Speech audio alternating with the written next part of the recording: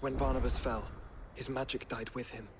The road to stone here is barred to us no longer.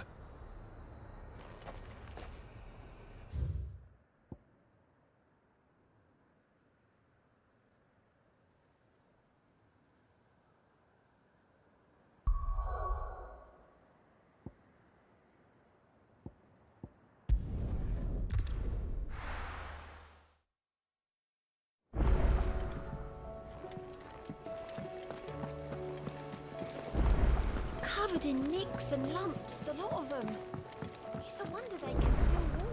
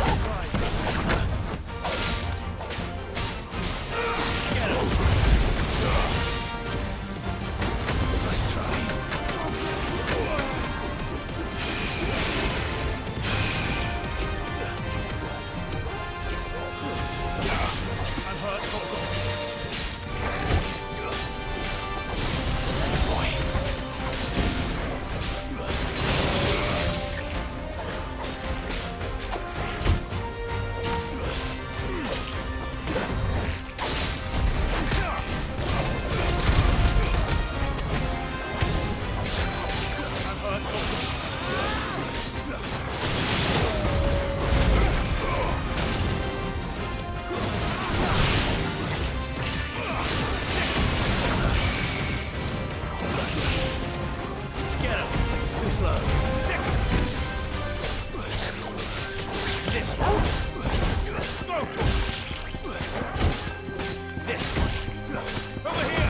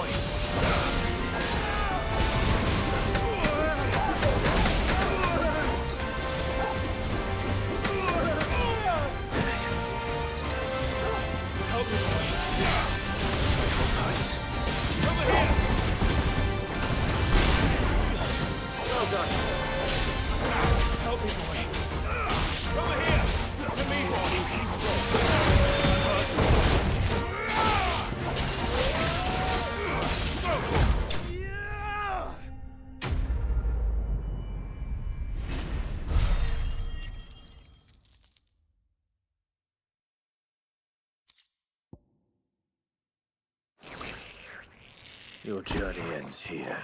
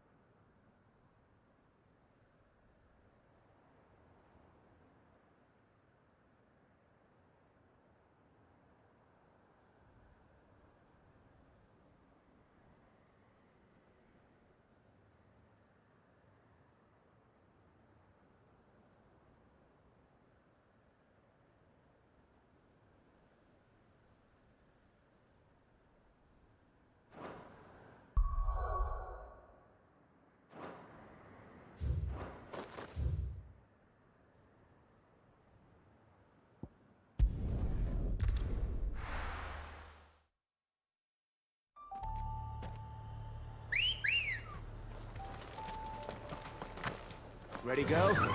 Yeah!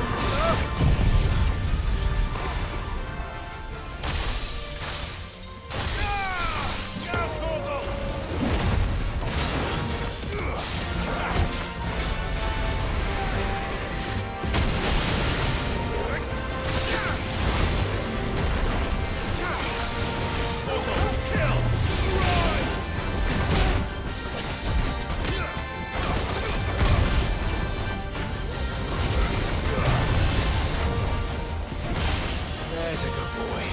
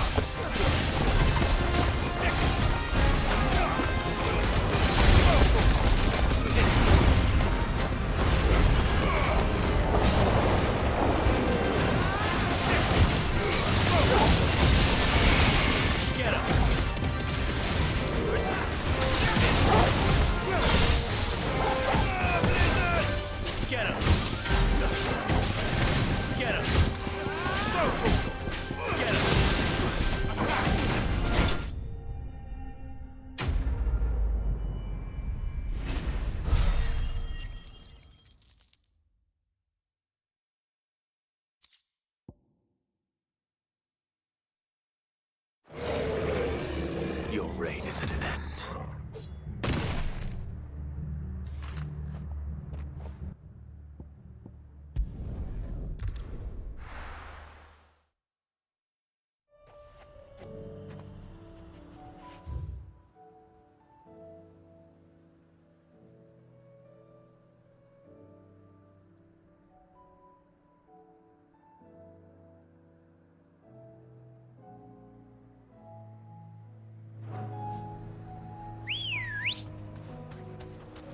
Good girl.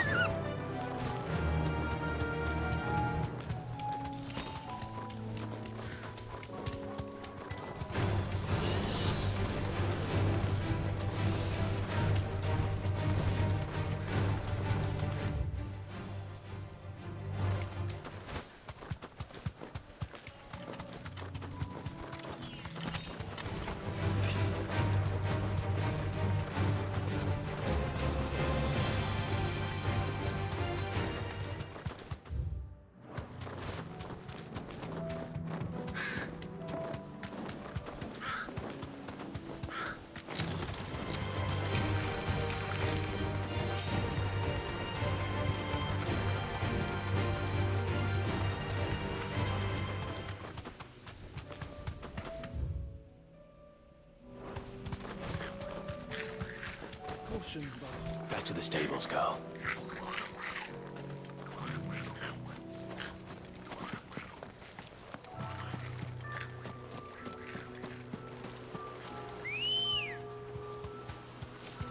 Ready, go?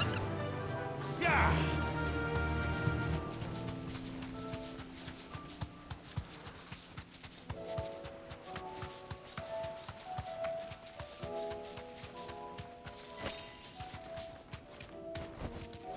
I can walk from here.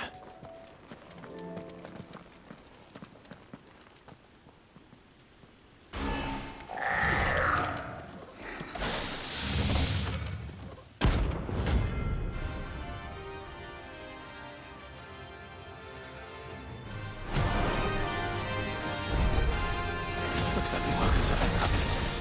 Only one thing for it.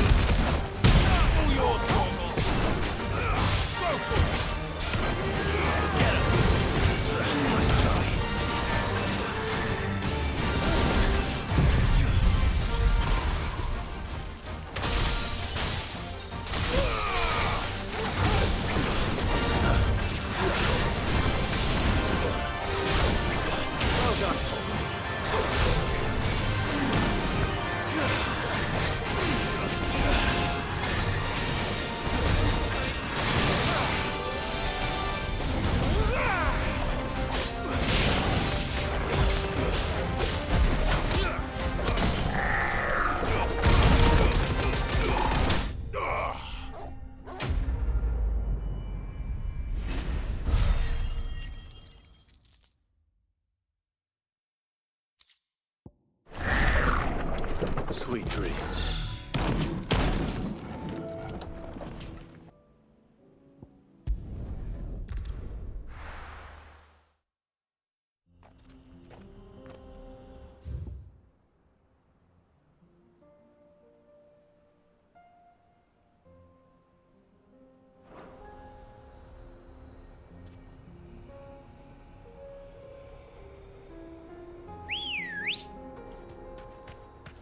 Good girl. Fly, Ambrosia.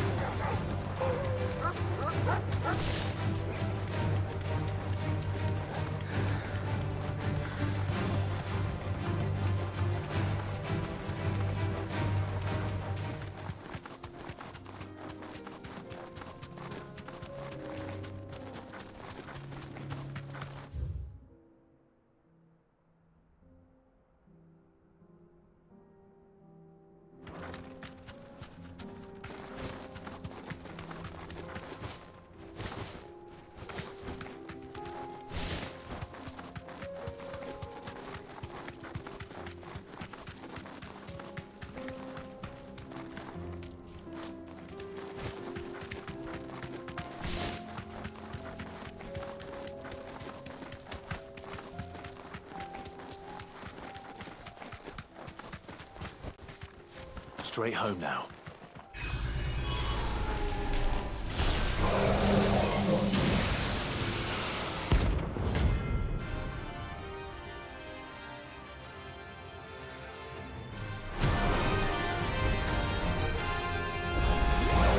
But I'm no friends, Ottoman. If it's me you want, I'm right here.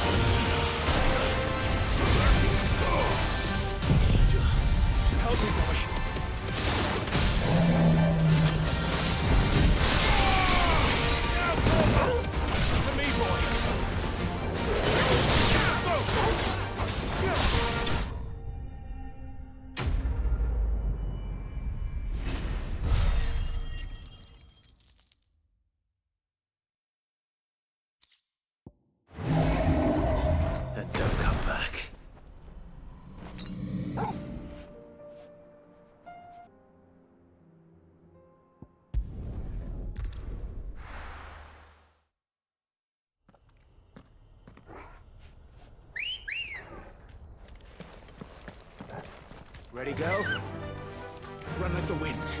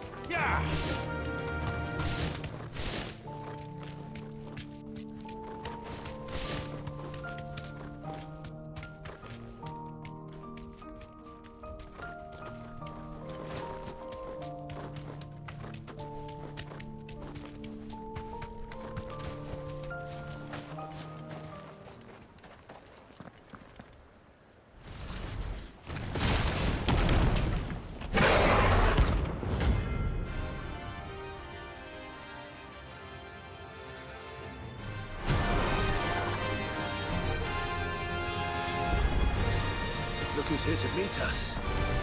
Pity they don't seem fond of visitors.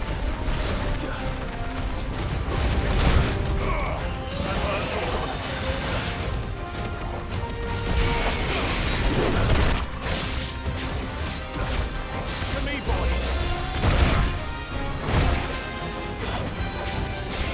Get it! I'm hurt, Toko. I needed that. To me, boy!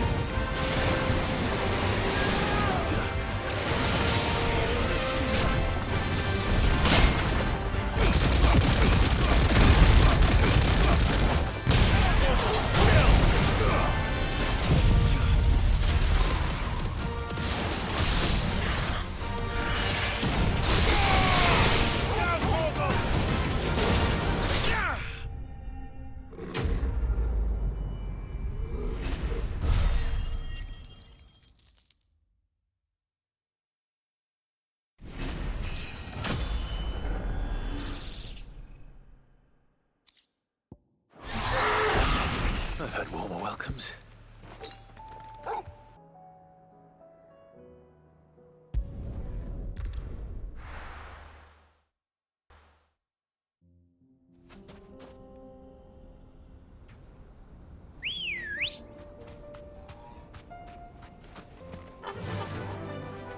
Fly, Ambrosia.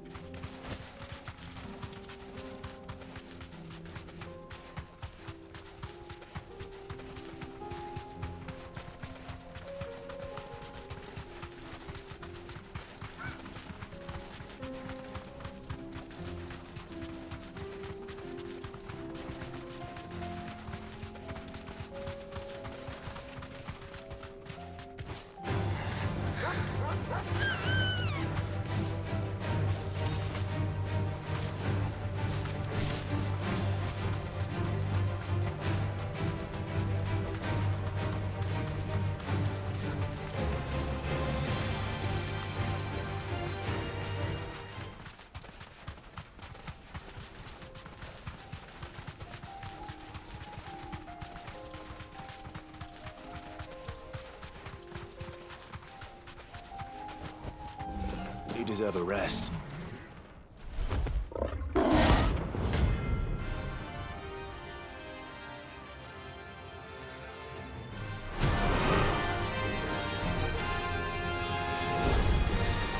not gonna outrun this one. Stay close to it.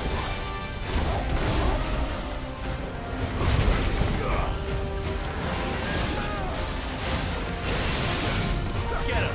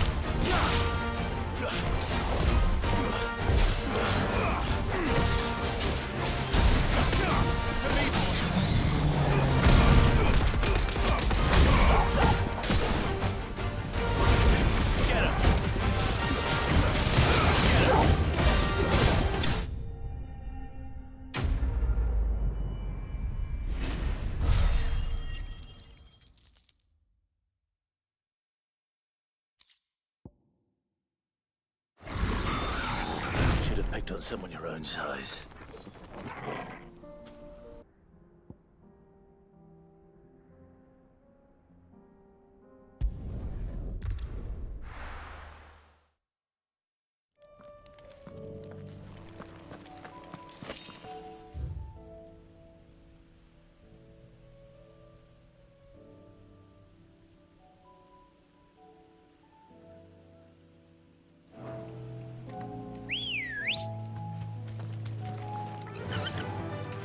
Faster!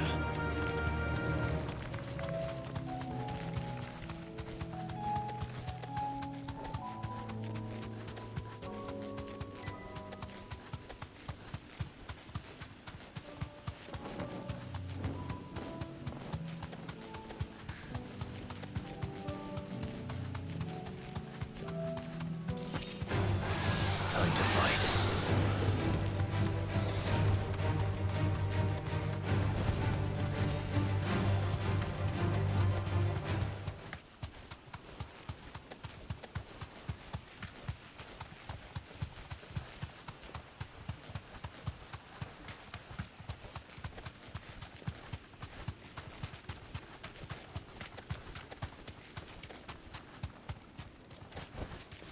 Thanks, girl.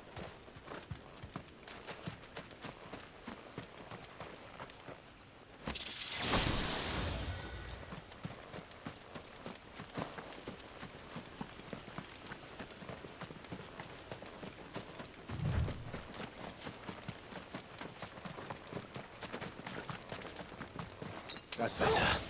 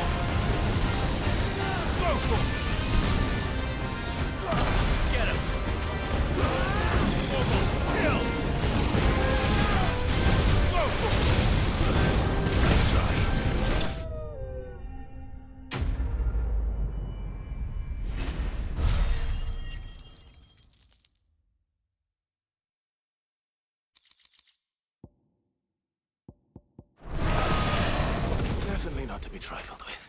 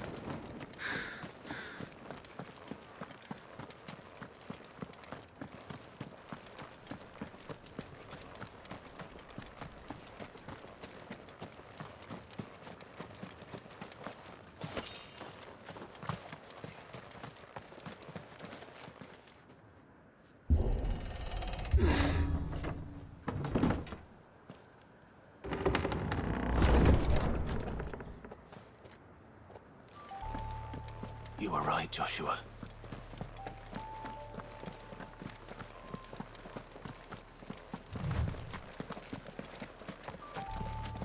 Bodies up ahead.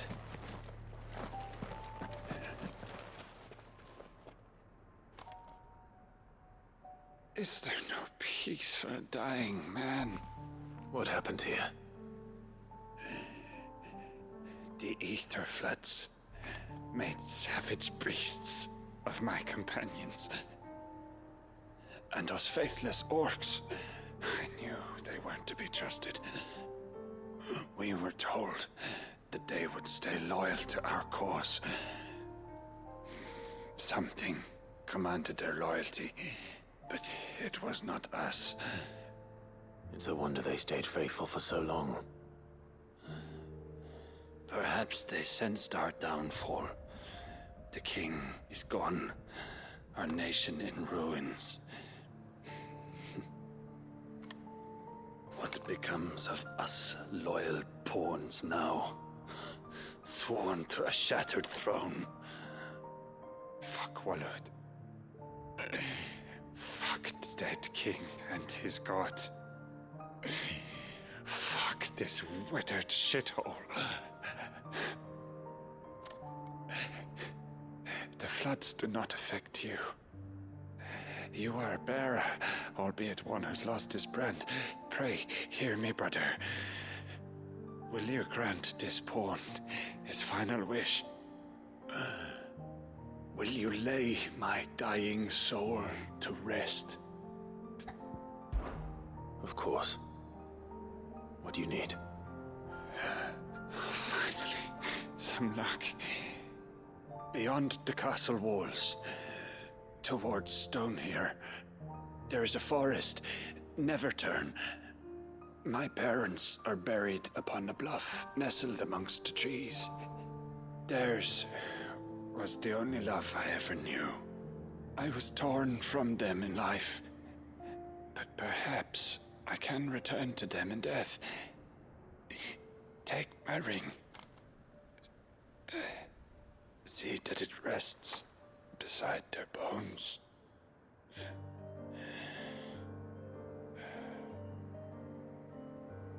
May you find peace at last.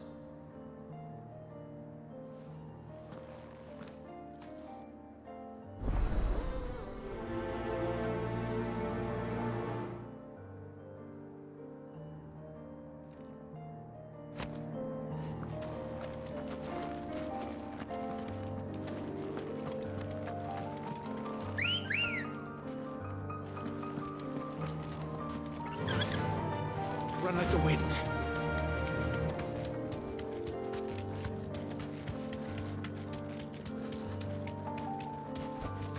You deserve a rest.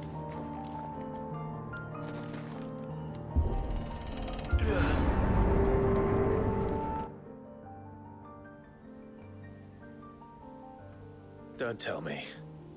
The only way to the capital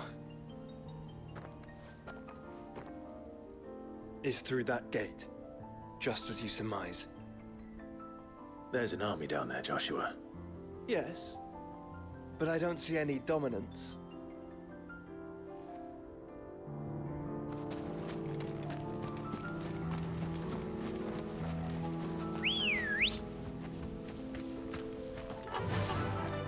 Faster!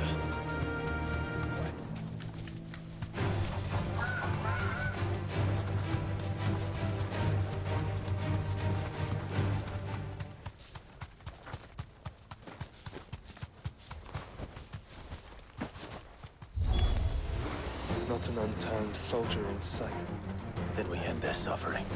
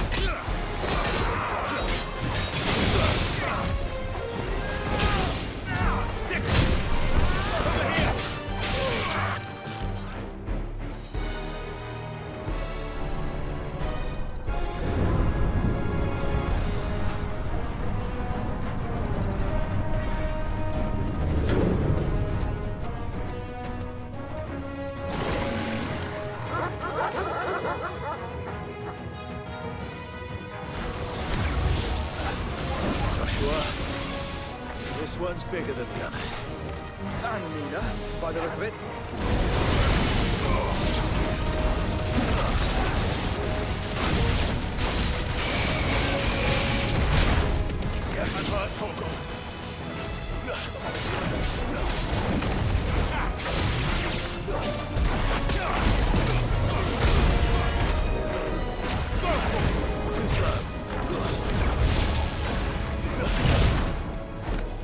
I needed that.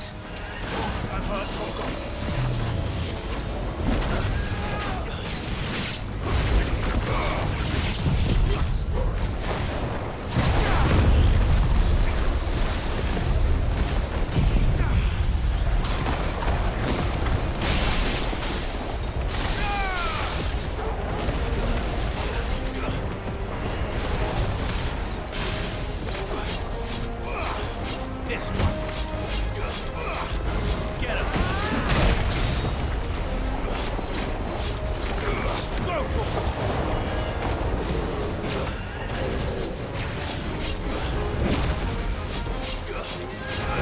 This one. Help me, boy. Get him.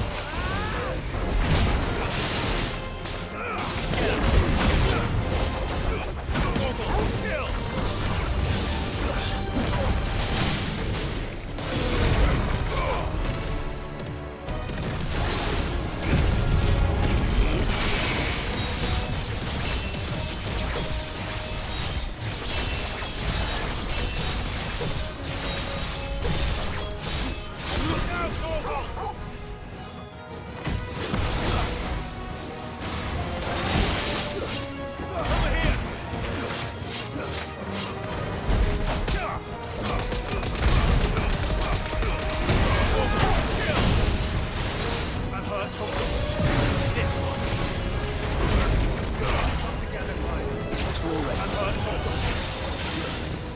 Get him!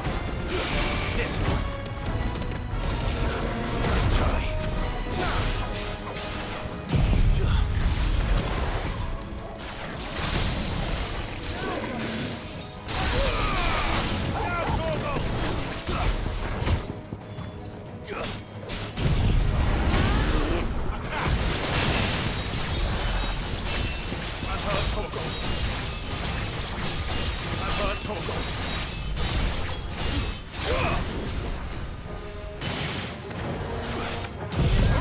To me, boy!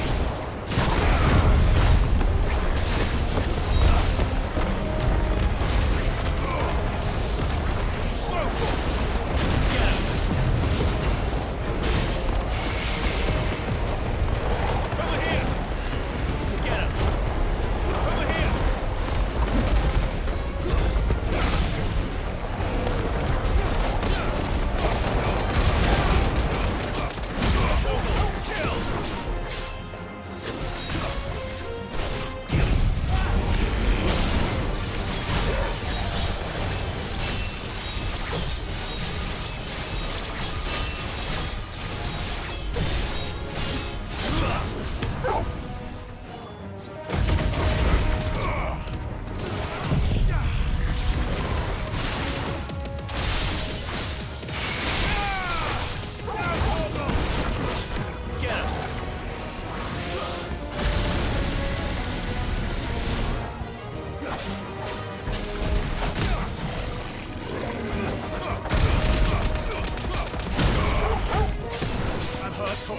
Over here! Help me, boy.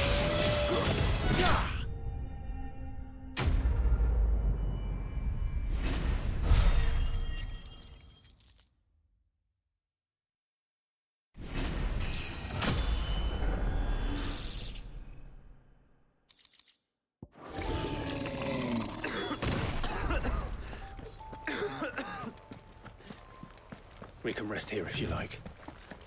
Don't worry, I'll be fine.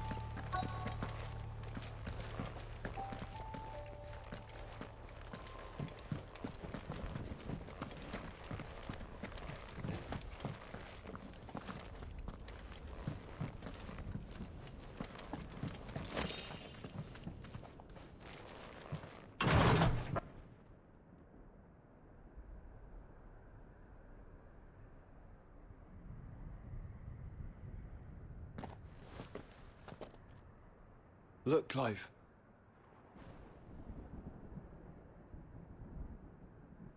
By the Founder. The place is a fortress.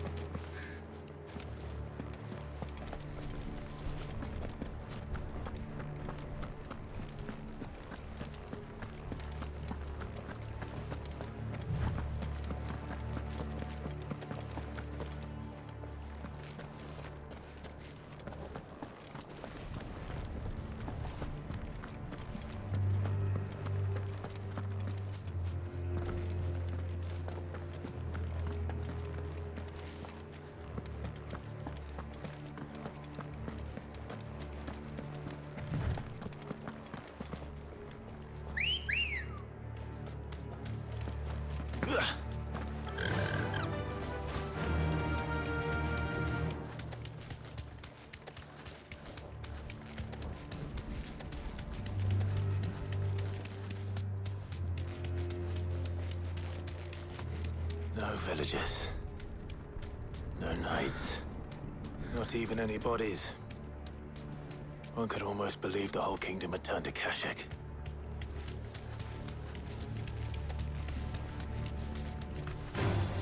Time to fight.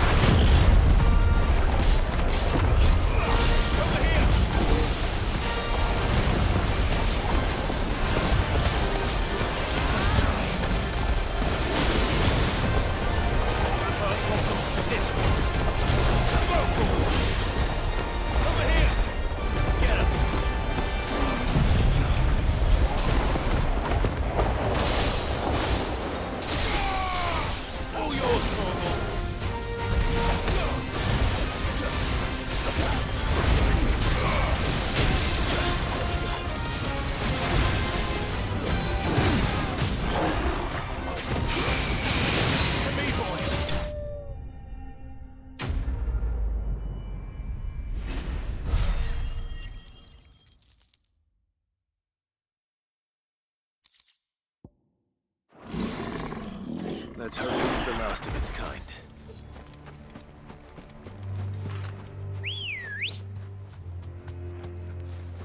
Let's go.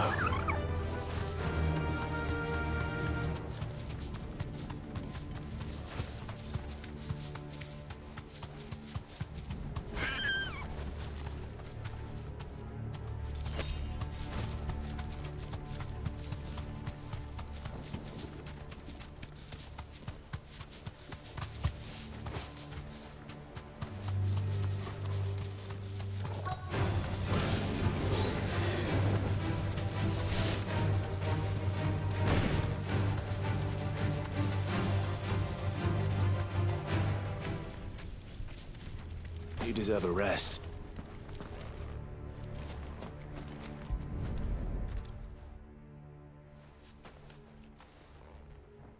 He'll be able to see all the way to Stone here.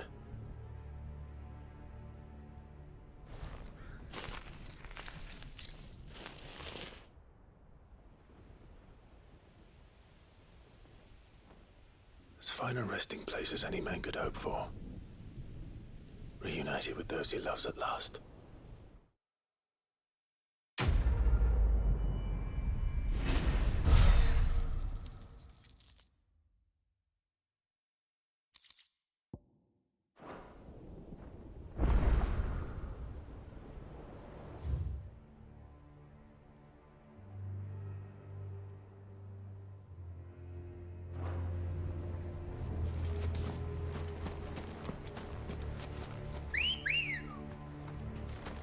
Come on.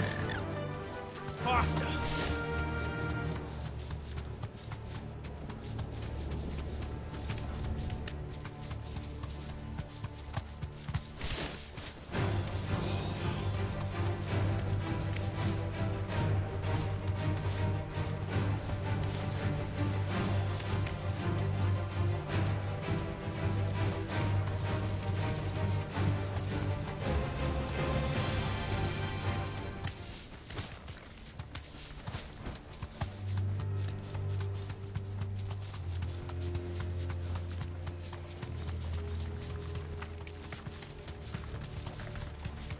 Does it bother you that we haven't heard a single human sound? Everything about this place bothers me.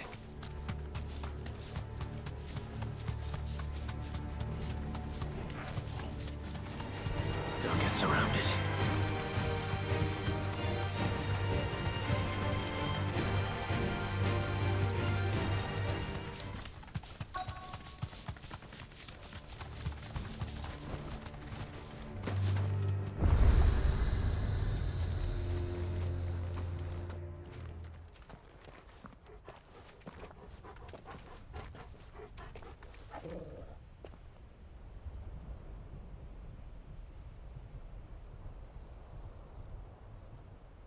The calm before the storm. There's only one way into that city. Across the bridge. Through the main gate.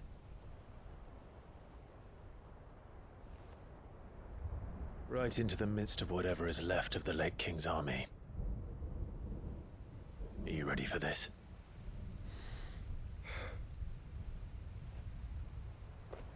As ready as I'll ever be.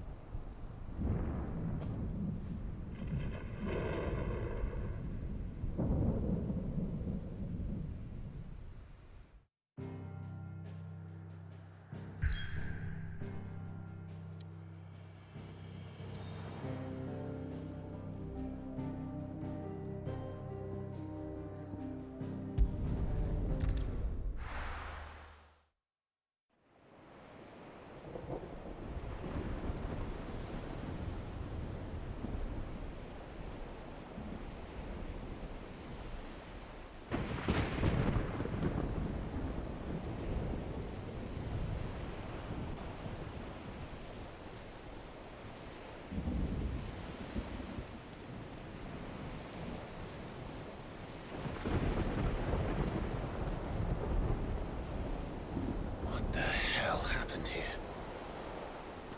I dare not think. A stroke of good fortune, perhaps?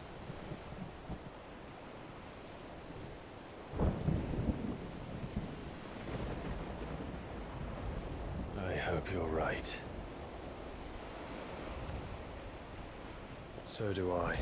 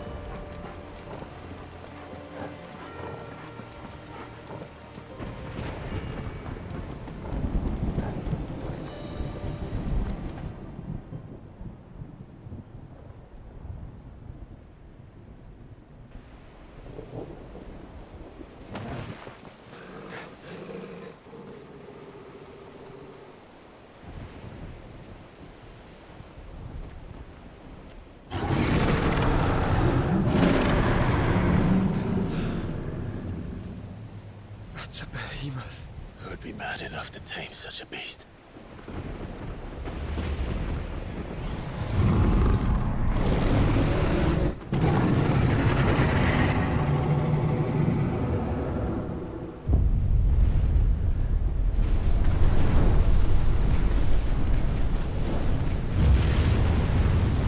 Stand back.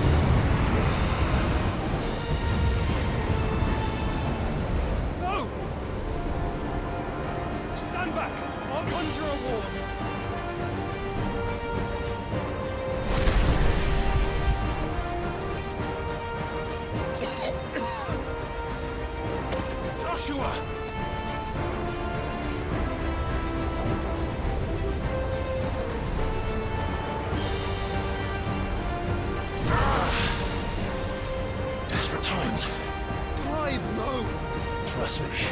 Burn your shield, remember?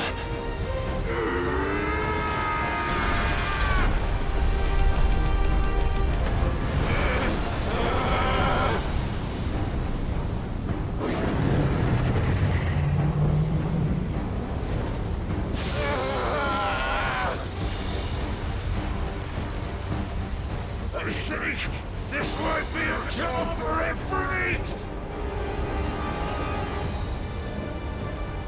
Why would you turn to him, brother?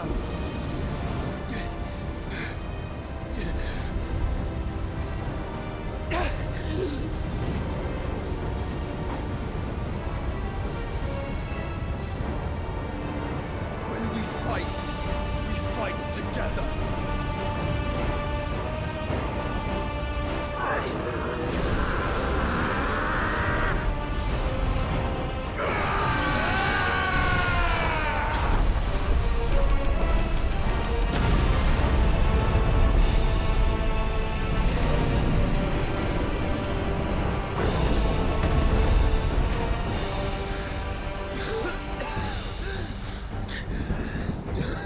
That wasn't too bad.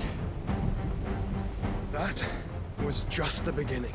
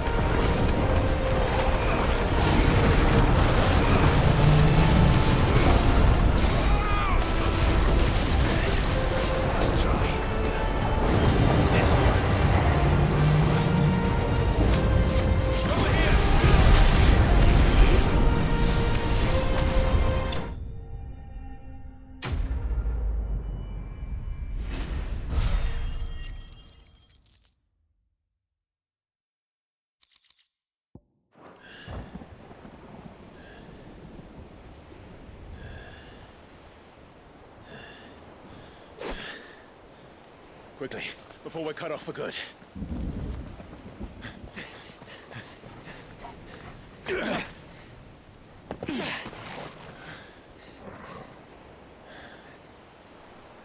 If it is like the others, the entrance to the inner sanctum will be at the foot of the crystal. We're almost there.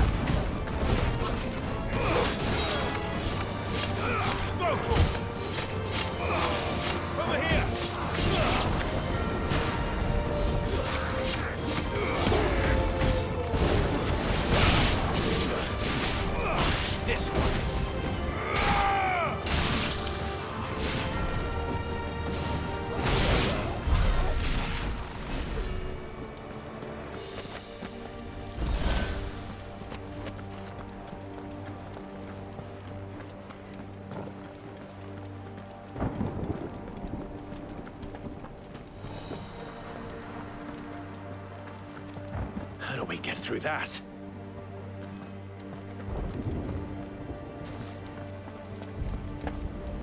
This gate here is open.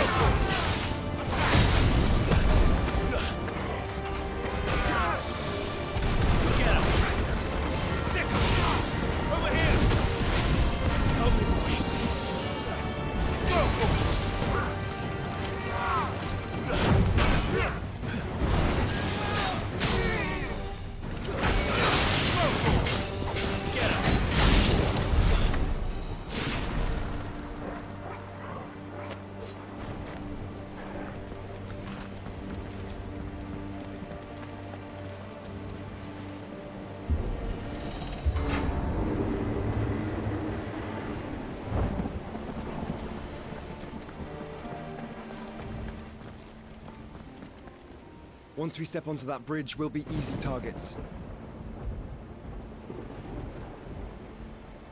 Then we better move quickly.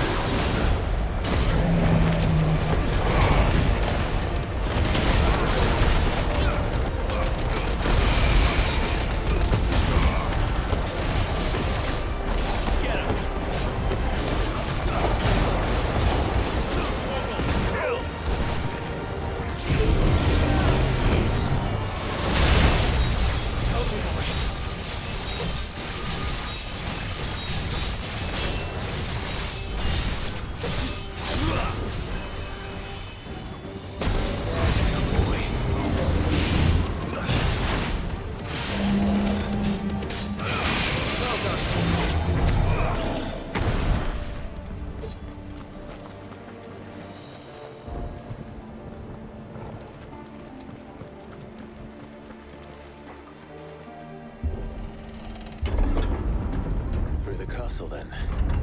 I don't see any other way.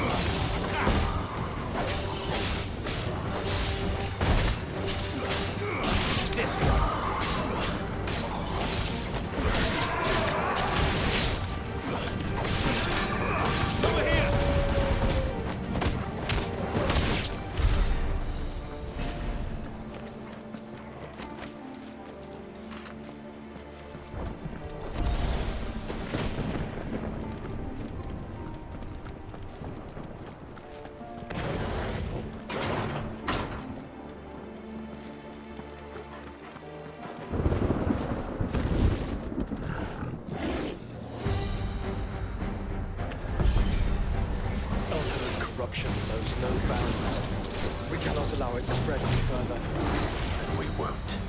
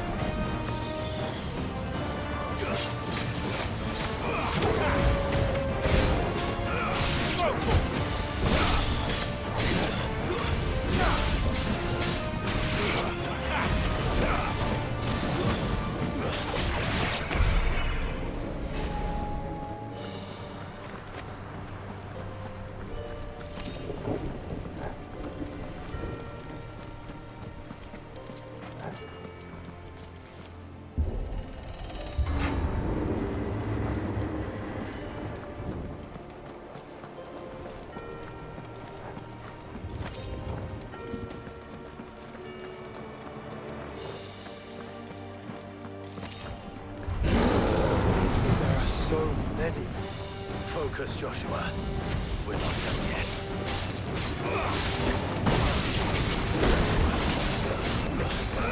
Get him!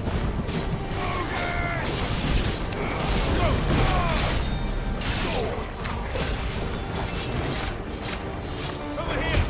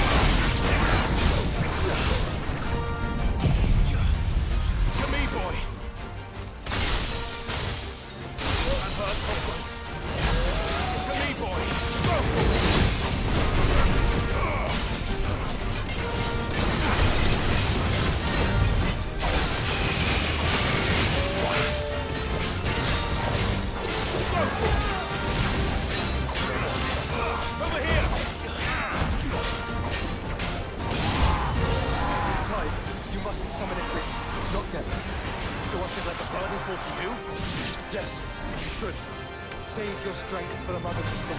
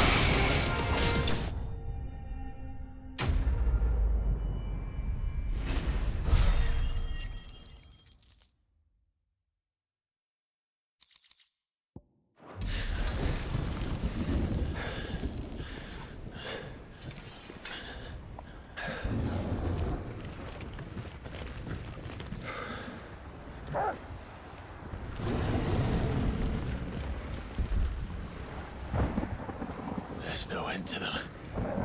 The whole bloody army's here. Stand back, Joshua. I'm summoning Ifrit. Stop, Clive! You mustn't. We still have a long way to go. If you tap your strength here, you'll have none left to destroy the heart. Then you'd rather die?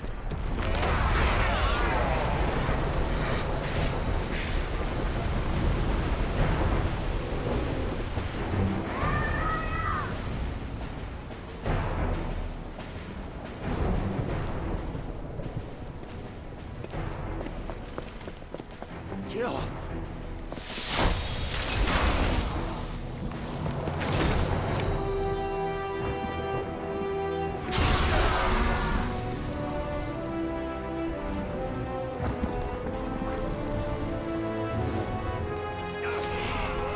She's not alone.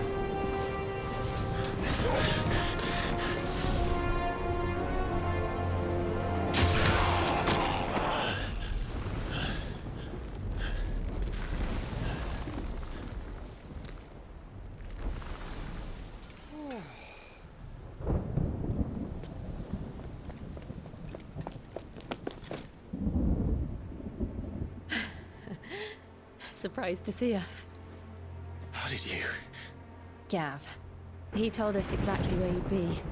Even sniffed out a crack in the castle wall. And when we saw the heavens come crashing down, we had no choice but to believe him. It's been quite a day. To what do we owe this honor? A debt I would see repaid. Prince Dion. It's good to see you well. So, this must be Ifrit. Your uncle bade me give you a message. Listen to your heart, and guide your steel true. Your father would expect no less. That is all. Thank you. For everything, Your Highness. Dion, please. You do realize the only thing we've freed so far is this wall from its foundations, right? Now, if your lord and ladyship's quite finished... Well said, Gav. We have work to do.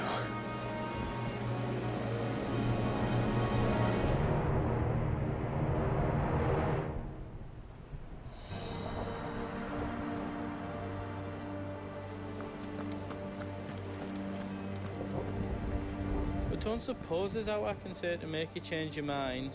So I'll just tell you to stay safe. Nan won't take kindly to losing her best customer, especially after letting us carry all this stuff all the way to Ash. And we wouldn't want to anger old Nan. You mean, you'll buy some off us?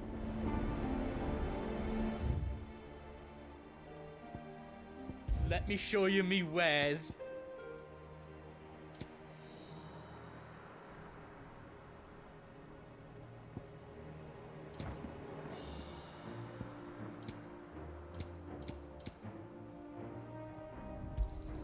Thank you. Is there out else you need? Out else I can do for you?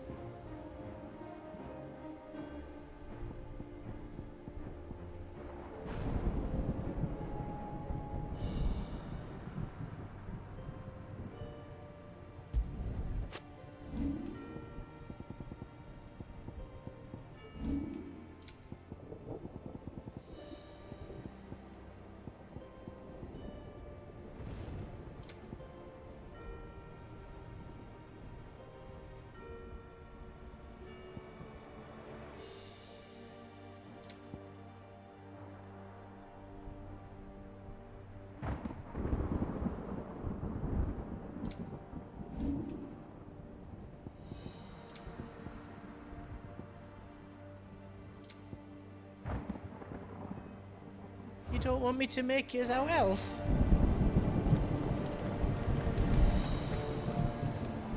I couldn't have made it this far without you, Torgal.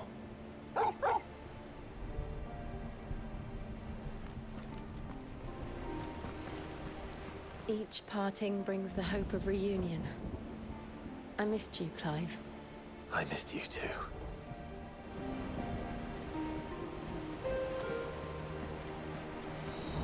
If Sid were here today, I reckon he'd be proud of you, Clive. He'd be proud of us all.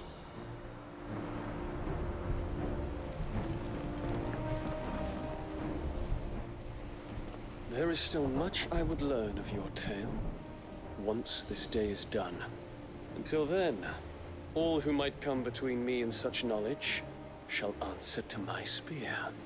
I do not envy them.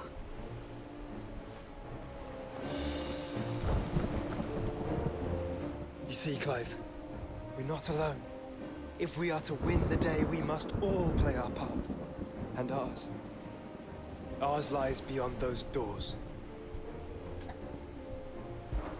We fought long and hard for this moment. Sid's dream, our dream, is within our grasp. We need only endure this final trial, and we shall. Together.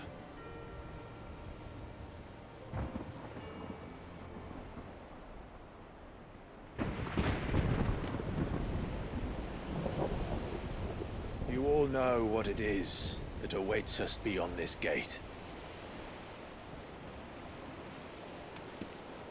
And we shall face it together.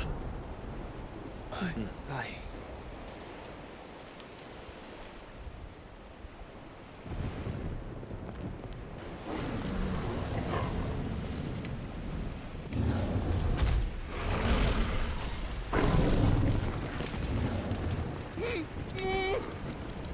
It seems our hosts would rather we remain.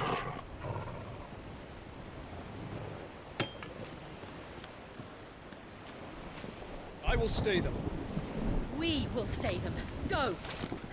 Just don't keep us waiting. Thank you.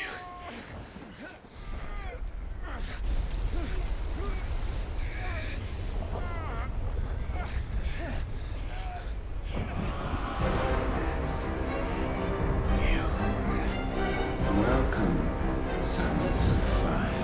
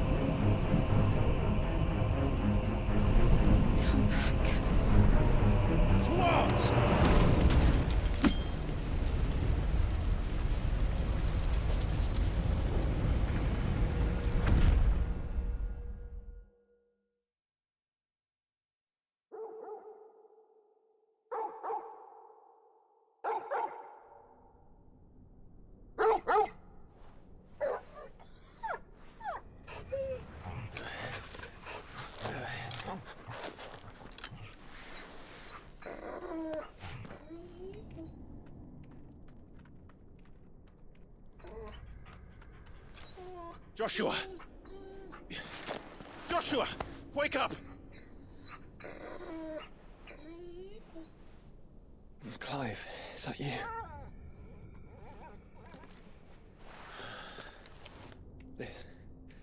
This isn't stone here.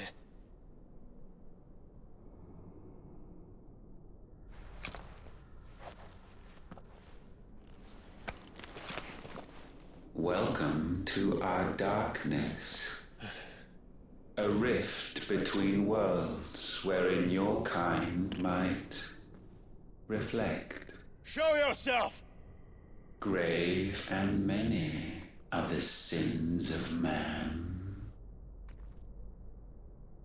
And we would have you know them. All of them. As fate has seen fit to deliver you home, consider this our welcoming gift.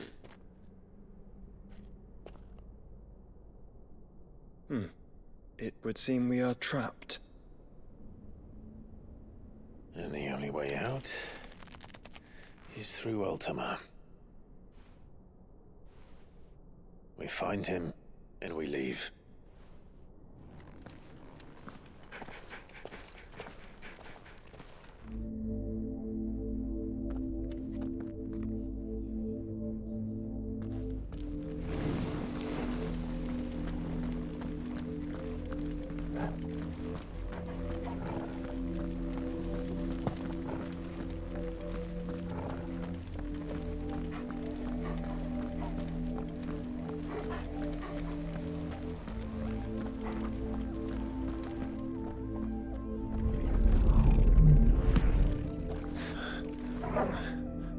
If you are to comprehend the full extent of your transgressions, we must go back to the beginning.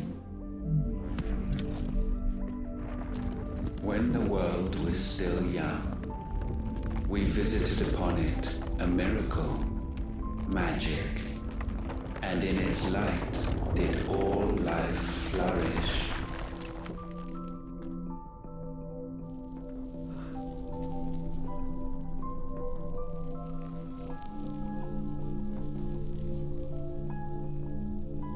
Yet the price for this boon would prove heavy. A pall descended upon the land, painting the horizon black as night. Though we labored to forestall its spread, in this one endeavor we stood powerless. And so we fled, that we might endure, that we might discover a means of salvation.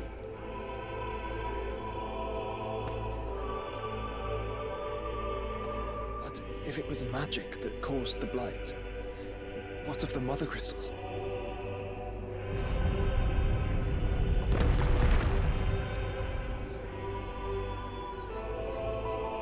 I expect he'll tell us soon enough.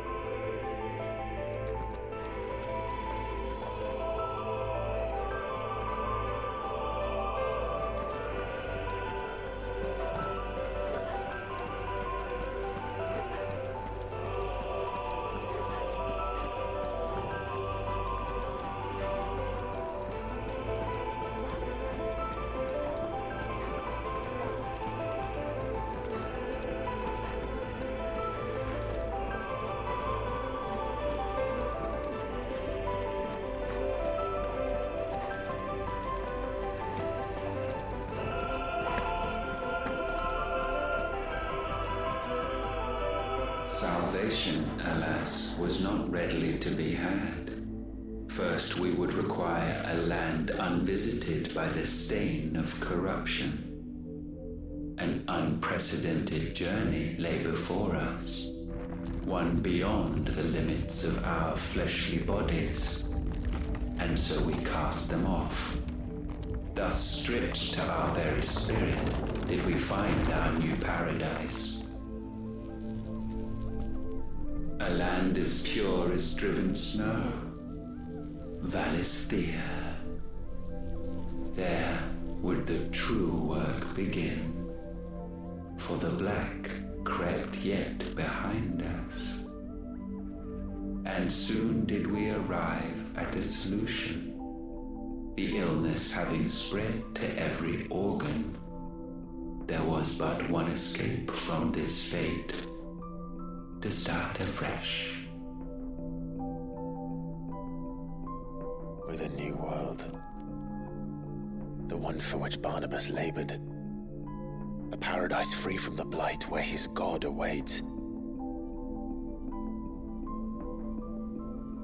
And where, if we only forfeit our wills and abandon everything we hold dear, humanity can join him. So, Ultima would have us follow in the footsteps of the king. And follow we shall. For now.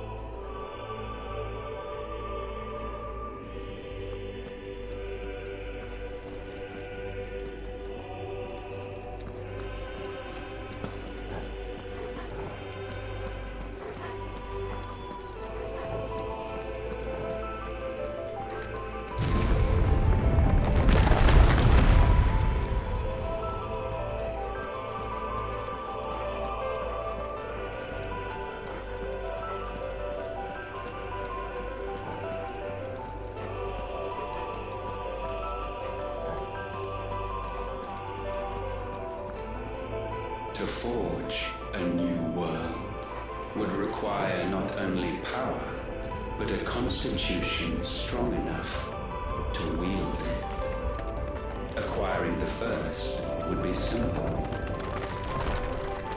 Untouched by the blight, Valisthea was replete with ether, and we had only to place jewels in her crown to claim it. Acquiring the second, however, demanded creativity.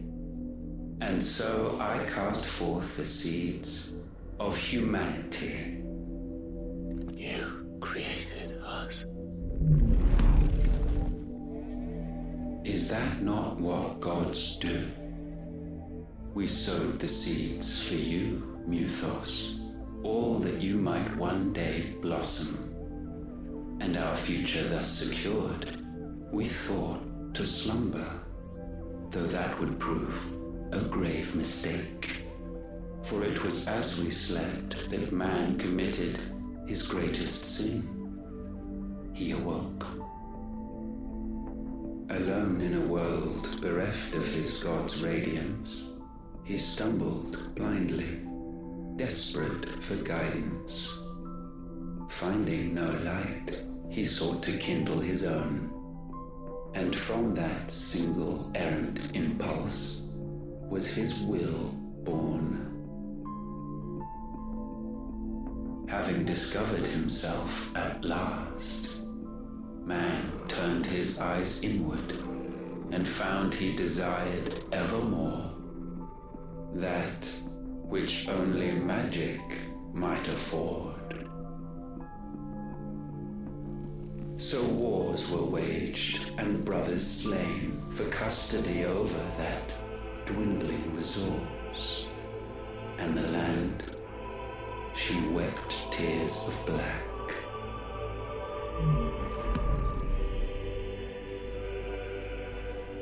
He would condemn us for this. Surely he cannot be so blind to his own hypocrisy. Not blind, just unwilling to admit the truth. Though we're one and the same.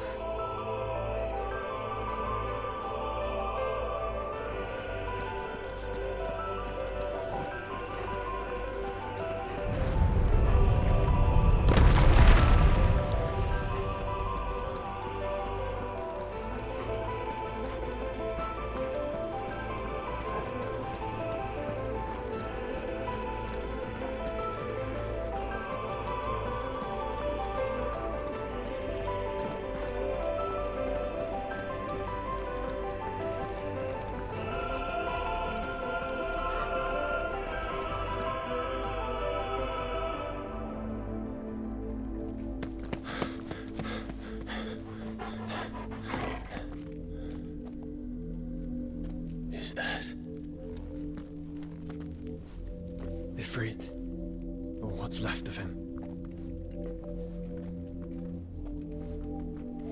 Long have our ashes lain cold for want of a spark. Cast your eyes upon them and see what you must become.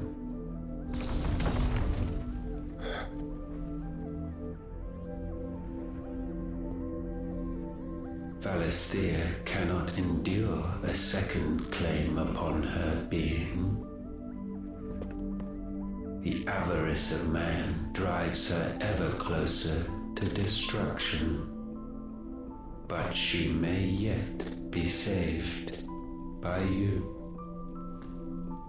It is what you were born to do, why we nursed you and fed you, as your own mother should have.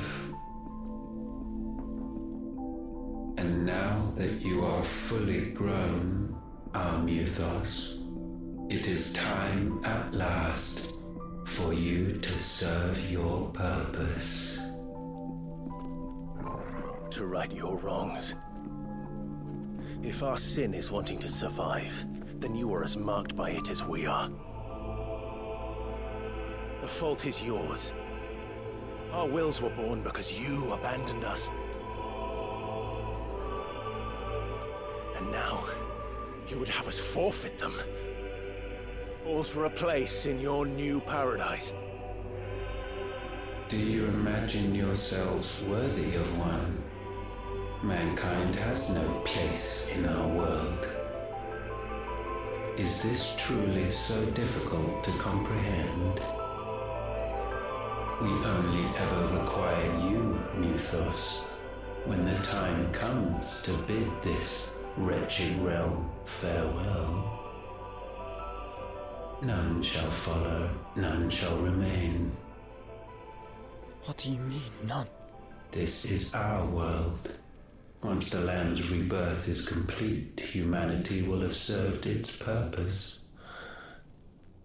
Why would we continue to suffer that which has caused us so much vexation? Because the land doesn't belong to you. It belongs to us all!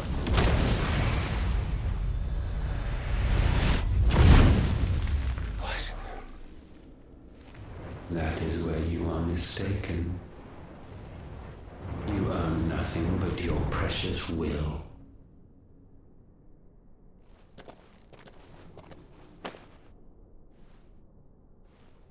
Brother.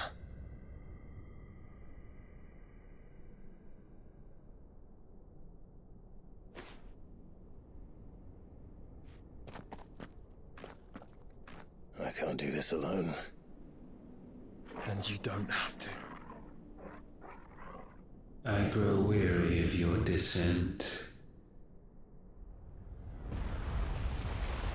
Now you must learn that this master will not tolerate disobedience.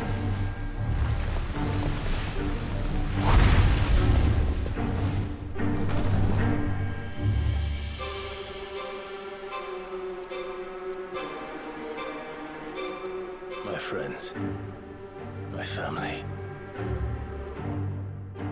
We have all suffered, all fought to survive. This world may be flawed. It may be broken. But it's all we have. And if we can't share it, I see only one other choice. You have to go. You may have created us, Ultima. But it's time we lived on our own terms. This isn't your world anymore.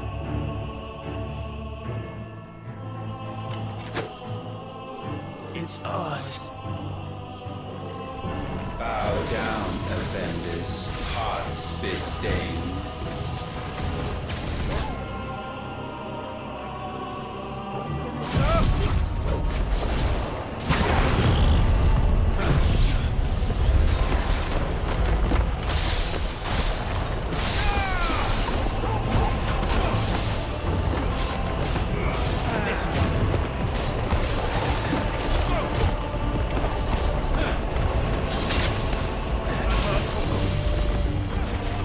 To me,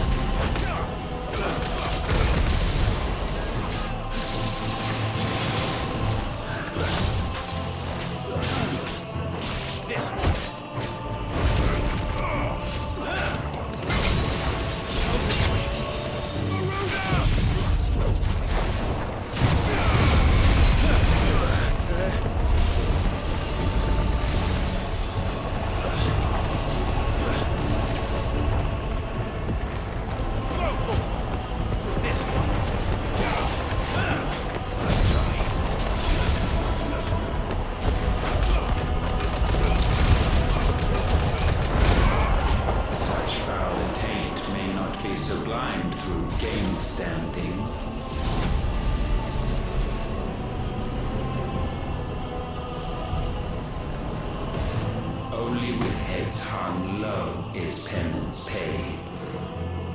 O wretched mortals incapable even of contrition, in fitting season shall we reap our harvest.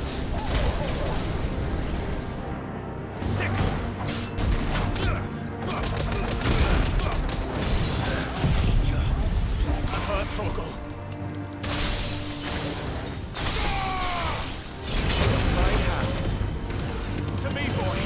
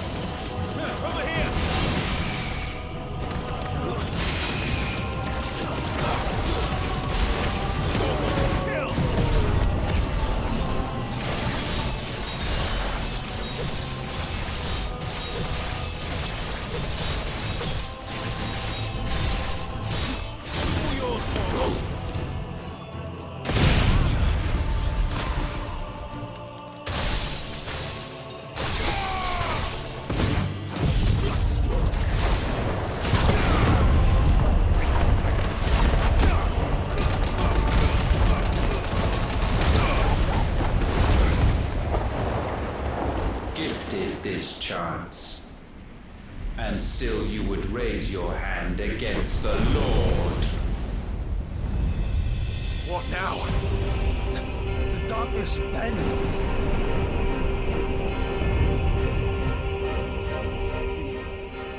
He means to end us. It wouldn't be the first time. But let's make it his last. Your fate is inexorable. Surrender the vessel unto the darkness. Surrender it unto us.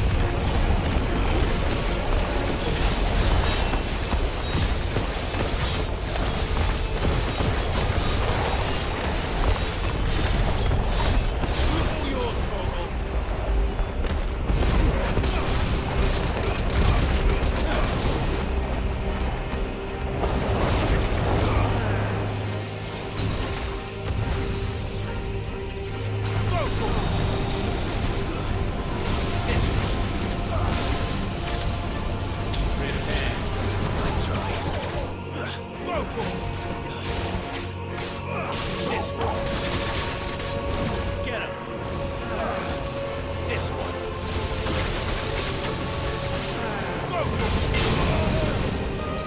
To me, boy.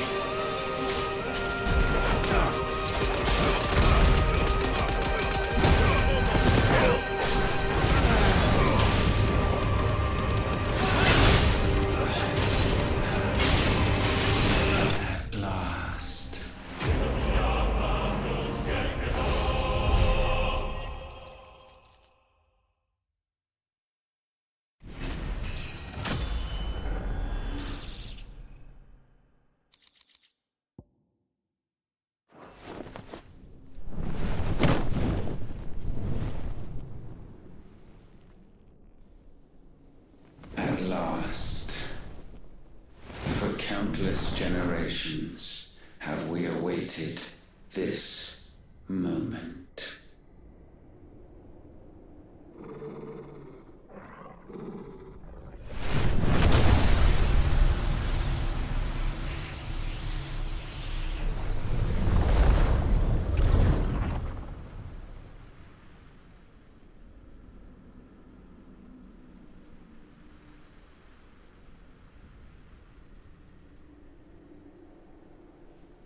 Your struggles have made you strong, yet your soul remains heavy with sin.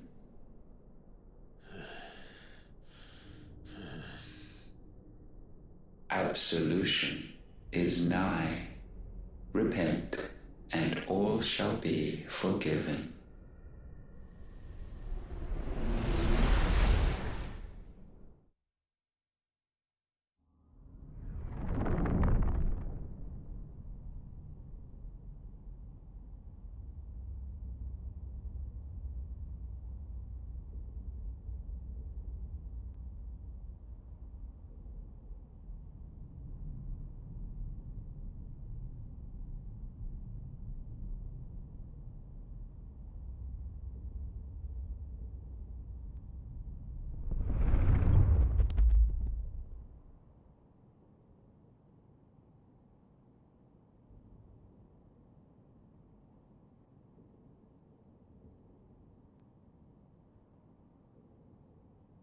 Tell me, Clive, how many lives have you saved since taking my name?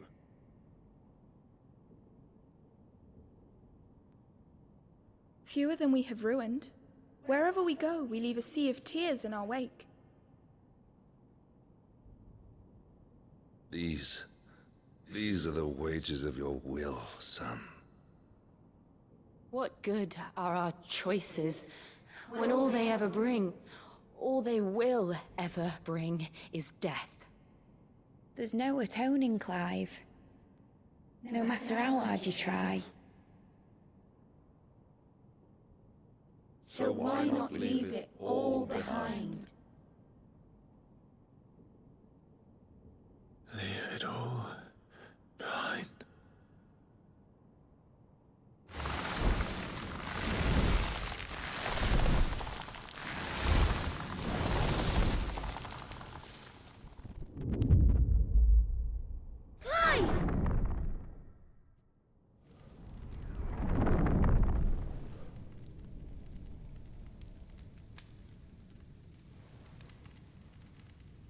Please, won't somebody save me? Won't anybody love me? I yearn, yet still she is not mine. Have I not given enough? From will is born desire, and it is this which consumes you, rendering you incomplete. Do you not see how the world bends and warps under the weight of your hungering hearts?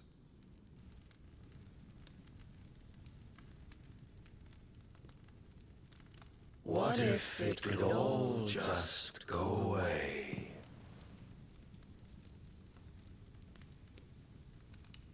Just go away.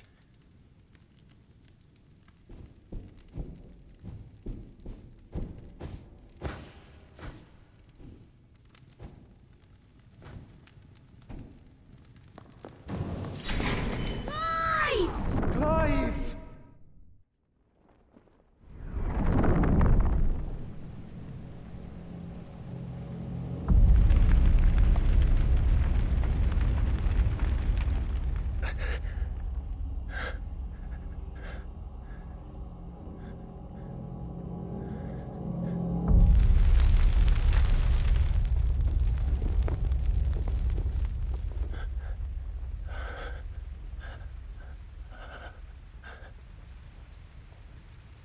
None of this is real. Wake up. It's time to go home, Clive.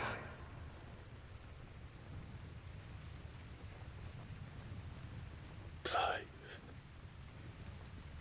That's right. You're my brother. Brother.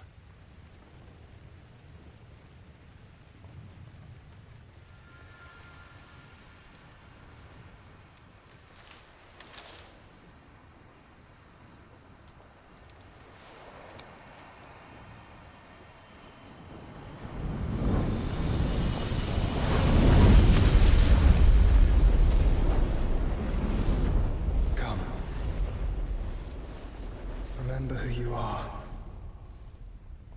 Clive.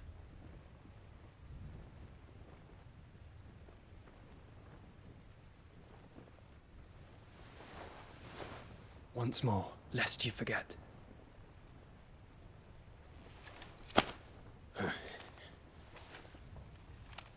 My name is Clive. Clive Rosfield. Look, Ultima.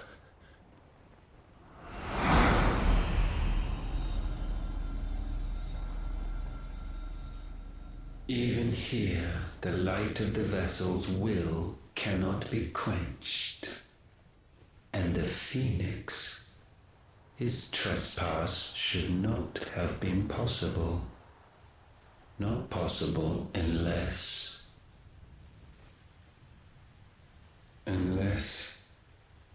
he has been with Mythos all along. The mark of the Phoenix, emblazoned upon his heart, made manifest by the power of will alone. The power of creation. Can it be? Are their wills truly so potent? Are you still talking?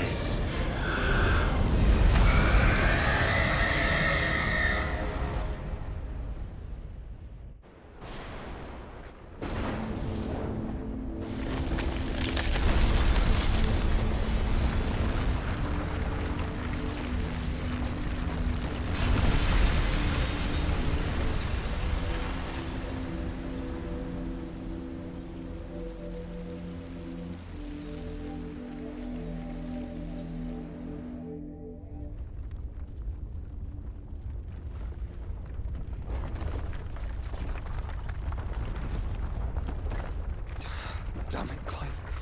Wake up.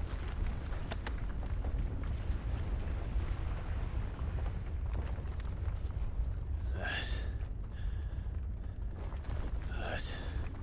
Sorry to wake you, but I think it may be time to leave.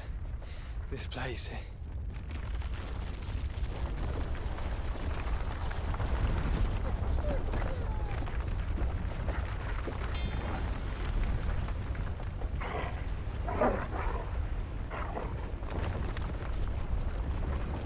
And once again does my creation stray from the path laid before it. Steeped in conceit, you fancy yourself a god. You embrace Logos. But we will put an end to this hubris. What are you talking about? In the halls of origin does our true power quicken, and there shall you be made complete. Soon, Mythos, soon you will discover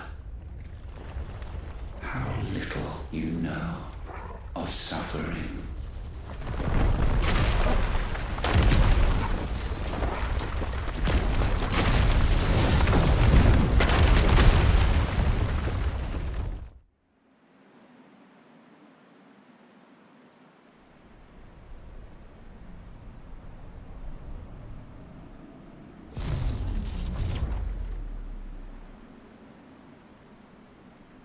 And so the crystals are no more, yet in their silence a new song rings, its chorus building, a crescendo as it enters its final movement, stirring those long aslumber to waking.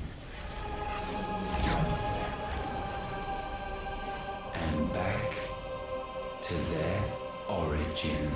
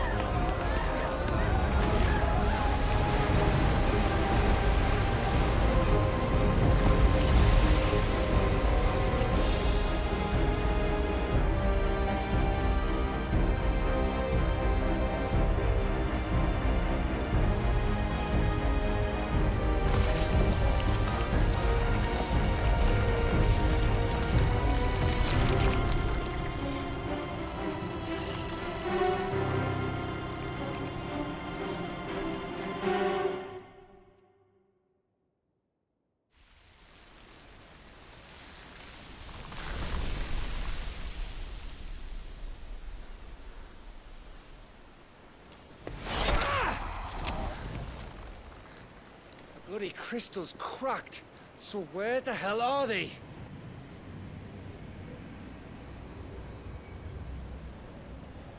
Oh, fuck me.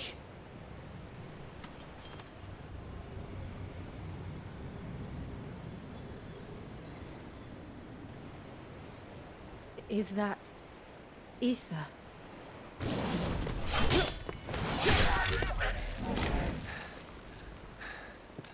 What in good Grieger's name is going on? This is wrong.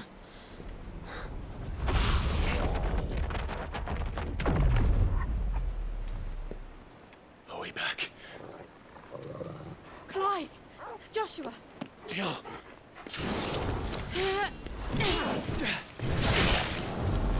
Is everyone all right? We're fine. What happened? Too much to explain here. Mate! We're leaving! Now! Everyone, fall back to the ship!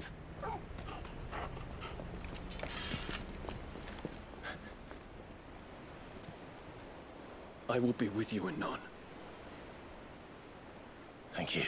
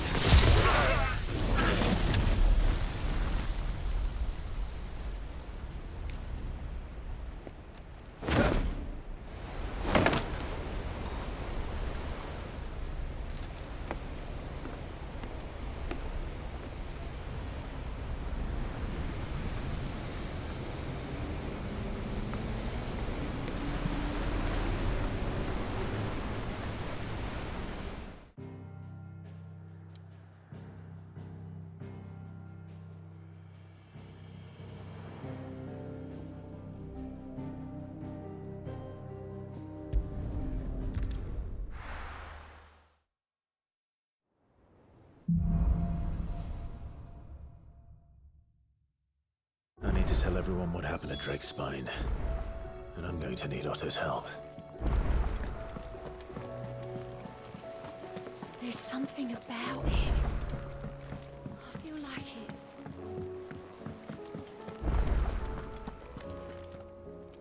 Still alive, I see. Something tells me that eyesore on the horizon is your doing. How'd you manage that? It's a long story. One that I'd rather only tell once. Right. All hands on deck, then.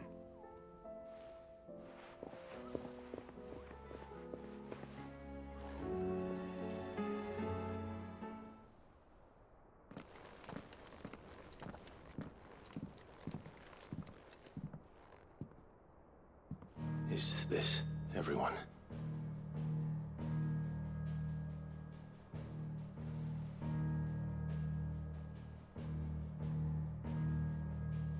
As I'm sure you've all guessed, the crystal which now commands the eastern skies was summoned by Ultima.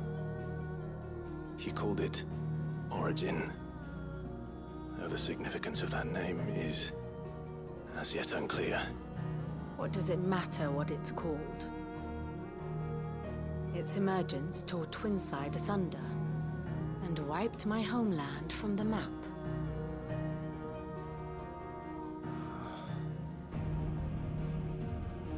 Mention of the Dominion spires can be found in the oldest of Valisthian records. But to the best of my knowledge, none provide any hint as to their true nature. That they would prove the horns of some slumbering demon. Well... The Dominion's demise was at least quick. Elsewhere, the Republican army cannot hope to contain the chaos engulfing Randalar. Canva is in flames, and the Empire... Our allies are crying out for answers. I've sent the curse breakers to give them what assurances we can, but right now that amounts to fuck all. They wouldn't be able to stop what the skies have started in any case. People here and across the realm grow sicker with every passing day. Could it be that this new Mother Crystal is like the others? That it draws upon the land's ether? It certainly looked that way from stone here. If that were true, it would explain the hastening spread of the Blight since the crystal's appearance. Would it not? And as the land's ether slowly rises to the surface, it pools, corrupting all who cannot channel its energies. Archay above, ether floods below, and in the middle, here we languish, hopelessly entrapped.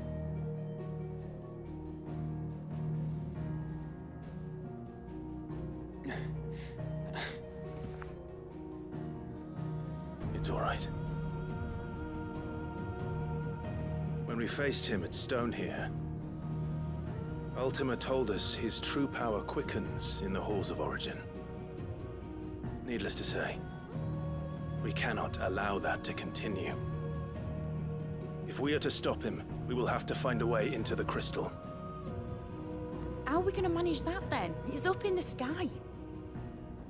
And fast as she is, the Enterprise can't fly.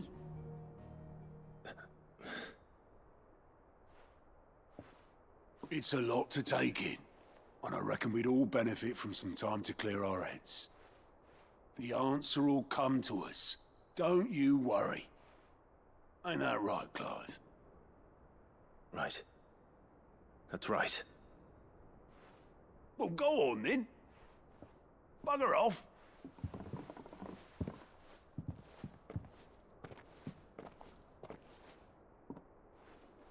Same goes for you, Clive.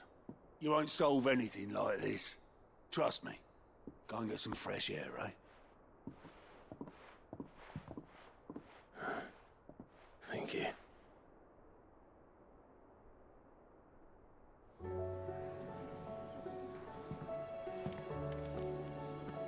Joshua seemed upset.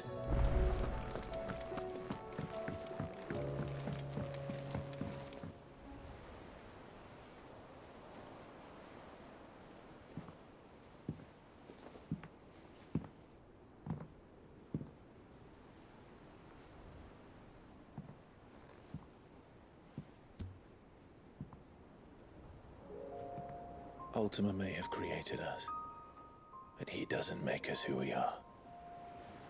Only we can do that. And if he would have us fight for our survival, so be it. It's what we've been doing all along. Much like Ultima himself, it would seem. His new world being naught but a means to survive. And so, we must contend to decide which of us shall inherit the land. Should Ultima prevail, it will mean death for us all. Of that, we can be certain. But even should he fail, what world awaits us? A withered, godless place where our newfound freedom will most like prove a chain in itself. Well, that may be. But a chain can always be broken. As long as one has the will to break it. It won't be easy. It may take generations. Centuries of suffering. And that is, if everyone plays their part. But it will happen. And when it does, it will be on our terms. That is the world that awaits us. Indeed. And what better world could one wish for?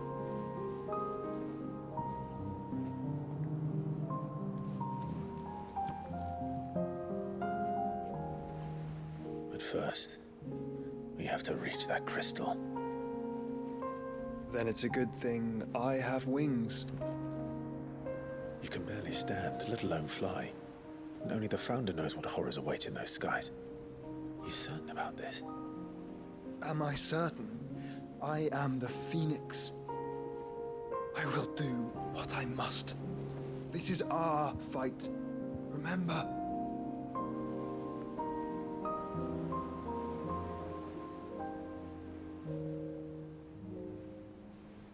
All right. I yield. But only what you must, yes? I'm still your sworn shield. That you are. And what of my wings? Lest you forget, you go to stand against a god. I would not have you succumb to fatigue before the fight begins. Ifrit, your brother mentioned that some few of the dominants who had lost their power to you were still able to prime. Is that true? It is. But their icons no longer submitted to their will. Then mine will have to be stronger. That you both might save your strength for the battle to come. You don't have to do this. If you do, there's a chance you might lose all you have left. And what have I but regret? My life ended in the Dominion. I fear death no more. Besides, I would have words with Ultima. He has much to answer for.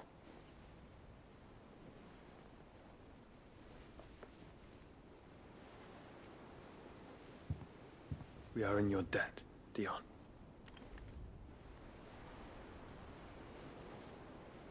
We can speak of debts when this is over.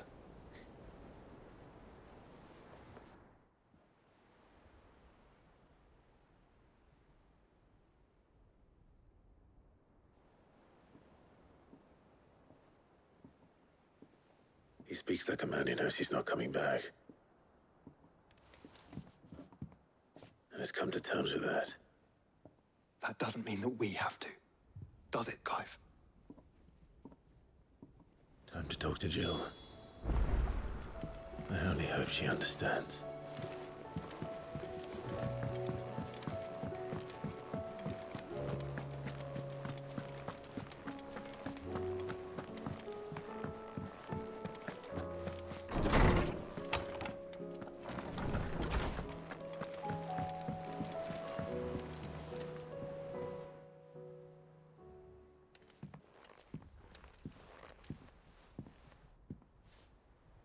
come to wish on a star. That might not be such a bad idea. This is it, Jill. You know what I have to do? Why I have to do it? There's no turning back now. This is where our journey was leading us. Where it will end, for better or worse. I could pray to Metia for you. But you'll be all right, won't you, Clive? You always are. I did promise we'd watch the moon together. I'll be waiting.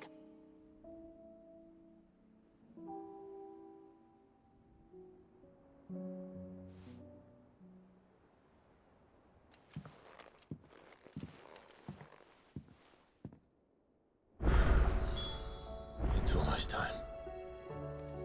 Better make sure I haven't forgotten anything.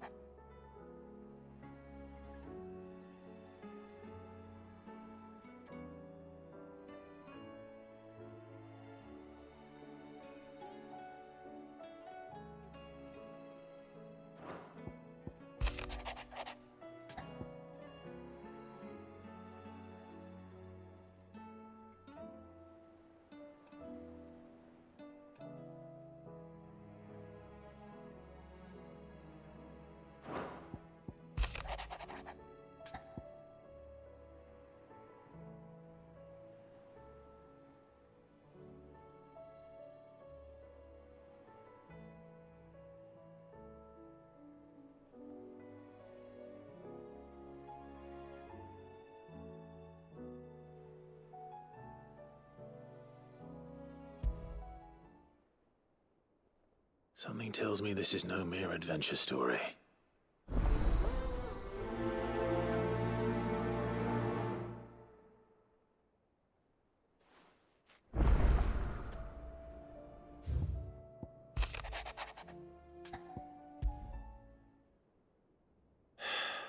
What is it this time, Torgal?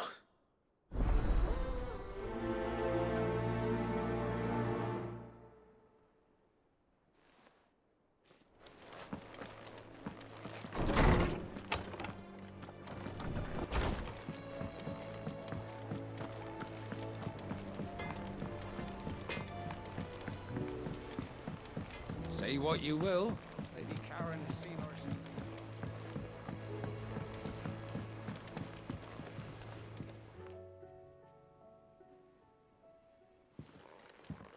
Pining for something, boy. What is it? What do you see out there?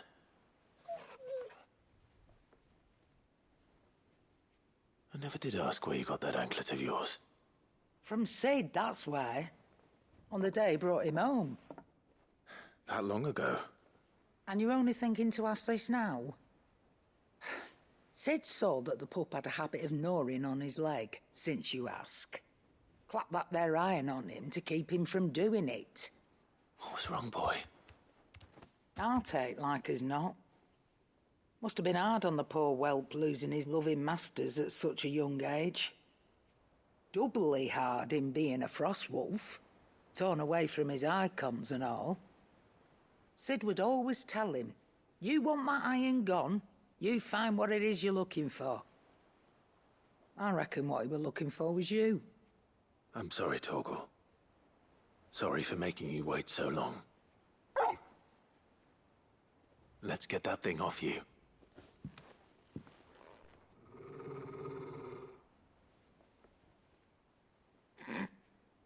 Doesn't sound like he wants it off. Indeed. You miss Sid as much as the rest of us, don't you?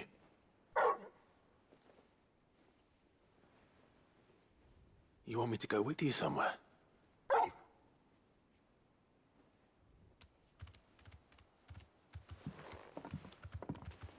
Quick, aren't you?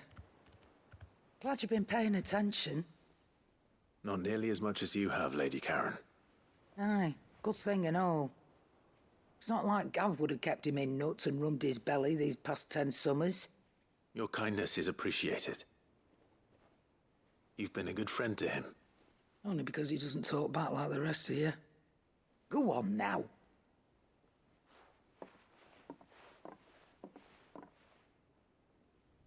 Where to then, Torgal?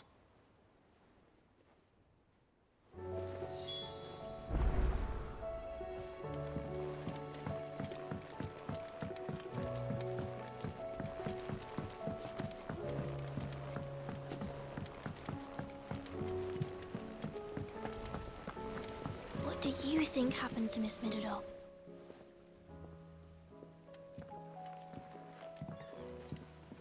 Sid, you have to help us. With what? You didn't take apart another of Mid's contraptions, did you? No. Well, yes, but that's not what we want to talk to you about. It's Miss Midadol. She's been acting strange. Very strange. She's barely ever around. When she is, she acts like we aren't even there. Her head's in a crowd. In the clouds. That's what I said, in the clouds. Well, she does have a lot on her mind. When did you last see her? Not long ago. Right after she got back from saving you from Stonehenge. Then it's probably just about the Enterprise. It did take quite a battering on the way there and back. You didn't break it, did you, Sid? You really should be more careful around Miss Midadol's inventions. Don't listen to her. Even if you did break the Enterprise, you could put it back together, couldn't you? But who's gonna put Miss Midadol back together? She seems really sad. Why don't I go and see if I can cheer her up? You do that? For us? She's in her dungeon. Don't scare him. It's not a real dungeon. Thanks for the warning.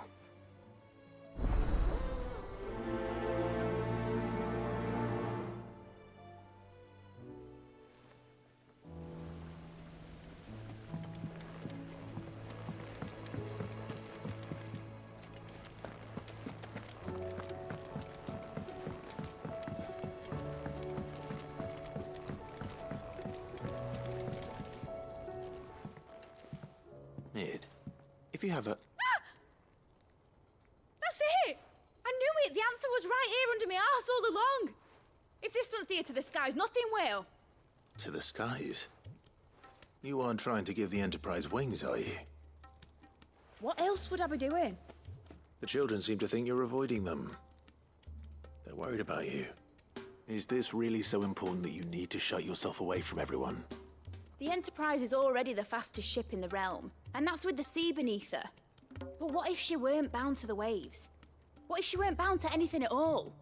It's not fair. The gods get the skies all to themselves, so I'm gonna do something about it. The Fallen had their chance, but they relied too much on magic. And see where that got them? But not me. I've discovered how to do it without. Well, almost. First I need to make a prototype. And is that a one-woman job? Are you volunteering? I'll have you know the Enterprise is my baby. But if her godfather's offering to lend a hand, I'd be happy to take it. First, I'll need oil, and not just some old drippings from Miss Molly's spits in the Tub and Crown. Refined stuff, like they make in Ordil. Then I'll need some bone, or shell. Light, strong, preferably no longer attached to the beast it belongs to. If it's beast bones you're after, I'm sure the Cursebreakers will know where you might find some. No, they'll know where you might find some. You're the one who offered to help, remember? I should speak with one of the Cursebreakers before I set off for Old Hill. See if I can't find this bone while I'm there as well.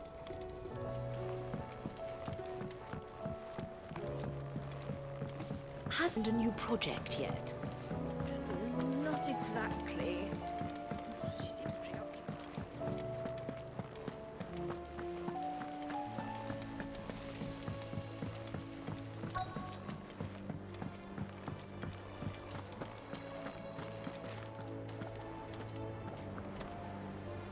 All right, Sid. Come to buy us around, have you? Only if you earn it. Mid needs a piece of light but durable bone for her next project. You've encountered your share of beasts on your travels across the realm. Any ideas? Most bones are the same. Whack 'em hard enough and they'll break. If it's durability you're looking for, shell will serve you better. You know what an adamantus is? I do. And I know to give them a wide berth. Will any old adamantus do? Well, with shells, the older the harder. There's a rumour of an ancient adamantus down in Karava, near Old Bidza, or what's left of the village anyway. But don't expect to make quick work of the bastard. There's a reason it's lived as long as it has. I'll keep that in mind. Thank you.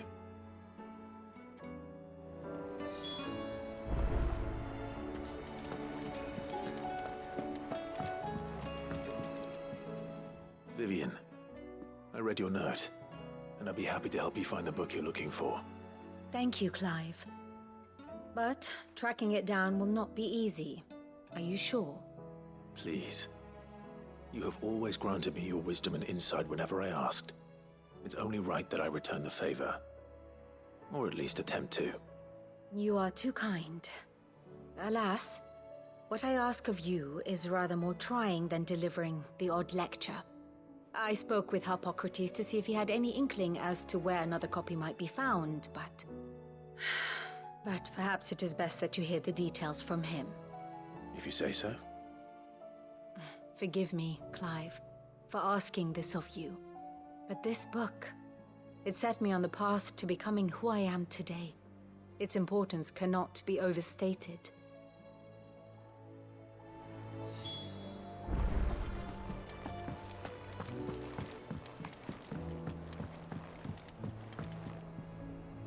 Sid, I was wondering if you could help me.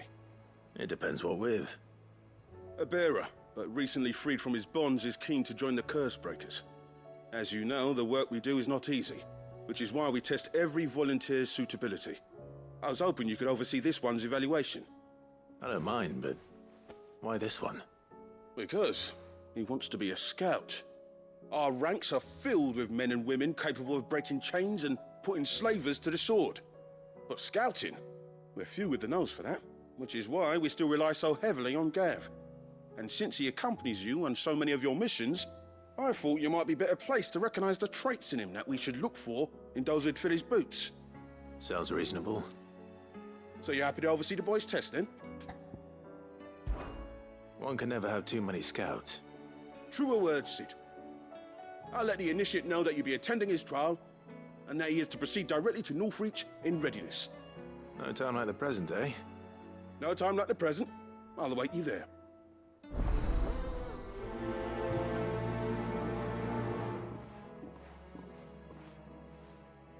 Northreach. I don't suppose they could have chosen somewhere closer.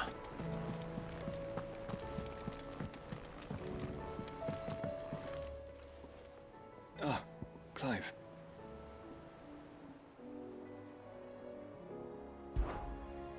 Joshua, what's wrong? And don't say nothing.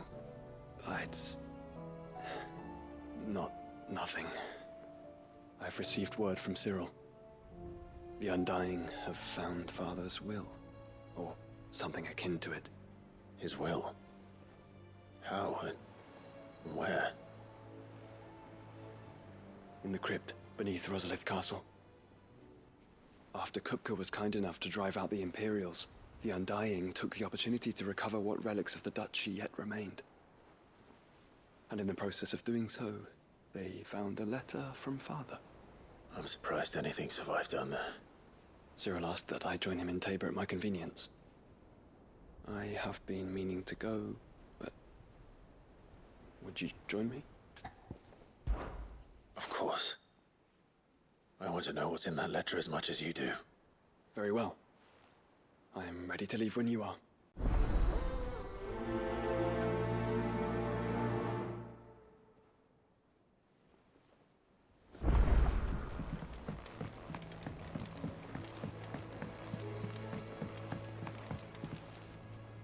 Sid, do you have a moment? By all means. It's my old master. Seems there's no escaping her. She found some way to send me a letter. And something else. Records from a Waluda prison. Seems they were keeping a lot of bearers there. How did she come by such a thing? Finding bearers always was her strong point. And it seems the cells of Balmung Dark are full of them. Foreign captives, the masterless. Bearers no one would miss. And even better for her, bearers with no one to look after them. When ether started lapping at the walls, the jailers fled.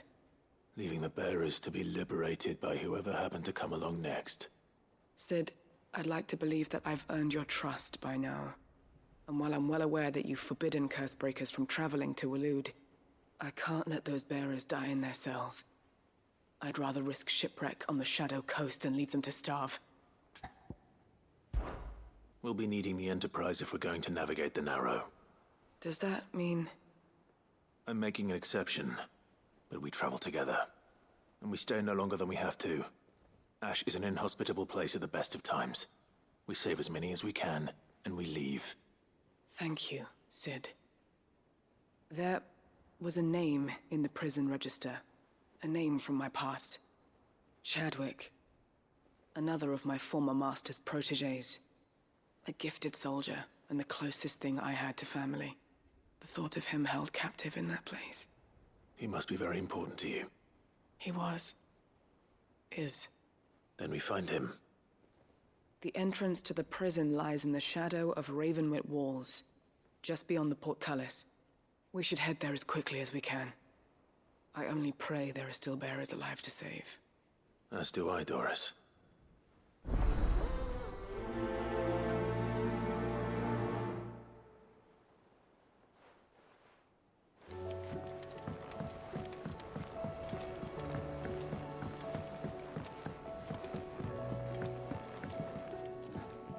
All right, Torgal.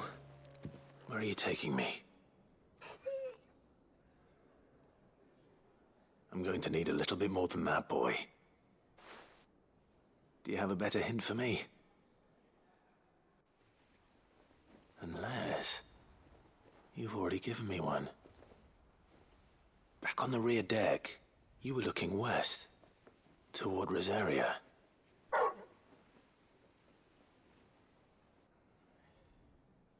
Why don't we try the rookery?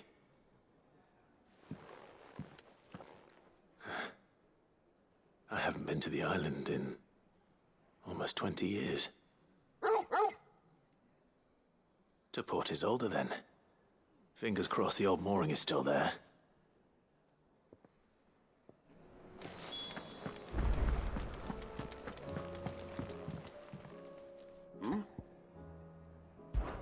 Clive, my boy! Rutherford informs me that we owe you our thanks. Hadn't intended for you to get involved. But such are the times we live in, huh? I would have done the same for anyone else. You're far too modest, Clive. You'd make a terrible nobleman. But tell me, is the realm truly in as dire a state as Rutherford suggests? From what little I saw, you were right to be worried. I suppose I should have expected the worst. But I was rather hoping the great and good of the realm might have things a little more under control. Alas, it seems that firm leadership is in short supply these days, and without it, the people are bound to lose their way. We must move quickly. But where do we start? True, the challenges that face us are many. But in my estimation, there are two key areas to be addressed before any other. The realm's armies, and her larders. As you've seen firsthand, it's every man and woman for themselves out there. Certain cities have banded together to try and maintain some semblance of order, yes? But such cases are few and far between. And yet, the only remedy for the chaos that faces us is unity. A unity that transcends even the borders laid down by our ancestors. In short, if Storm does not stand together, she will fall apart. But how would one even begin to unite the realm? The armies, my boy. As I told you already, we begin by restoring order among the ranks of those sworn to maintain it. Sadly, I doubt I could convince even the lowliest gaggle of privates to dig a latrine together. But I do know someone the High Commanders have been known to listen to on occasion. Field Marshal Eugen Havel. I thought he was retired. He was, until an Akashic army tore through Randalar and killed most of the rank and file. There is no man alive more capable. Literally. And as luck would have it, I've already spoken with him on the matter. Of course you have. And he's agreed to help. On one condition. That he first speaks with you personally. Havel has always been a man of frustratingly rigid principle, and he has certain qualms about clasping arms with, well, with an outlaw. I extolled your many virtues as best I could, of course, but the old goat was adamant that he be allowed to appraise you in person. You don't mind, do you, my boy? Of course not. As long as chaos reigns, we will never build a better world. I'll do whatever it takes. And if the Field Marshal wishes to speak with me in person, then so be it. That's the spirit. I'll leave for Randalar at once. Would you send a Stolas? Of course. Rutherford is already in the Dalmekian capital. I'll have him tell Havel to expect you forthwith. Excellent. Thank you, Uncle. No, thank you, Clive.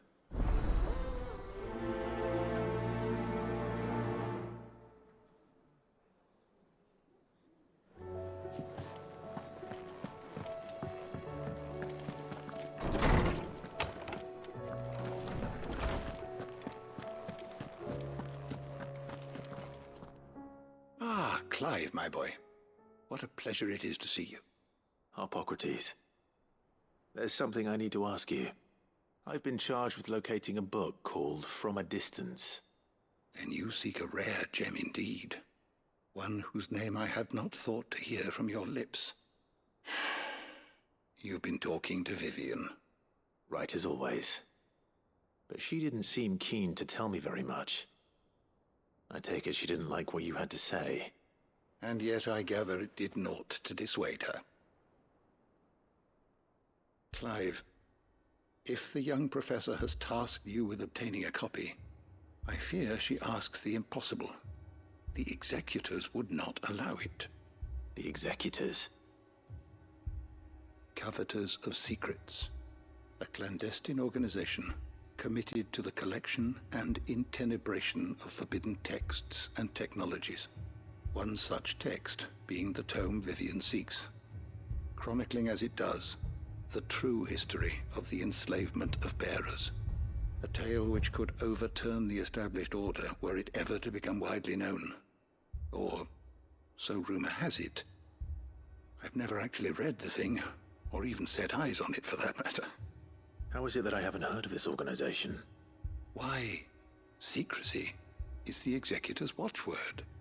They lurk in the shadows, emerging only to seize that which must be seized, be it books, inventions, or people, before disappearing again, leaving nary a trace. Which would explain why Vivian's copy was snatched from her grasp not long after she found it. By the hand of the executors, yes. But what drives them? Self-interest or ideology? Fine question. Sadly, all that is known of the executors can be recounted in a single breath. You may just as soon ask me of their origins, numbers, or the identities of their leaders. Any answer I give would be pure speculation. Then my hunt was doomed from the first.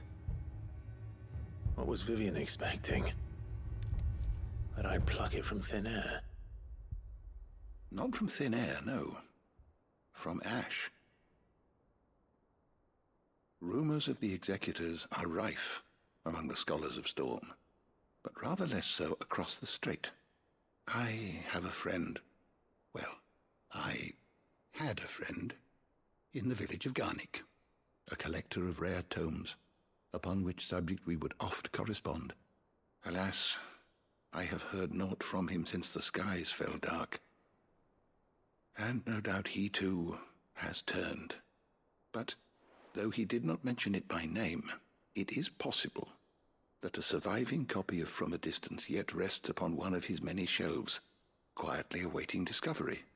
If you were, by some chance, able to save even a single book from the poor man's library, I know his soul would rest easier. Very well. When I next find myself in Waloed, I'll be sure to pay Garnick a visit.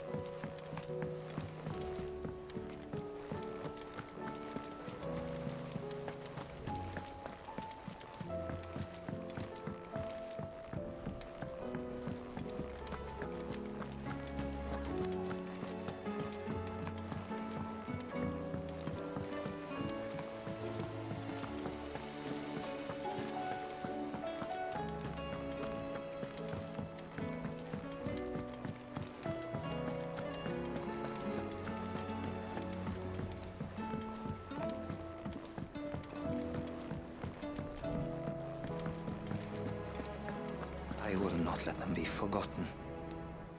Sid, may I have a moment? Of course. It is an honor to finally speak with you. My name is Herman. I've been with the Cursebreakers for some time now, and I wish to be deployed to Ash. Any assignment will do. No. The lands across the Narrow are too dangerous. I will not send good men and women to risk their lives needlessly. Why would you want to go back? I need to retrieve something. Something important. I was raised in an orphanage. The Badbach Conservatory. Or rather, I was held captive there. It was not a place of nurture. It existed solely to turn bearer children into mindless weapons. We were tortured until we feared no pain. Tormented until our hearts turned to stone, and few ever survived long enough to become tools of the last king. I can't imagine. I lost so many. I can't even remember all their names, but they must be remembered. They cannot fade away, faceless and forgotten. The Institute was run with military precision. Every child measured, every name recorded, every death logged with meticulous care. Sid, allow me to travel to Ash and recover the registry so that my brothers and sisters might live on. You were a good friend, Herman. But the fact remains that Ash is simply too dangerous. Sid, please. Even should it cost me my life. Too dangerous for you, Herman. But not for me. I'll go to Badbach and find the registry. You will? I won't let you risk your life. I don't know how to thank you. You can start by telling me where I'll find this orphanage. Vida Grace. Hidden in a forest, overlooking the plains. All right. I'll see what I can find there. May the mothers guide you.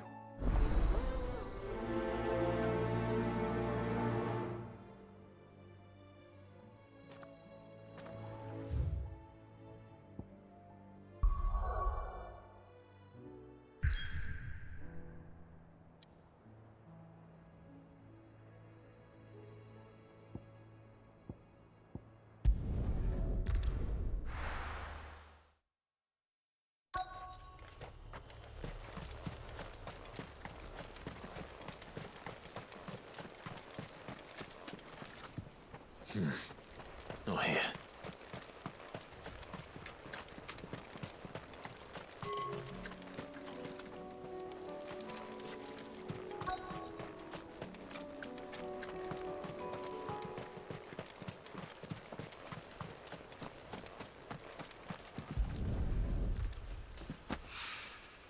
It's well. After what happened here, it's a miracle there was any left at all.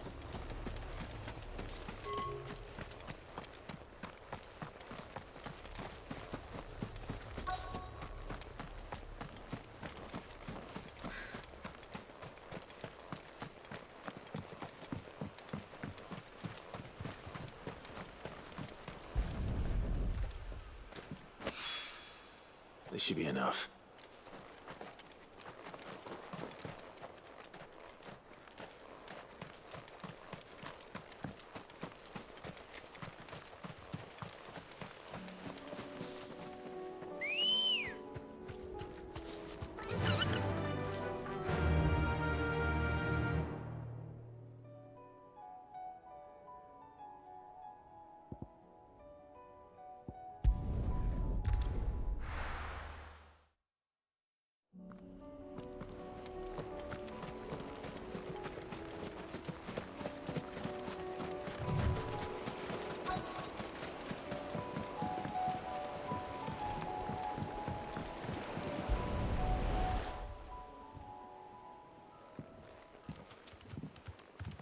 It's still here. After all these years. A lot smaller than I remember. And you're a lot bigger. You might have to swim, boy.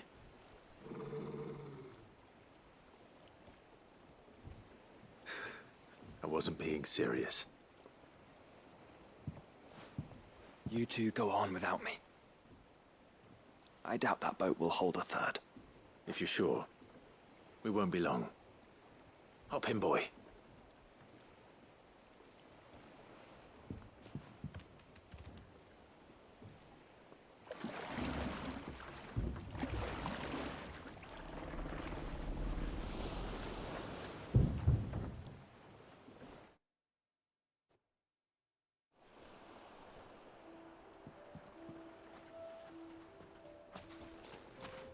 This place hasn't changed at all.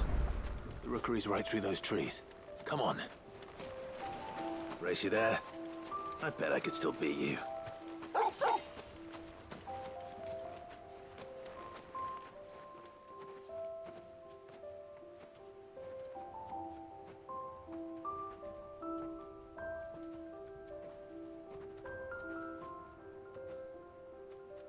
Here we are. This was our hideaway. Wasn't it, Torgal?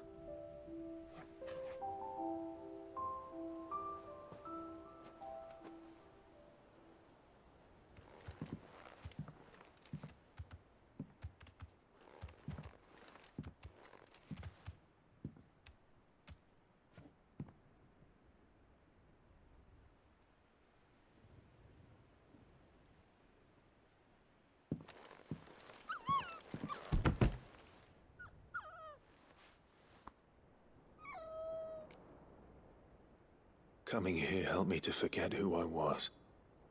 Or wasn't. Prince, shield. Son his mother could love. Had I been any one of those things? Perhaps.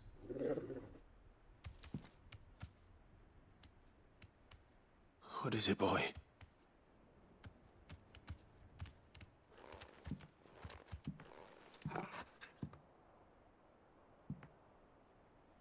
This is all from the castle. And Phoenix Gate. Did you bring these here?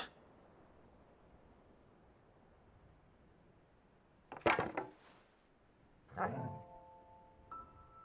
sparring sword.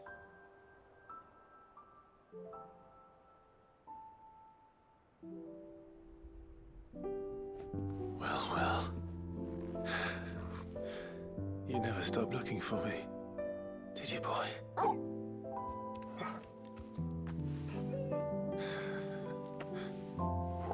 Thank you, Torgal. For never giving up. For never forgetting.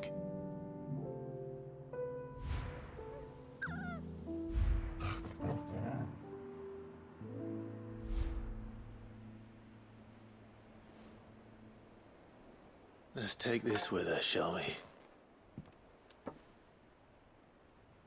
So I don't forget either.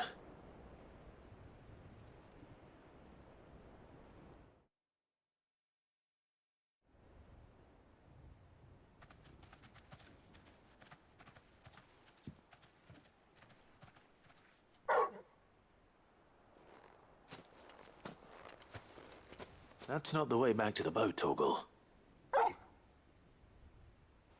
All right. I'm coming. I think I know where we're going.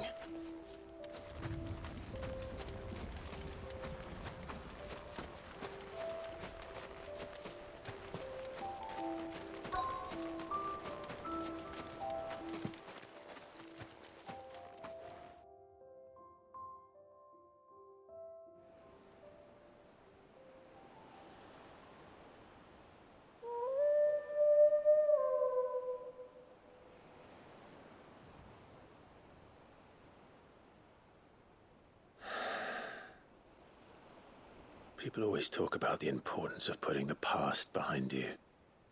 But without it, we wouldn't be who we are today. And we certainly couldn't steer our way to a better tomorrow. Come on, Torgal. Let's go home.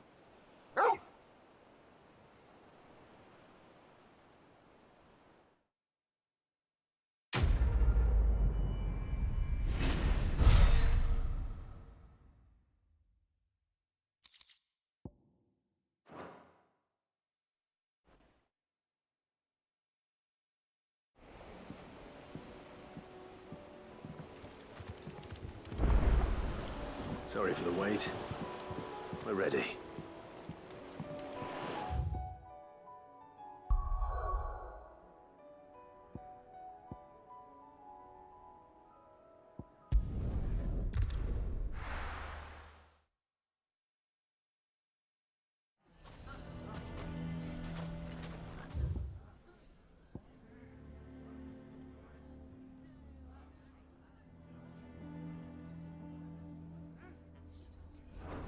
Why the hell would Victor take the bearer's side? For a share in Lubor's ill-gotten gil, perhaps?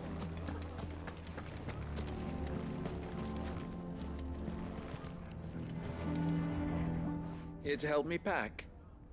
Thanks, but I'll be traveling light. I'm almost finished already, in fact. You're really going to go through with this, then? I am.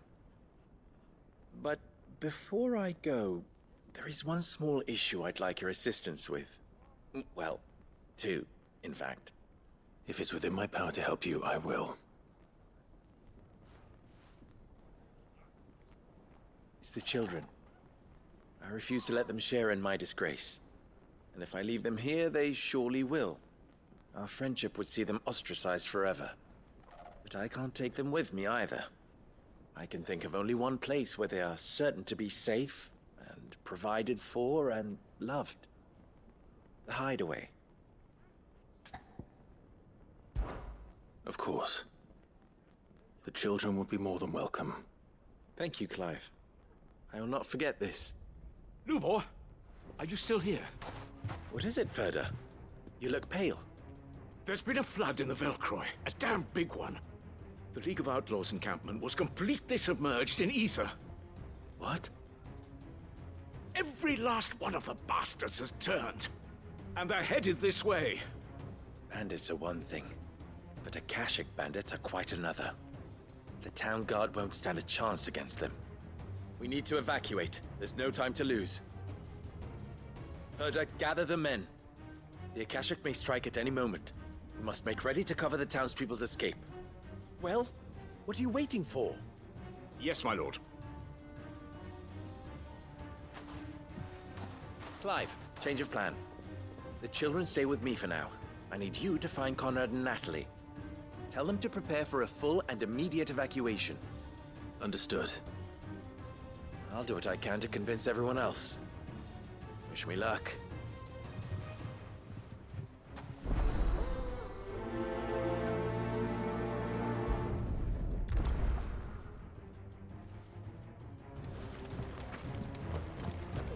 You have to listen to me.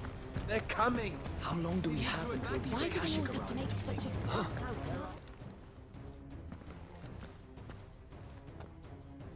Ah, it's you. What do you want, Lord Underhill? To pass on an important message. There's been an ether flood out in the Velcroy. The camp where the so-called League of Outlaws were gathering has been swallowed. They're no longer just bandits. They're Akashic now, and they could be here at any moment. You need to begin preparing for a full-scale evacuation right away. Oh, do we? And who was it who gave you this disturbing news, might I ask? Lubor, perhaps? The man spreading the same poison out in the square as we speak. You may believe his lies, my lord, but we know better. But why would he lie about something like this? Some twisted attempt at revenge, perhaps. If he had not been unmasked, he may well have been elected our leader. A great honor for one of his kind. One he might well feel aggrieved at having been denied. Lord Underhill, forgive me, but it has become all too evident where your sympathies lie. Lubor cannot be trusted, and neither, therefore, can you. You may not trust me, but for the sake of your people, ask yourselves if there is any chance that this is true. There isn't. You can be certain of that. Now be off with you. You're making a mistake. Come, Clive. If our words will not move them, then we must find another way to help save the town. You're right. Let's speak to Lord Furder. You need to evacuate. I think we'd better shut up. What's Lubor raving about now?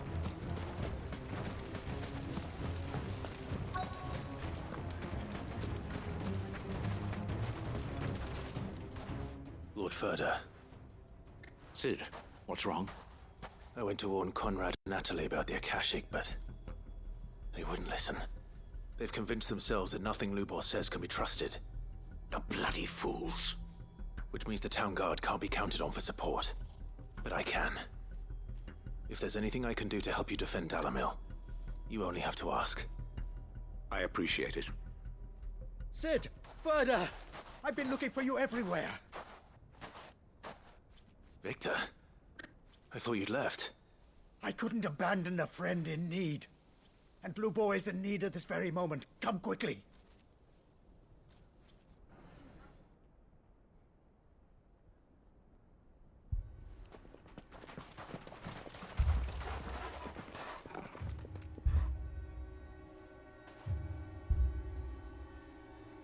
You have to believe me! The Akashic are coming!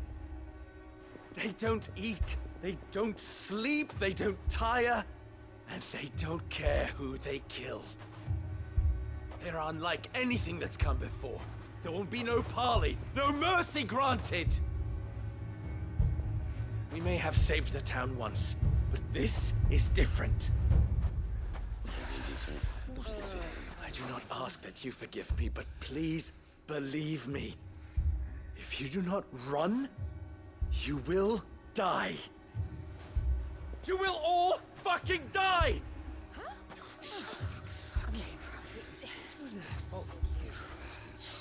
You'd like that, wouldn't you, bearer? Yeah, with us out of the way, your kind will be free to claim Dalamil for yourselves. You should run! Run, bearer! Yeah, run! Run! Far away! Run! Just go, bearer! Yeah. Yeah. Yes! Go! Go on, then. Go on! Go! Just go. Just go. Lubor. Wait. Someone's coming. Go. Come on. Stop! You're hurting him!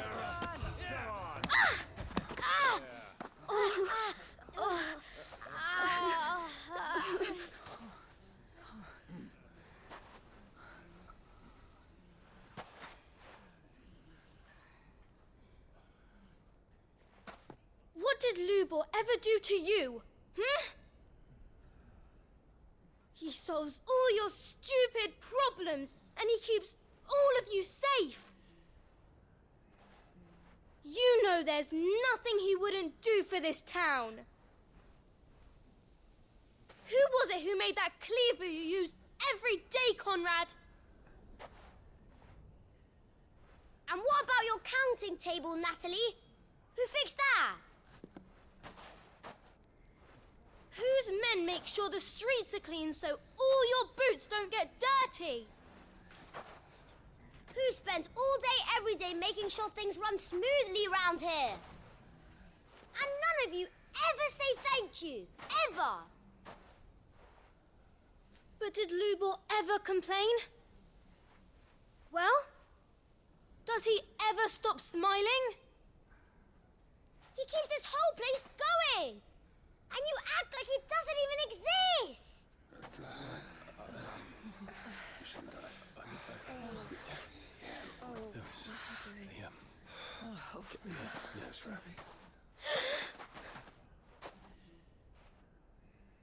Lubor, we've heard enough. Wait! We will not run. The town guard will not abandon the very place it is sworn to protect. And I will not give up for lost the stores that we labored so hard to fill.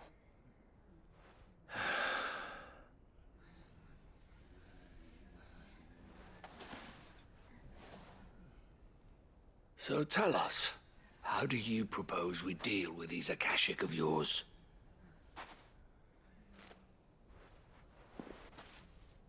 We won't run, but we will fight. All right, then.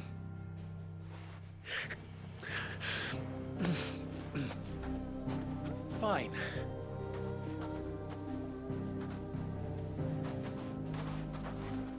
Gather round if you don't want to die.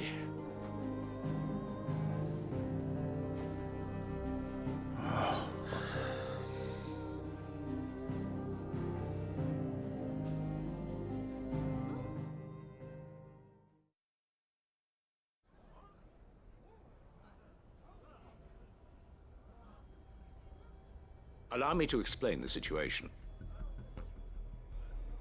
The ether flood occurred near the village of Cheratina, deep in the Velcroy. The place had been abandoned for years, until the League of Outlaws decided to make it their base of operations. Now they're all turned, and if the scouts' reports are correct, heading in this direction. They are mindless monsters, driven only by hate and rage, and they are utterly unpredictable. With the bandits, we at least knew how and where they were likely to attack. When these creatures come, Dalamil will have the bitterest fight it has ever faced on its hands. The town guard will muster at the north gate. The rest of us will take the south. Both forces will provide men to serve as scouts and messengers, ready to spread word of the size and nature of the Akashic force as soon as it is spotted. And as soon as it has been, we will converge on its position and see that it is driven back from Dalamil at all costs. Conrad, can I count on the support of the town guard? Always. I leave the selection and coordination of the messengers in your hands, Victor. And the command of our men in yours, Ferda. If you would both be so kind. Consider it done. As you wish. Natalie, I would ask that you and your people have the townsfolk barricade themselves inside the bathhouse. And tell the merchant not to waste time securing anything beside the essentials. Preserving life is our one and only concern. As long as we survive, it doesn't matter what trinkets we might lose. Our riches can be regained. And if anyone doubts that, let it be known that the Briar's Kiss stands ready to cover any losses. Very well. I shall tell them. Where do I fit into this plan? Where else but the most perilous place of all? I would like you to travel to the home of our erstwhile League of Outlaws, Cheratina itself. The main host is most likely still there, and Dalamil will not be safe until it is eradicated, root and branch. A little gardening. How pleasant. I doubt it. I have a feeling these weeds will be particularly stubborn. Luckily, so am I.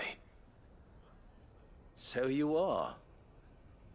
All right then, we all know what we have to do. Now it's simply a matter of doing it. For Dalimil.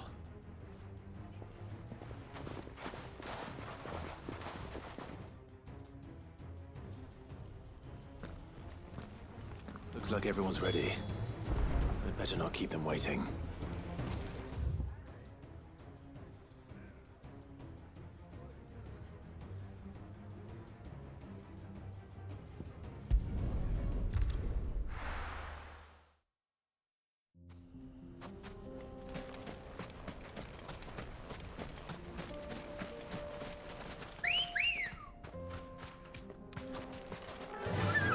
Run like the wind.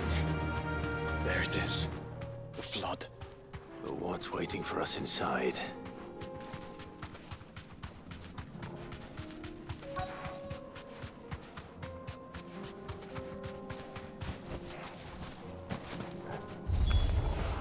We can't leave a single one alive.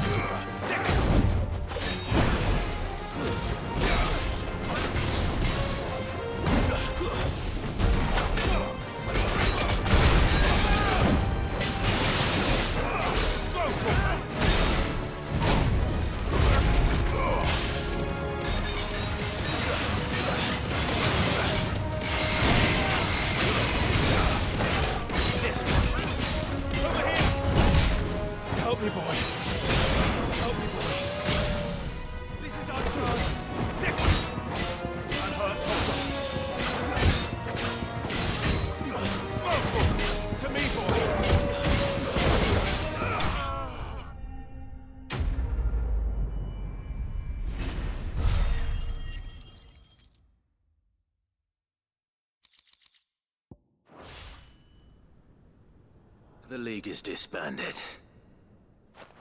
I should get back to Dalimil and see how the others fared.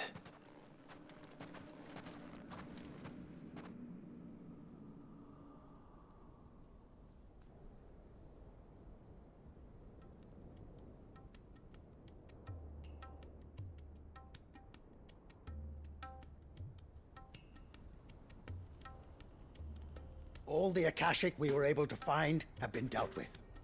Seems that might be the last of them. Last of them here, perhaps. Lubor, Sir Clive has returned. Clive! What news from Charatina? It's done. Root and branch. I knew you wouldn't let me down. Thank you, my lord. Friends, the Horde has been driven back. The Akashic have been defeated.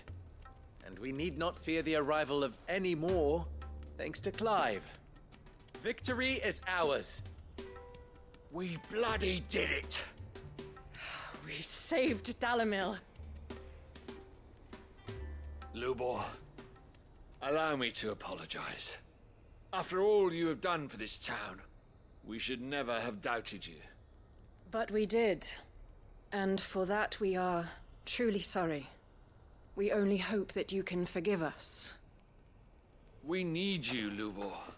Dalamil needs you.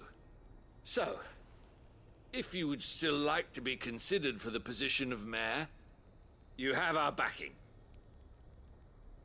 You do remember that I'm a bearer, don't you? We do. But that is not a stain on your character. It is a stain on ours. We thought only of what we perceived bearers to be, not what you truly are. The man who saved Dalamil twice over. I see. But I will only accept your proposal on 2 conditions. Name them. Firstly, that you will both do everything in your power to rally your people to my cause. If the Town Guard and the Merchants League do not accept my leadership, it will be doomed from the start.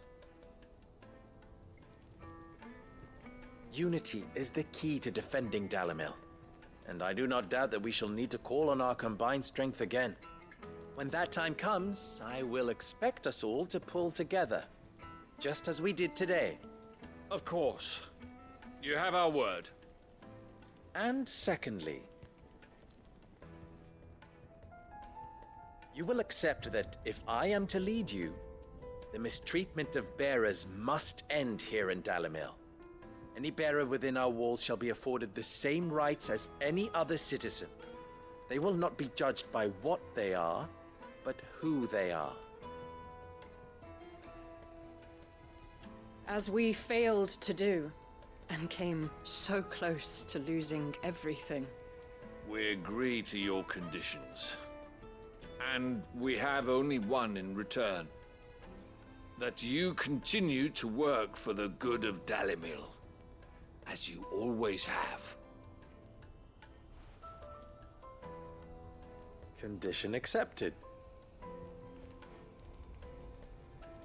Well then, it seems my mayorship is all but confirmed. Do I get some sort of special hat?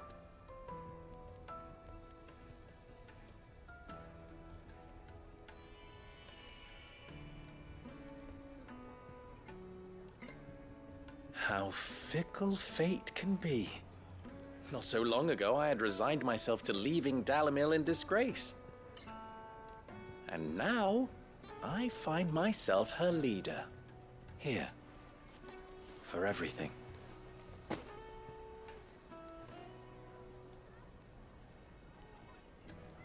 Lubor, about the children. Fear not, you are of course relieved of your responsibility. I would sooner face another horde of Akashic than see them brought up as outlaws. I'll make sure they're safe here. I don't doubt that you will. And not just the children, but everyone in Dalamil. I'll do my best. Can't have all your hard work going to waste.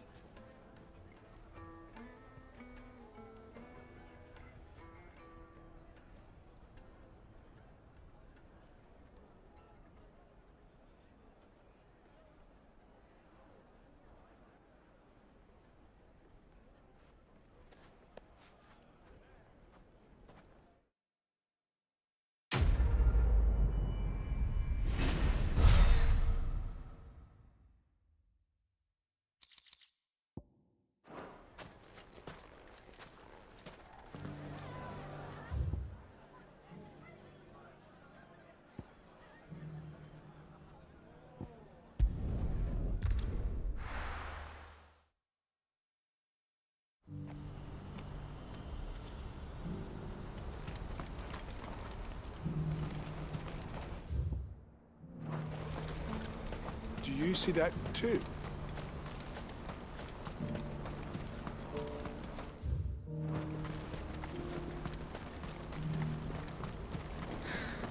What is it?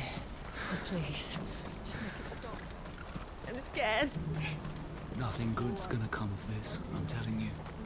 Just looking at it's enough to send a shiver down the spine.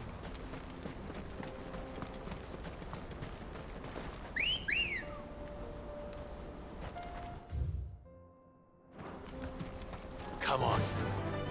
Faster!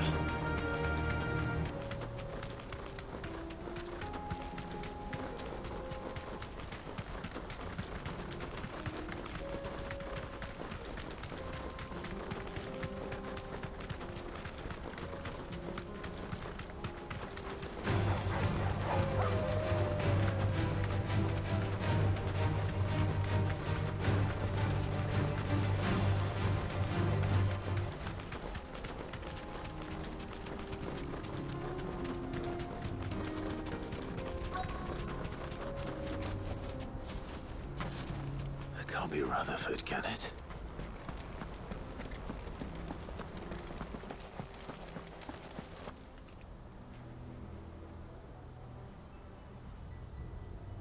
Turncoats and cowards, the lot of you! If it's a fight you want, it's a fight you shall have! Allow me. I don't need your... Please, Field Marshal, oblige him. This won't take long. You're right. It won't. Men, finish him.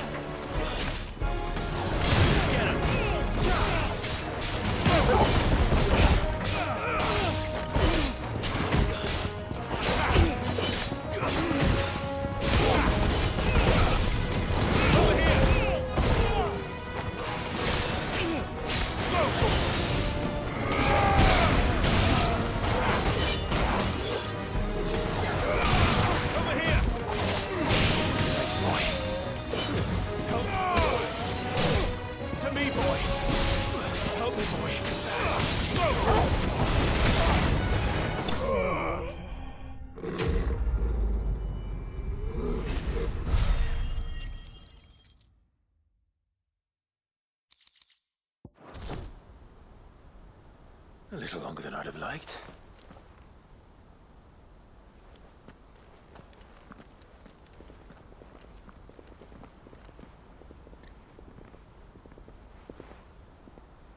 Field Marshal Havel, I presume.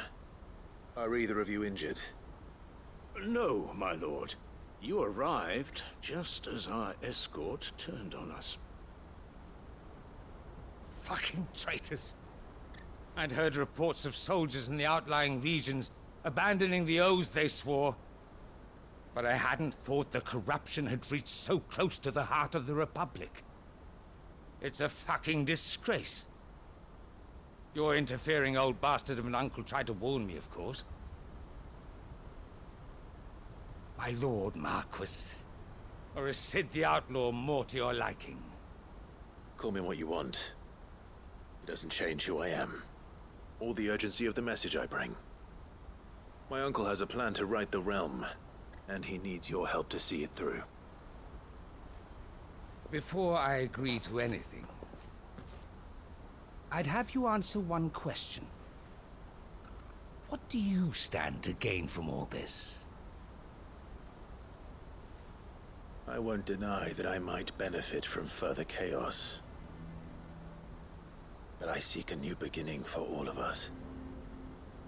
And while the choices I've made may not always have been the right ones, I know I made them for the right reasons. For so long, so many of us have been told how we could live, how we could die, when it should have been our decision all along. Now, we have a chance to put things right. But in order to take it, we must stand together. Even if it be beside those with whom we don't see eye to eye.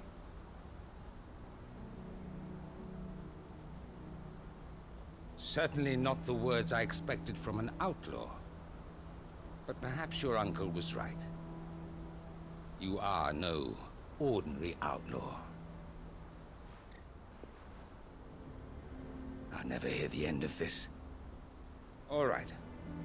I'll start by ordering my most trusted guard to bring the Dhalmekian fringes under control.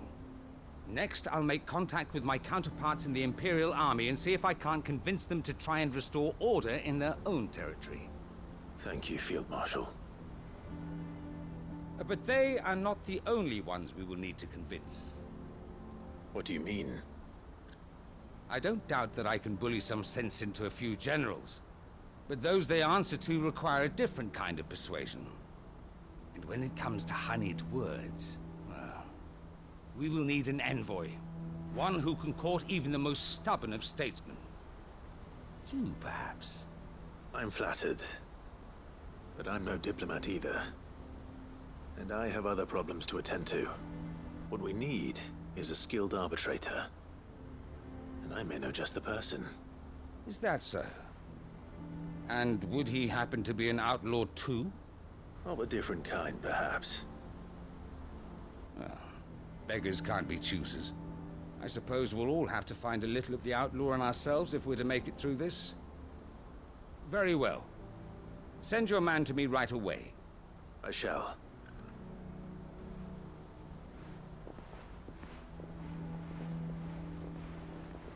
My Lord Marquis, your Lord Uncle bade me escort the Field Marshal to his manor in Port Isolde. And I will see that my associate joins you there. Very good, my lord.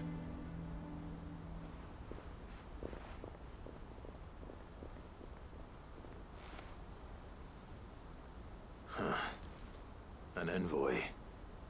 I'm not sure I'm the man to talk anyone round. I can barely convince my brother to take his medicine. No. This is a job for someone with experience. Someone like Quentin. I hope I can convince him at least.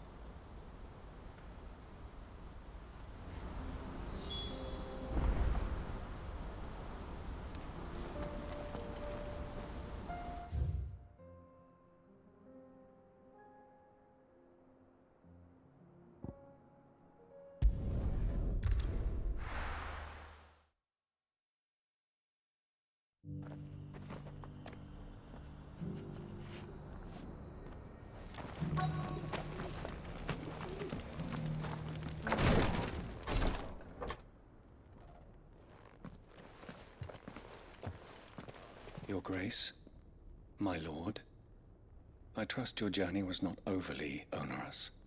Cyril, you found a letter from Father? Yes, I have it here.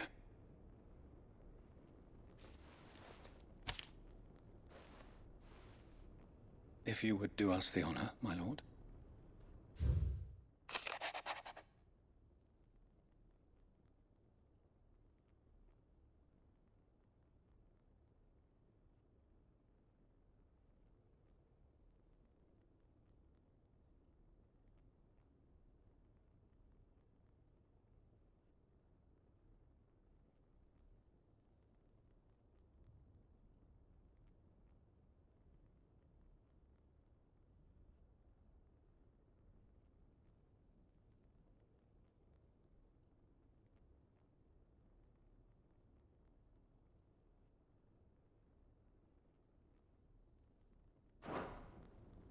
An inheritance.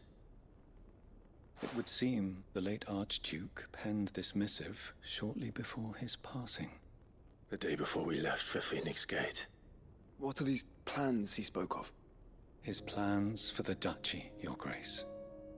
Your father entrusted them to my predecessor, the former bearer of the Burning Quill, who entrusted them in turn to me. The complete emancipation of bearers is their stated aim. But your father's dream did not end there. His Grace also spoke of building hospices to care for those stricken by the curse, and the founding of a new university to further the development of non-magical technologies.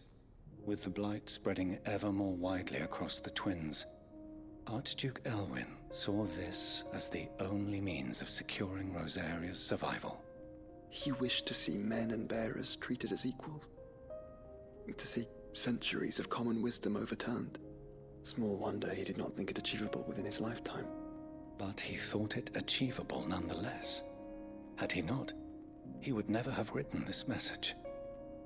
Nor would he have entrusted his vision to his most faithful aides, those who would have stood with you, shielded you from the machinations of the less benevolent personages at court. It's a pity only they are still with us.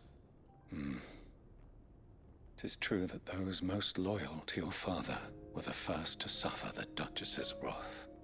But one at least remains, and she has come bearing gifts. What do you mean? Mayhap it is better that she explain, my lord. After all, the duties entrusted to me by my predecessor extended only to recovering His Grace's will and arranging a meeting with the one who might execute it, or a part of it at least. And where is this woman? She awaits you in the archive, Your Grace. Thank you, Cyril. Shall we then?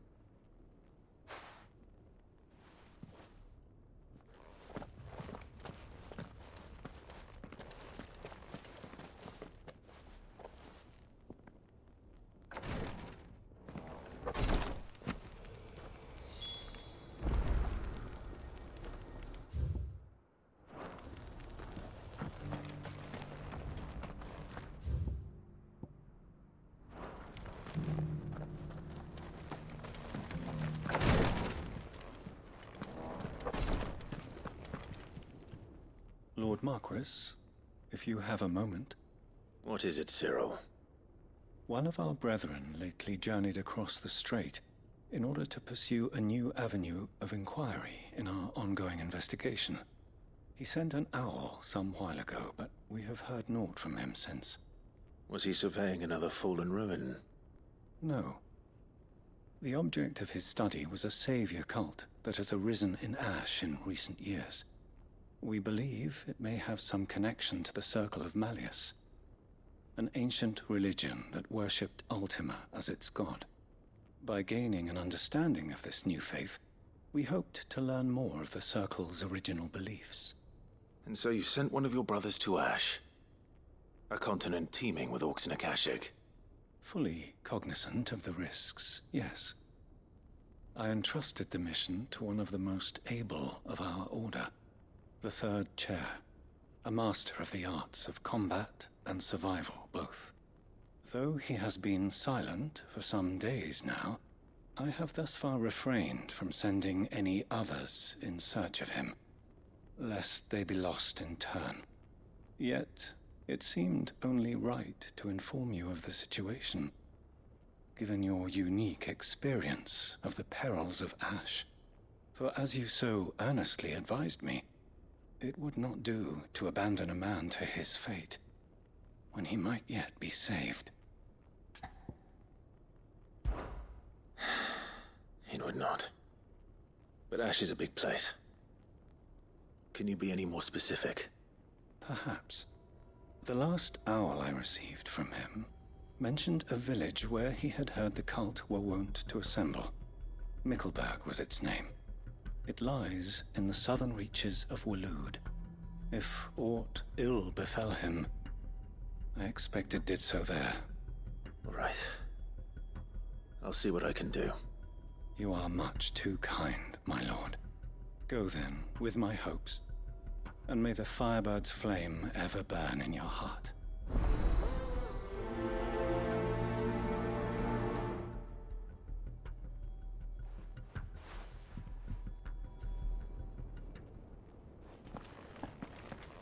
If this new faith really is an offshoot of the Circle of Malleus, then... Let's concentrate on finding the third chair first, shall we?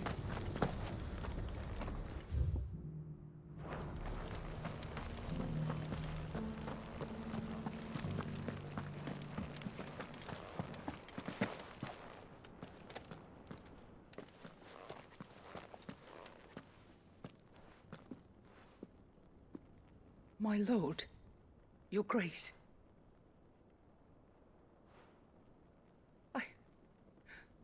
I hardly recognize you. I am Goditha, retainer of House Rosfield, loyal servant to the Phoenix and his shields. Your father, the Archduke Elwyn, entrusted me with the delivery of a gift. I only hope you can forgive my tardiness in bringing it to you. Lift up your head, Lady Goditha. You have our gratitude for your service to our house and to our father. I merely did my duty, as any proud Rosarian would. My lady, perhaps you could explain a little more? What exactly is the gift you bring? As I'm sure you know, it has long been the custom for the children of House Rosfield to be presented with certain keepsakes upon their coming of age. Indeed it has. Our father often spoke of the day when our turn would come. And had he lived to see it, he would have presented you with the treasures I bear. Matching armbands for you both. Alas, he did not live. Indeed, he was taken from us even before they could be completed. He had intended to claim the Heartstone with which each armband was to be finished himself, but it was not to be. And his gifts remain incomplete. I see. It saddens me to bring them before you, as they are. It was your father's wish that you be presented with the finished articles, not these, works in progress. But with his grace long since gone, and the stone left unclaimed, I had little choice. You are grown men now, and his house is yours. And while I would not presume to insist upon your claiming the Heartstone in his stead, I know that nothing would have pleased him more than for you to do so. Thank you, Lady Goditha. What say you, Clive? What else? Of course, my lady. May our father's will be done. Oh, I am much obliged. Do you know where we might find this Heartstone, my lady? I do. Though it may be a matter of a good deal more than simply happening upon it. It is found in the bellies of elder griffins, you see. We do at least know where to find one. A certain specimen has made its nest in Titan's Wake, not far from here. A certain specimen? You are most perceptive, Your Grace. In answer to your unspoken question, yes. In fact, this is the very same beast your father meant to slay. I have been tracking its movements since you were but a boy. Were you to slay it in his stead, as men of House Rosfield, it would surely make your father proud. What say you, Joshua? What else?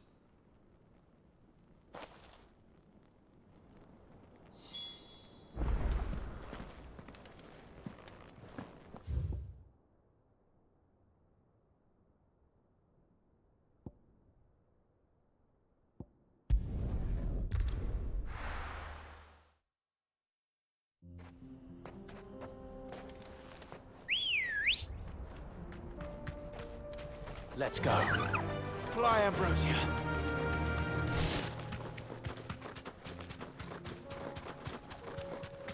Eyes peeled, Joshua.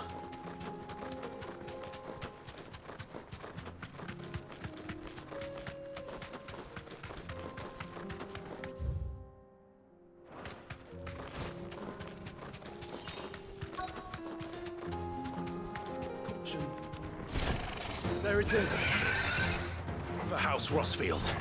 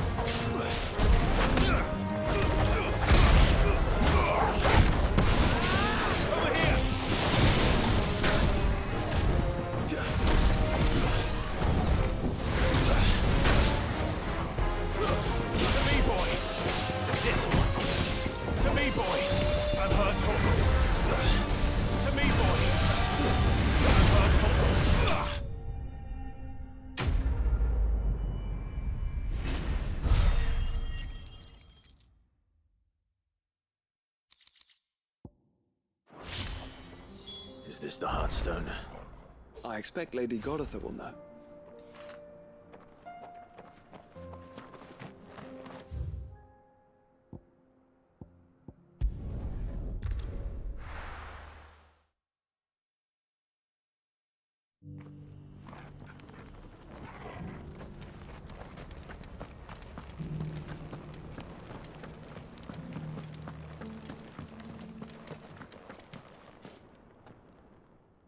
Thank the Founder you were safe. The Griffin is slain then? And the Heartstone claimed.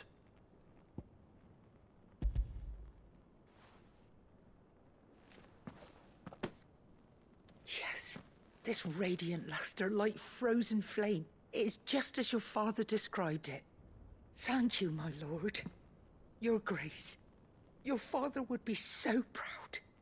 Lady Goditha, the lapidary is ready. Thank you, Cyril. I will be with him shortly. If you would excuse me, I shall have the stone cut and set forthwith.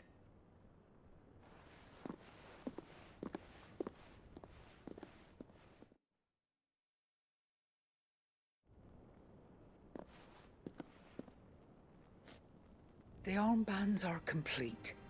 Pray, take them. They are yours, after all. Heartstone is harder and more enduring than garnet, or even ruby. It symbolizes unwavering will and devotion, and the graven vines encircling the stone represent the unbreakable bonds between you. It's a message. Father knew we had enemies both inside and outside the duchy. Enemies who would thwart his vision. Only with unwavering devotion would it ever be realized. And only if we stood together, as Phoenix and Shield, as brothers in arms. Only then might those enemies be overcome. Indeed. His Grace knew the enormity of the task he would entrust to you, his heirs. But this was more than just a message. It was a promise. That he would always be with you. Thank you, Lady Goditha, for remaining the steadfast custodian of our father's will. Forgive me, my lady, but there is something I don't quite understand. The Undying told me that after Father died, Mother claimed all of the ducal treasures for her own. Even if the armbands were incomplete, she would surely not have overlooked them. So, how were you able to keep them from her? Because I was the keeper of the vault. Though I was but a lowly servant, your father spoke to me of his intentions for the bands, of the deep love he had for both of you, and his hopes for your future. In the days before the disaster at Phoenix Gate, I discovered that the Duchess had ordered her jewelry be sent away from the castle. It was then that I knew she meant to betray us. I tried to warn your father, but it was too late. When word of the fire reached Rosalith, I knew my time was short. So I took up the armbands and I fled into the night. And thank the Founder you did. Yet my duty to your father was incomplete. Not knowing what else to do, I followed the Griffin, thinking I might claim the Heartstone on its passing. And so my pursuit continued, until Lord Cyril appeared before me. He informed me that His Grace's will had been recovered, and that his sons were alive and well. Lady Goditha, on behalf of my father and all the people of Rosaria, I thank you for your loyal service. As do I. Thank you, my lord. Your Grace, for coming back to us, for giving my service meaning.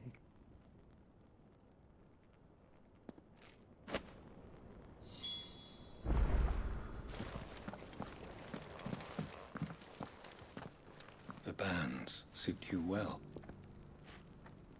It must be gratifying to finally receive the inheritance that was denied you for so long. It is. And we thank you for the part you played, Cyril. If you would permit me to play my part a little longer, might I suggest that you make your way to your father's memorial atop Hawk's Cry Cliff. Let him see that you have received his blessing, and that his vision lives on in you. I suppose it would be churlish not to. What do you say, Clive? Shall we pay Father a visit? I think we should. I was hoping to be able to offer him my thanks before we left for Origin. Your father's helm is enshrined there. It has been since the day we recovered it from Phoenix Gate. I prithee claim it. For it too is a part of your inheritance, and I do not doubt that your father would prefer it in your hands than perched upon some lonely rock. Thank you, Cyril.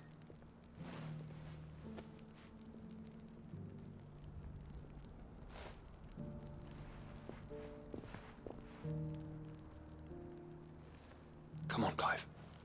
He's waiting.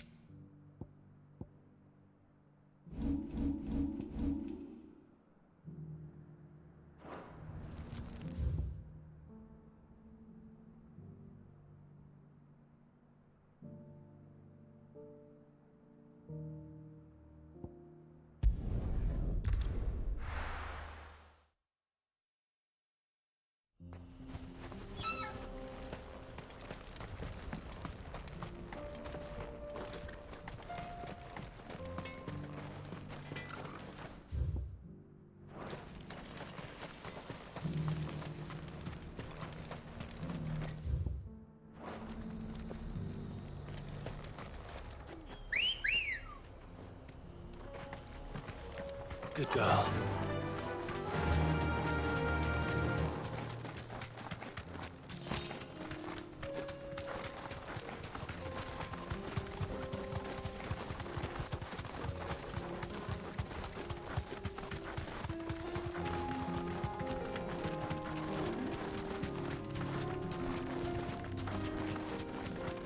Here we are again. Carava. If you were a tortoise, Torgor, where would you hide?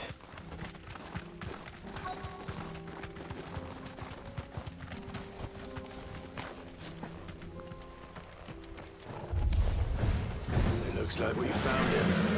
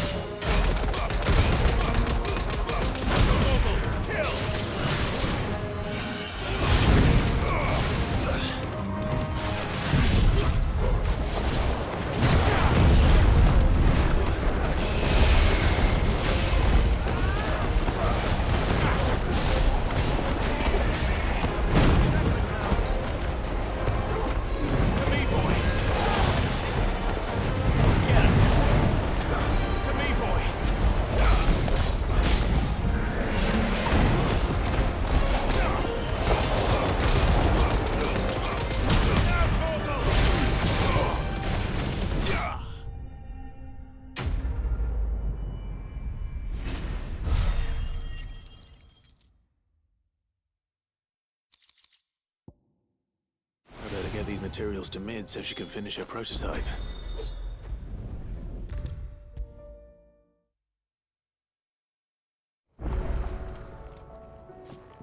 Mid, tell me this is all you need.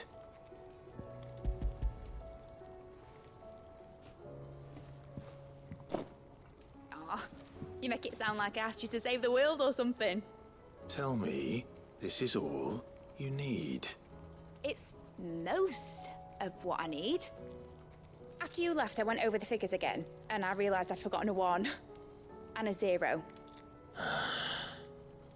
And a cogwheel. Just a tiny one. Though, that's the problem. Gears that small are a bastard to make, and I may have lost the one Blackthorn spent a fortnight toiling over. Wait. The children. When they took apart your scales, there was a tiny brass gear. Now that I think about it, they didn't use it when we put the scales back together. The young'uns? But why would they... You know what? I don't want to know. I'll keep working on the model. You go and find that cog.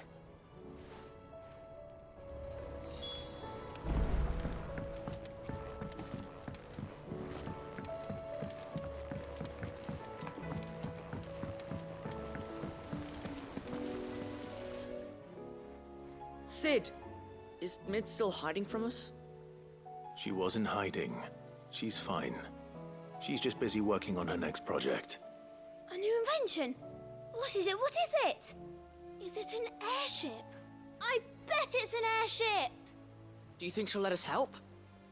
That just so happens to be why I'm here.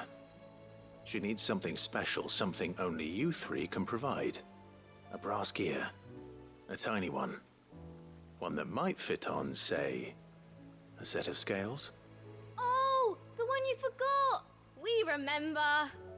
We saved it, just in case. It's in the bag of bits. Since your lesson, we've been disassembling, then reassembling everything we can find. All the pieces that are left over, we keep under our beds, just in case. That's good to know. Look! I found it!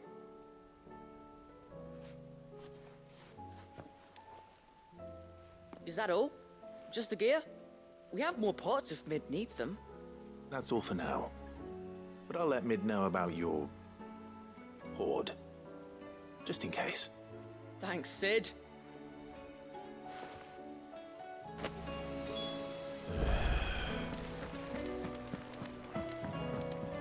Has Midadol mentioned a new project yet? Not exactly. She seems preoccupied. Well, did they have it?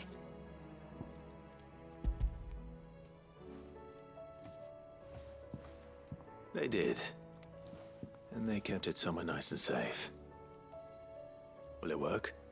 Will it work? It's perfect! You're a genius, Clive. What exactly are you going to use it for? Only the most important job of all. The wings aren't going to move on their own. But with the right cog in the right place... Well, you just wait and see.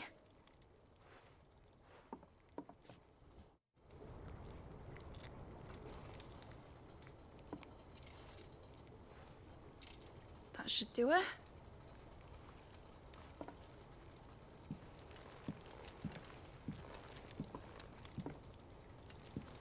Here goes nothing.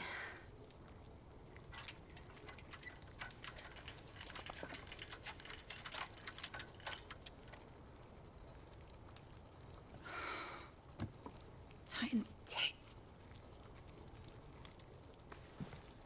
It wasn't supposed to fly, was it? Of course it was supposed to fly. Wouldn't be much of an airship if it didn't. Honestly, these bloody engines are driving me mad. I was so sure this would be the day she soared. The Mithril engine was made to make dreams come true. But maybe this is one dream the world's better off without. show folk how to take flying. It won't be long till they're raining death down on each other. People will lose their homes. Children, their mums and their dads. Like I lost mine. I'm sorry. So am I, Clive. So am I. Sorry that I have to choose. Do I follow my head, or do I follow my heart?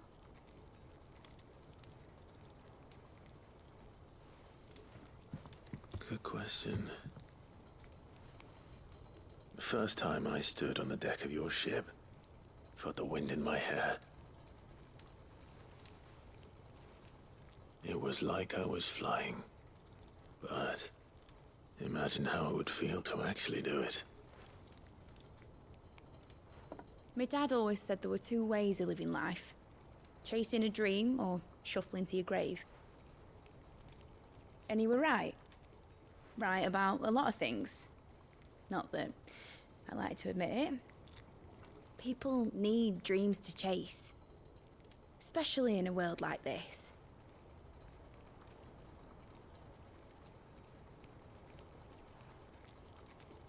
Right.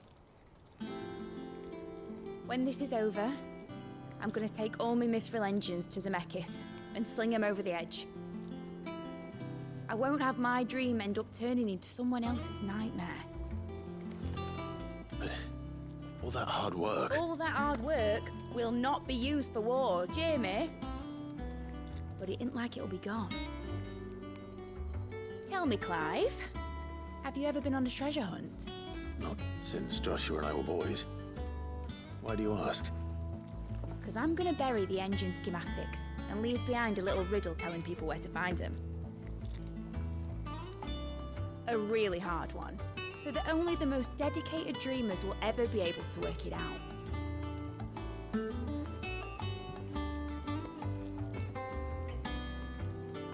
Ooh, I can picture it now. Some daft general squinting at the words with a gormless expression on his mug. Like that one, yeah. Right.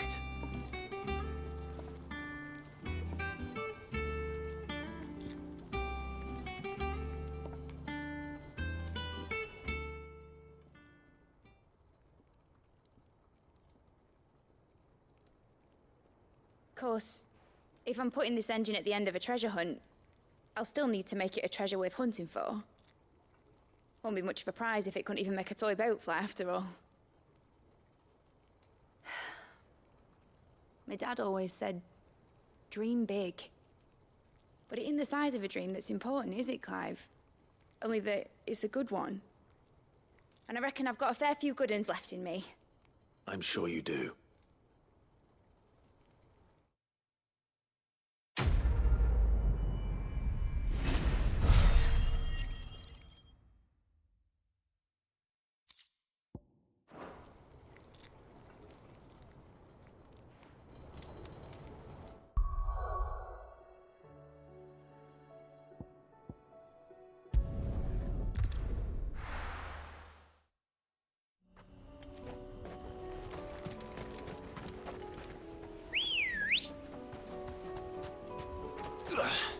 Let's go.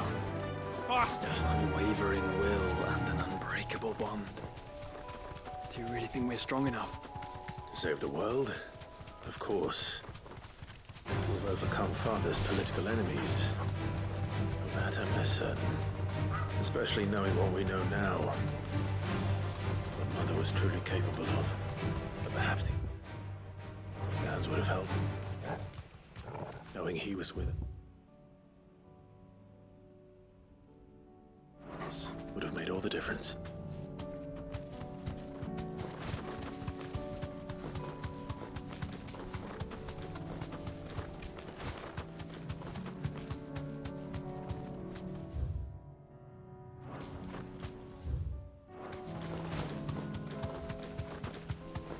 It's just back there.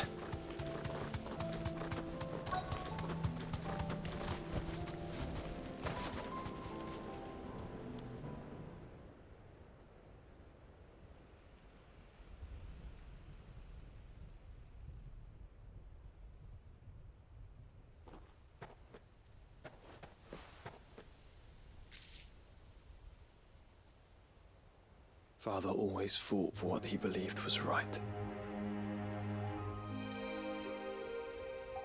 It wasn't until that night at Phoenix Gate that I realized I had never fought for anything. I always had someone else to do the fighting for me.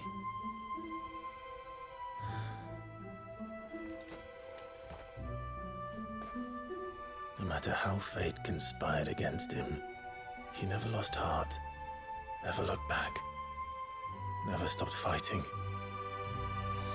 To me, he was the greatest of men. And I've been trying to live up to his ideals ever since.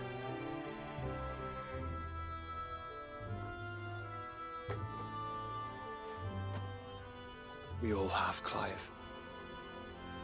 We all have. And we'll keep trying. Because that's what he would have wanted. What he would have done himself. Even if it meant standing against the very gods in the heavens. I shall be borrowing this, Father, if I may. That you might watch over us as we follow in your footsteps.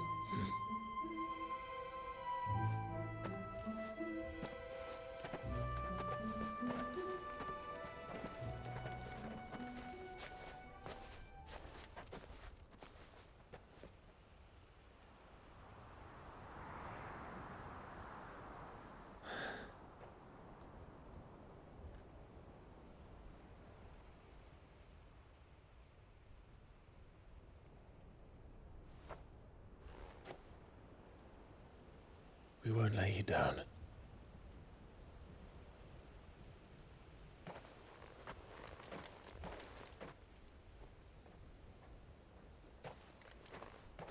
Onward then.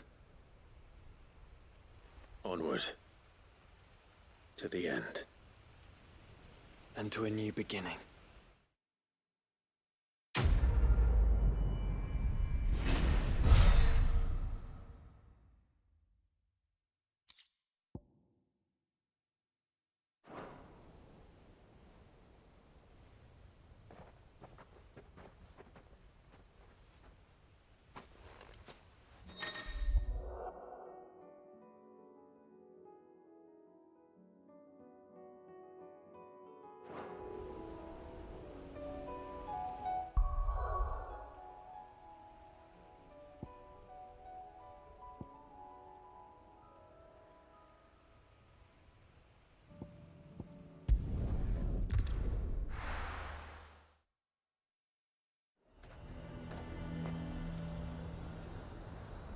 Nazaire might at least have mentioned where in Northreach he'd be testing this recruit. Who'd you think?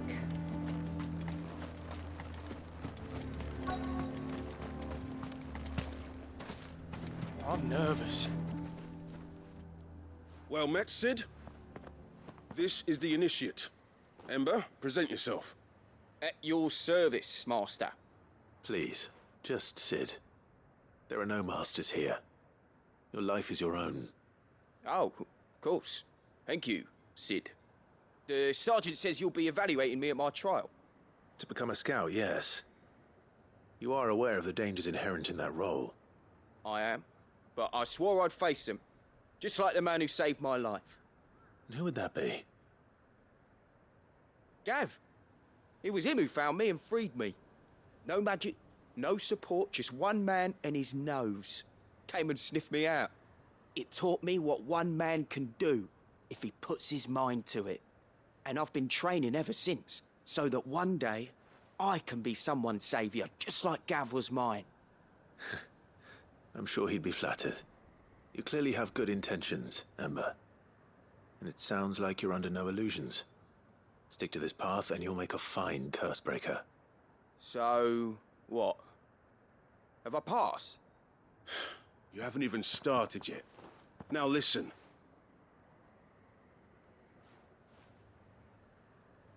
Not far from here is an Imperial lookout, Eastwatch. The guards there record all their sightings in a logbook. You are to find it and bring it here. And bring it here, right. Anything else? No. Sneaking into a heavily guarded Imperial outpost and stealing the logbook would be quite sufficient. You'll need to assess the situation, determine a point of entry, create a distraction and effect an escape, all without being discovered and thrown into an Imperial oubliette. Ember, Gav isn't our best scout because he can do everything. It's essential that you know your limits. Know my limits, right. I won't let you down.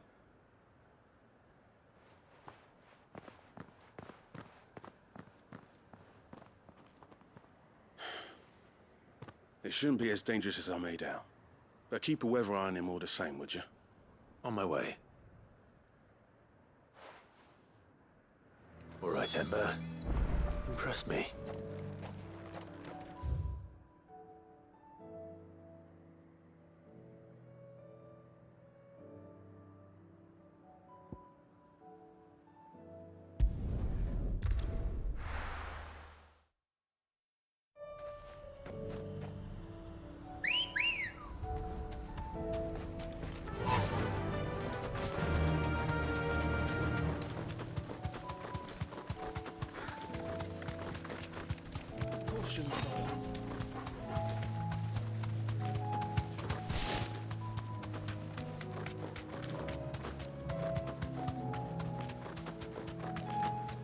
These are clean kills. Perhaps young Ember really is ready. Or maybe not.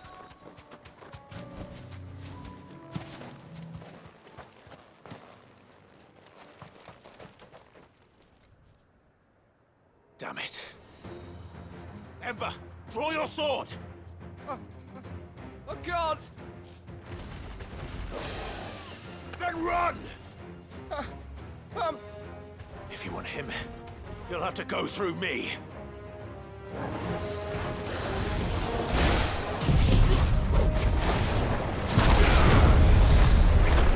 Let's try.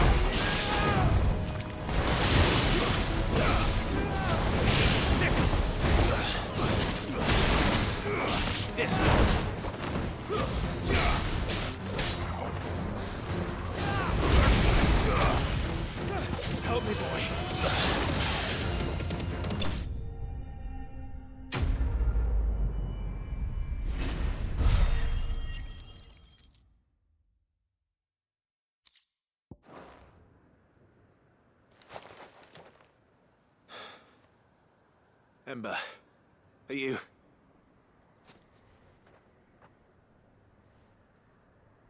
Gone. Of course. Scouts really are a rare breed.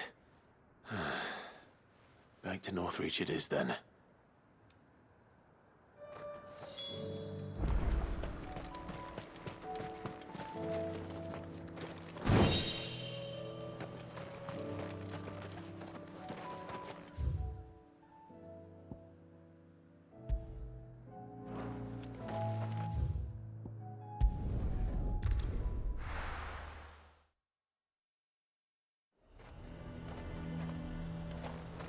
fortress? Who do you think? I didn't expect you back so soon. Where is Ember? How did he fare? I thought I'd find him with you. He must have fled. I followed him to Eastwatch, where I found him being set upon by a wild Avis. He was just standing there. Didn't even draw his sword. I had to step in and take care of things. But by the time I had, he was nowhere to be seen. I assumed he'd set off in your direction, but apparently not. I'm sorry, Sid. I knew the boy had a nervous streak, but he seemed like... The right man for the job? I believe this is the logbook you tasked me with retrieving. Hey? How did you... Don't you tell me you breached the tower while Sid was busy saving your skin. What? Wasn't that what you asked me to do? To bring the thing back without getting caught? He has you there, Nazaire. And he did it all on his own. But Sid, he did what he thought was best. And now I have to decide whether I agree. Of course. We'll await your evaluation back at the hideaway. Don't you leave my sight. Yes, Sergeant.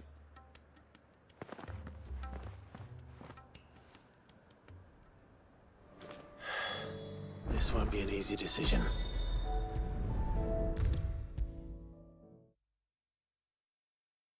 You should have seen him. The thing didn't stand a chance. Welcome back, Sid. Welcome back, Sid. Yes. Welcome back. Trip wasn't too much of a pain in the arse, I hope. Truth be told, it was me who suggested roping you in to help with the trial. But from what I hear, things didn't go quite as planned. No, they most certainly did not.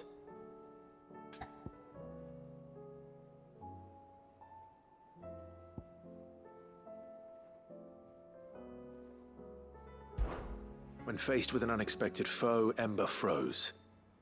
He did not run. He did not fight. Had I not been there, he would be dead. It would be too great a risk to send him out on a mission alone. Thank you, Sid, for your honest appraisal. Ember, you braved the tower and emerged unscathed. Yes, but only because Sid saved your skin. To me, that's no better than being caught red-handed. You failed the test. Wait, Sergeant. Ember still has much to learn, it's true. And this time he was found wanting. But I'd say he's due a second chance, nonetheless. After all, he did do as you asked. With a bit of hard work, any hand can be made to hold a blade, and any mind can conquer its fears. But a scout's nose is different.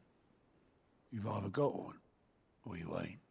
And by sniffing out that log, young Ember here has shown he has a conch and a half. Wouldn't do to waste it now, would it? Fine. One more chance. I'll do whatever you ask. I'll spend my days and nights in the pit if I have to. I'll show you. Just you wait. Daft as a brush, that one. But his heart's in the right place. Just like someone else we know.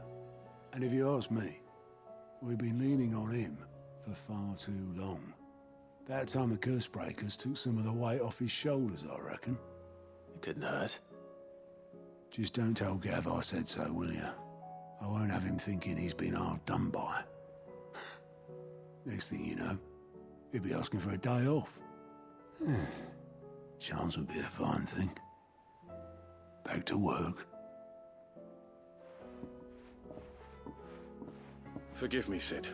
This did not play out as I expected. Things rarely do these days. But that's why we need men like Ember more than ever. Men who can make the best out of a bad situation. Remember that. I will, Sid.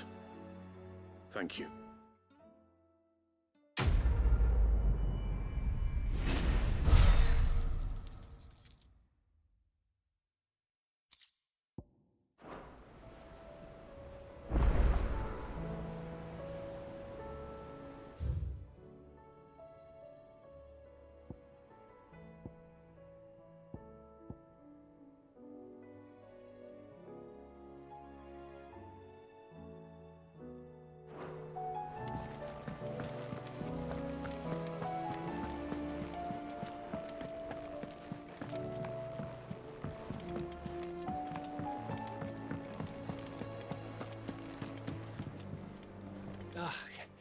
You alright?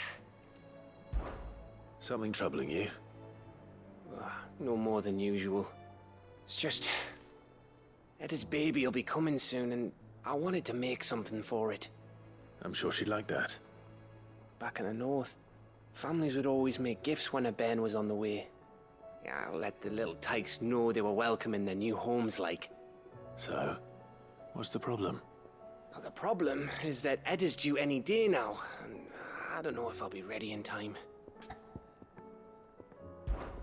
Is there anything I can do to help? You know, there just might be. All right then. What exactly are we making?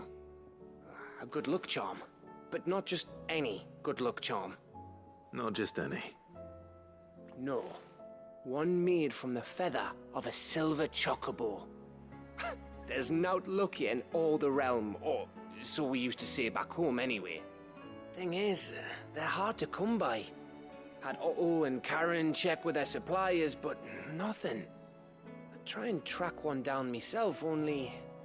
Only the big day is fast approaching. And that's all you need, a feather. That or the bird whose horse it's attached to, aye. I was gonna start by asking around with traveling traders plying the northern borders. Well, there's no shortage of those passing through Martha's. I think I might make that my first port of call. I'll let you know if I find anything. You're a good friend, Clive. I won't forget this.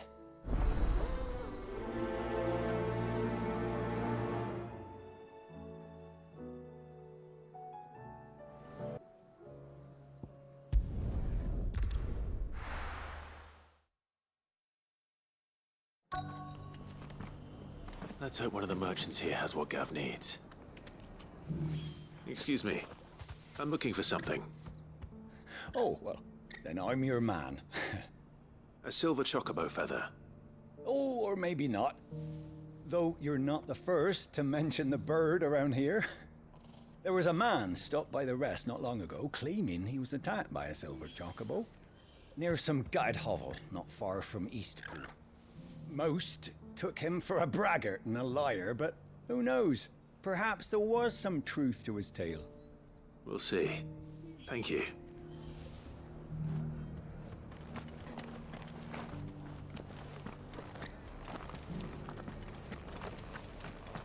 We've got a few rooms going spare now. You want a bed for the night? You speak to Martha.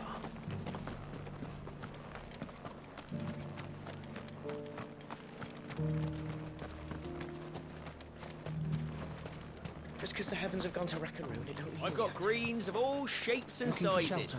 Colours too. Come on inside. I'll Green, introduce you to though. Martha. How do, traveller?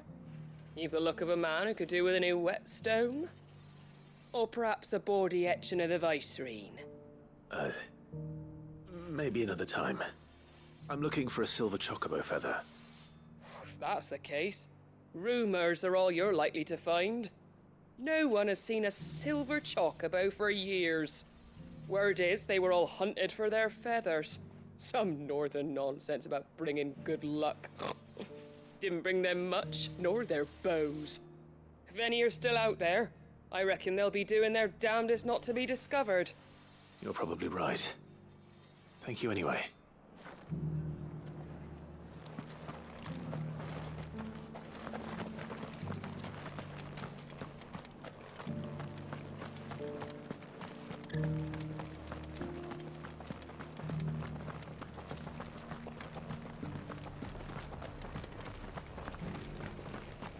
Look, Daddy. Shining so brightly. Isn't it pretty? Whoever's idea it was to take those bearers away to Eastpool has my thanks. That's what I think about Martha. She always wants the good of the town first. I'll build a barricade so still. Can I help you with something? You wouldn't happen to sell silver chocobo feathers, would you? I deal in fruit, not fancies. But if it's fancies you're after, I suggest you try Rhiannon's ride. Was a silver chocobo seen there? Oh, yes. If you believe the ravings of a madman. It wouldn't be the first time. A silver chocobo sighted in the hills near Rhiannon's Ride. It sounds almost too good to be true. But since I'm already here...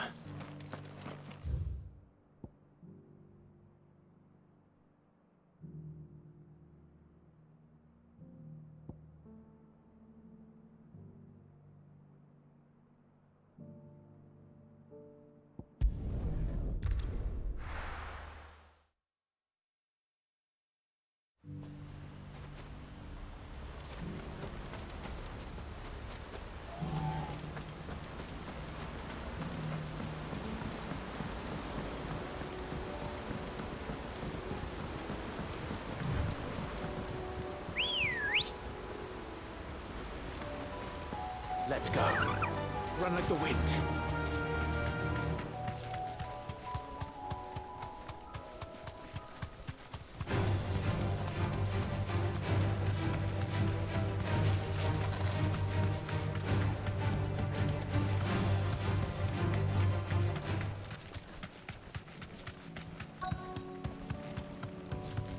Tracks. They're not left by bandits for a change.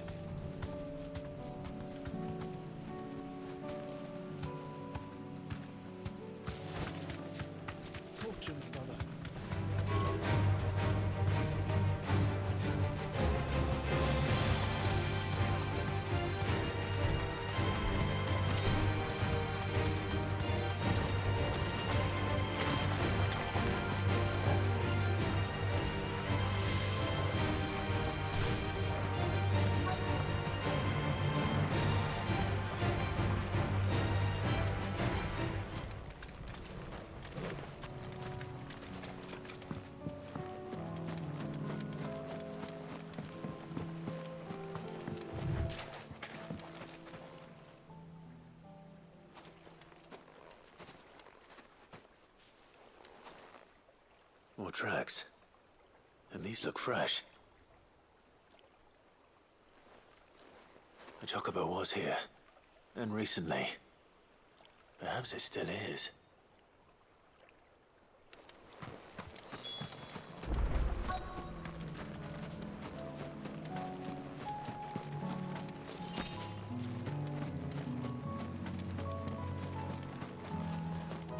I don't hear anything.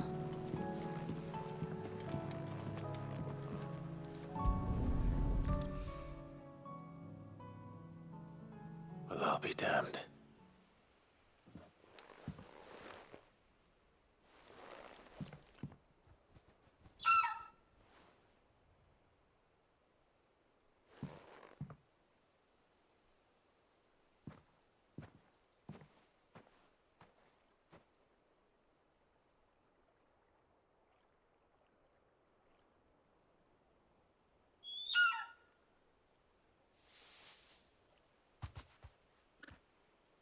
It's all right. I'm not going to hurt you. Just borrowing a feather for my friend.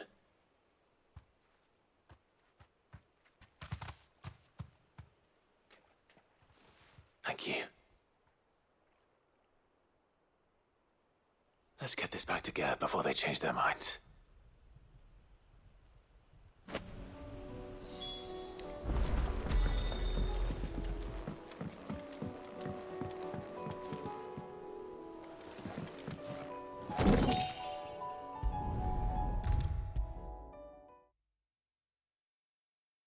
It was no trouble at all.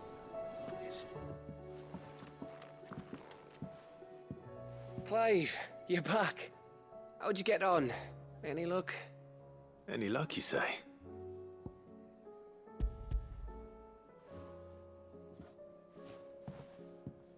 Crystal's crack. Is this what I think it is? Where in the hell did you find it? It's a long story.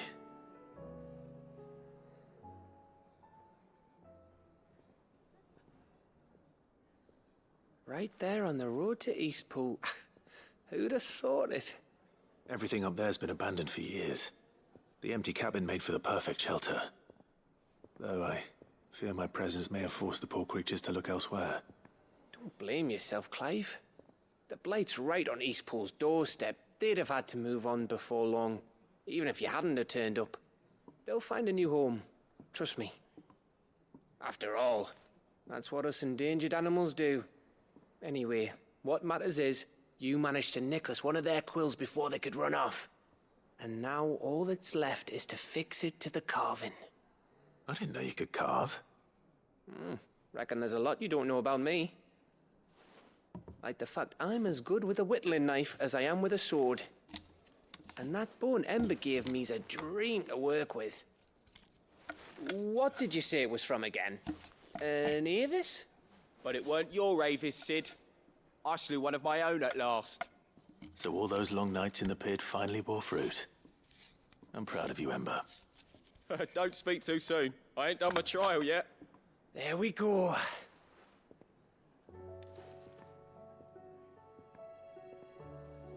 What do you think? I think if you ever hang up your scouting cap, you'll be able to make an honest living. Oh, will I? I should go and see if Ed is awake. Give it my best.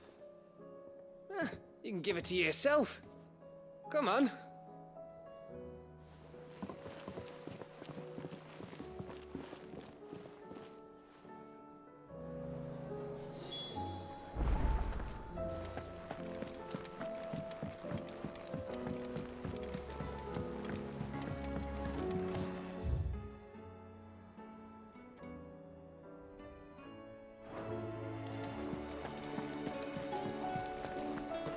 There's something about it.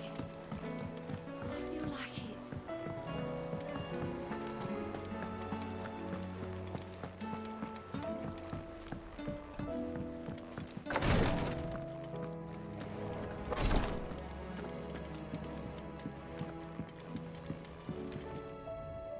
Ah, me lords. How are you feeling? Well, thank you. Is something wrong? Wrong? No, nothing like that. What it is... Go on, please.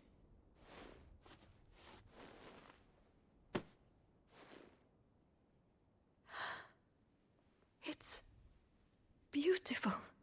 Did you make it? We did. Aye.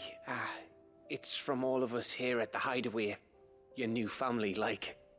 It's a good luck charm. We may come up north when a band's on the way. I mean a baby. To let him know that they're part of the family too. Oh, I hope you like it. I don't know what to say. I thank you, me lords, for everything. If there's anything you need, just let us know. I will. Clive, fancy a swift off? I'm thirsty. I could be convinced.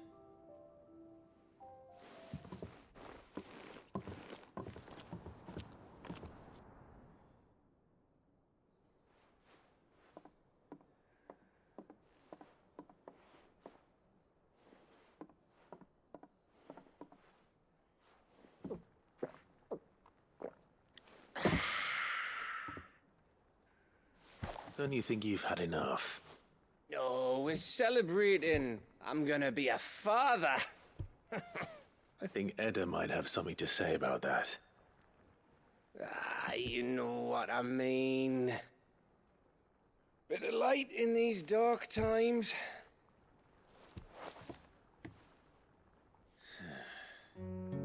Wasn't long after me 10th name day, my mum told us she was with child again. I was over the fucking moon. I was looking forward to having a little one to lord it over, what with me being the runt of the litter. Thought I'd finally have a chance to prove to the world that I could be a big brother. Imperials came the day she went into labour. Had myself a baby sister, and then I didn't. Me whole family gone in a blink, while I hid in the cellar like the spineless little arsehole I was. Great brother I turned out to be.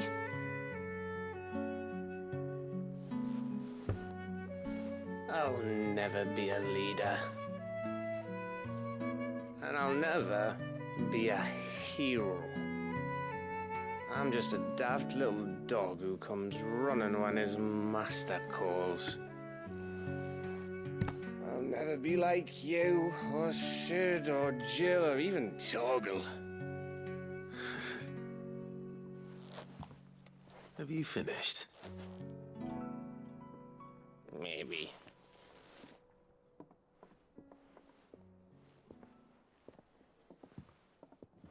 Do you know why you're our best scout? Because you don't need anyone to hold your hand.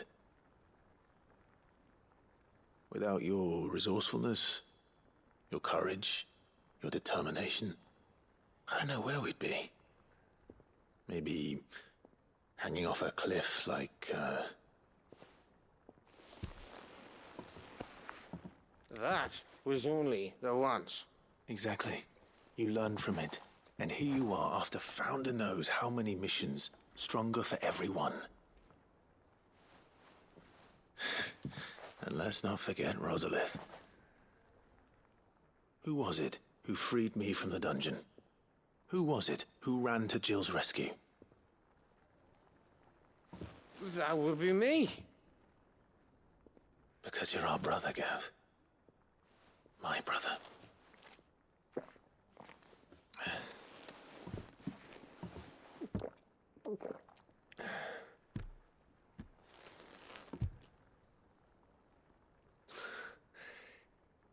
Your brother.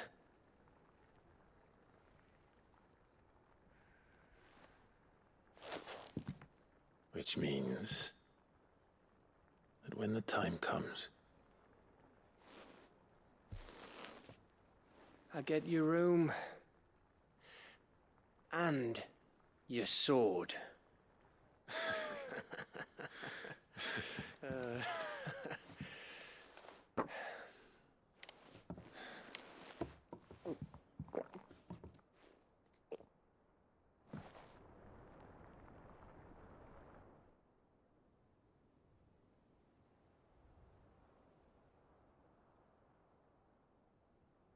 I may have had one too many.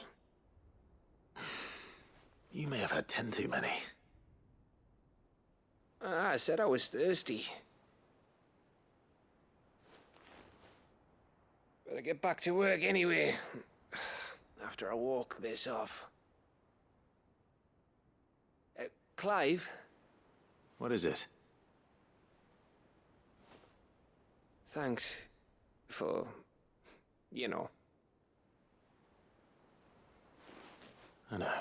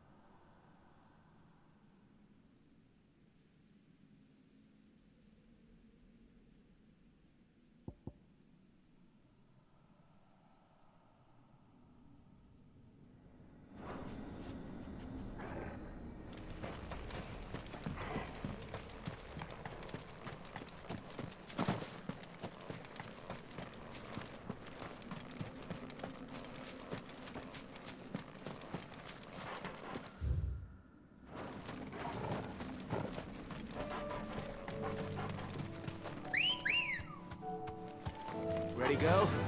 Yeah!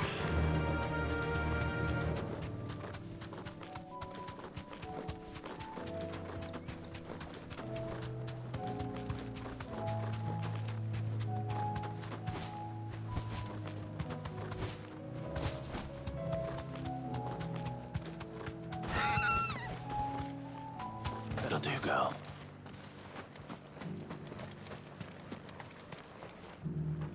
Quentin, I have a proposal for you. Do you now? Something tells me you'll be asking more of me than a cask of Gotand gold. Go on then.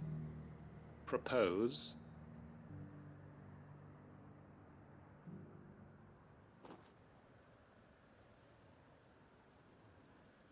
You'd have me convince the chiefs and chamberlains of the realm that they should simply swallow their pride and do the one thing that has proved impossible for thousands of years. Was there anything else? Perhaps I can fetch you a meat pie as well. I know it's a lot to ask, but I can think of none better suited to the role. And you'd have me give up what little I have left to do it. I told you, Clive. The people of Lostwing are my family, and I cannot abandon them. You'll have to find someone else. I'm sorry to hear that. So am I. And why might that be? What he's asking. How's it any different to what you've done so far? They want you to speak for those who can't speak for themselves. That's what you do best. If it's the vineyard you're worried about, we'll see that the grapes are picked and the tons filled. You know we will. It's not that. Then what is it? You said yourself we're family. Don't you trust us? You know that's not what I'm... Then what are you saying? That only we are worth saving? Why turn your back on everyone else? You convinced us we could build new lives for ourselves, and if you can do that, who's to say you couldn't convince the entire realm? A stirring argument. I fear that any rejoinder I make might fall somewhat flat by comparison. So you'll join us? Where do you need me? Field Marshal Havel will want to speak with you in person. He's currently in Port Isolde. I can arrange for a party of Cursebreakers to accompany you there. That would be very much appreciated. I hear the roads are far from safe these days. Hopefully not for long. My uncle will want to know that his plan is taking shape.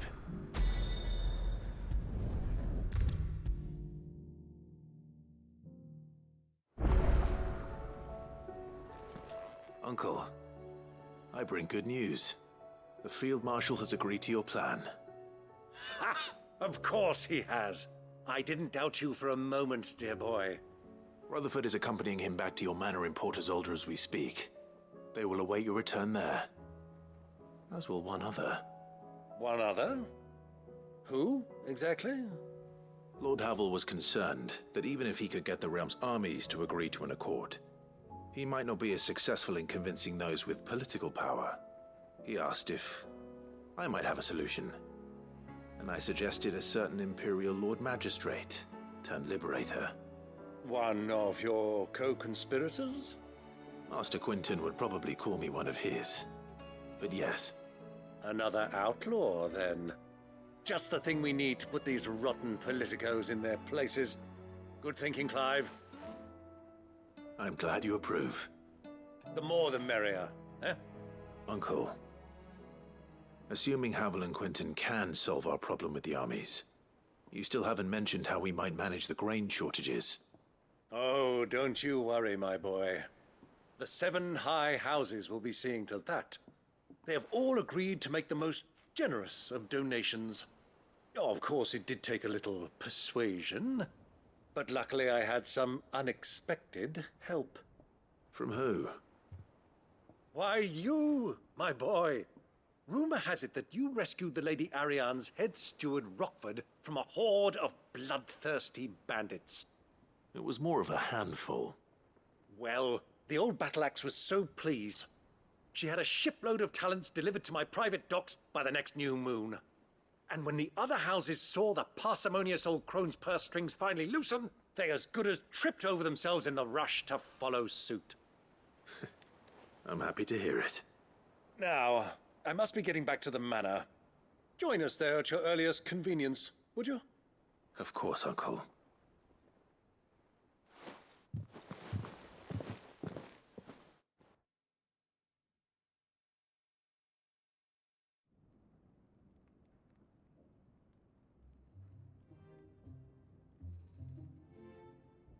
And how, pray tell, will we get that grain to the capital if the roads are still overrun with Akashic?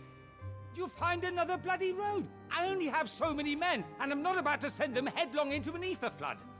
That is, unless you'd have them turn as well. Well, I'd certainly eat less.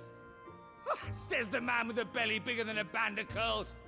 My soldiers actually need their rations. Without any food to keep them going, they'll be dead even before you've sent them on your fool's errand. If I may, gentlemen, perhaps I might suggest an alternative approach.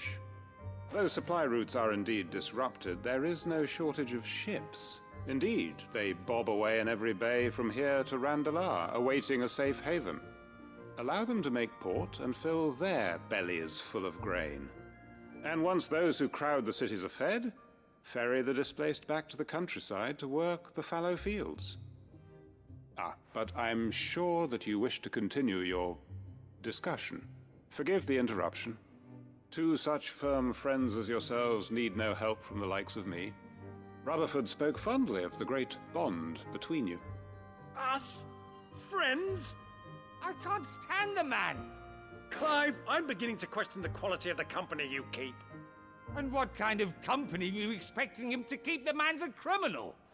Criminal? How dare you? You are not fit to breathe the same air as this fine, upstanding young gentleman. Upstanding?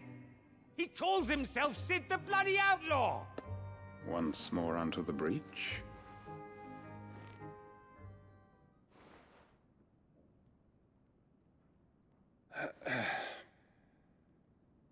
Shall we begin again? What we seek here is not to create a new nation, nor to claim the thrones of those that already exist. We wish simply to bring stability to the realm that mankind might weather the current storm. And to do that, we must convince those in power, the generals, the statesmen, the nobles, that our cause is just. There will be disagreements, yes. And I imagine some resistance, much resistance. But we cannot let that deter us. If we show them the path, show them that we walk it ourselves, then I am confident they will follow. The fate of the world lies in my nephew's hands, but the well-being of her people lies in ours. And we must not squander the chance that Clive has given us. Uncle Byron, aye.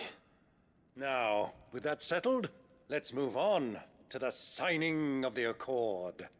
For what great moment in history hasn't been accompanied by a little ceremony?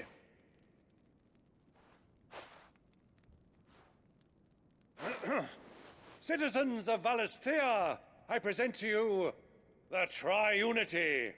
Rutherford, Mike Will.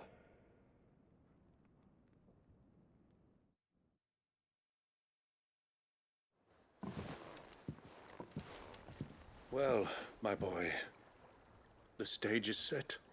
That it is. This is the role you were born for.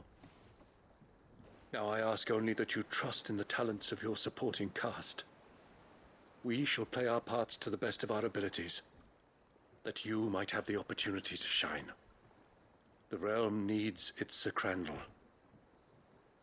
And there is no better Crandall than you, Clive. I want you to keep this signed accord as proof of our faith in you. I will. Thank you, Uncle.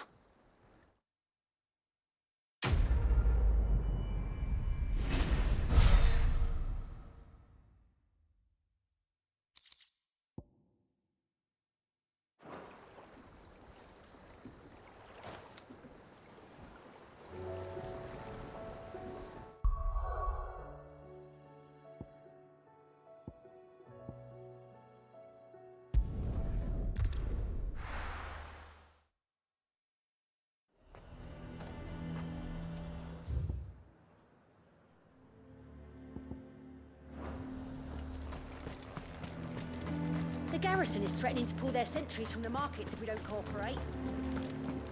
I would speak with this duke. Saw the captain just now. He's wearing his uniform. Because he handed Your town needs you. I need you. But the Duke would have me coming. Do you have a moment, Clive? What is it? It's the Duke, unsurprisingly. His Eminence has assumed full control of the garrison and put every able-bodied man to work on the fortifications. The town was left all but unguarded, so Philippe was compelled to form a citizen's watch to fill the void.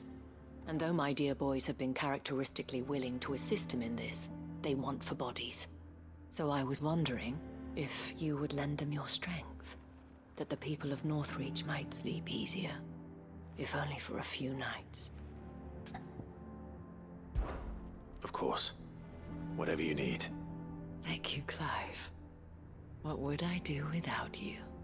Philippe told me he had men stationed at... Where can I find the mistress of this establishment? Here, my lady. To whom do I have the pleasure of speaking? My name is Sabine, and it is my displeasure to be the daughter of the Duke of Oriflamme, who I understand is causing you and your town no small amount of trouble. I wish to speak to you about what might be done. Very well. Let us speak.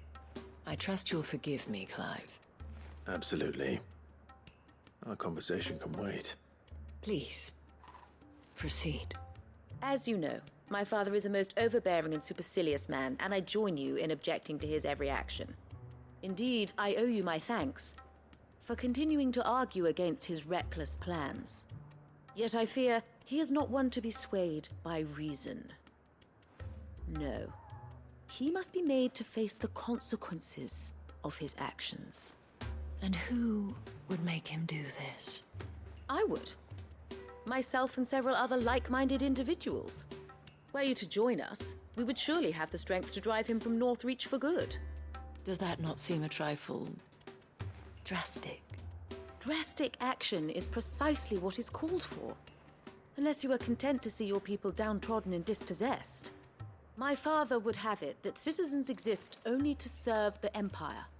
That they should be forced to make every sacrifice to ensure her revival. But he is wrong. It is not the people who must serve the Empire, but the Empire who must serve her people. He's always been like this. Scornful of the opinions of anyone he judged beneath him. But he cannot be allowed to ride roughshod over the common folk any longer. We must fight him by all possible means. Fight him? No. My purpose is to quell the tension in Northreach, not to stoke it. Respectfully, my lady. Our only chance of saving this town depends upon every one of us uniting against our common enemy. Your father and his followers included. While I understand your frustrations, I cling to the hope that he may yet be won round. False hope, I assure you. But I see that your mind is made up. I shall bother you no longer. If you will extend me the same courtesy, I bid you good day. She certainly has spirit. Indeed. But unfortunately for us, that spirit is only likely to harden the Duke's resolve, which may be enough to seal the fate of this town. Not that she cares. This is all about her and her father. Families. I'm sorry, where were we? Ah, yes. I was about to tell you of Philippe's plans for the town watch, but perhaps it's better that you heard them from him. I believe he's in the market, if you'd be so kind as to seek him out. Right away. It's just a pity I cannot join you. I'd like to see the two of you in action together.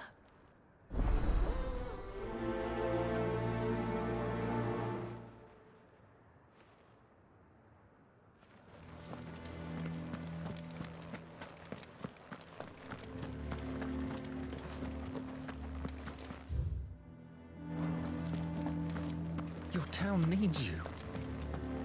I need you. The Duke would have me coming.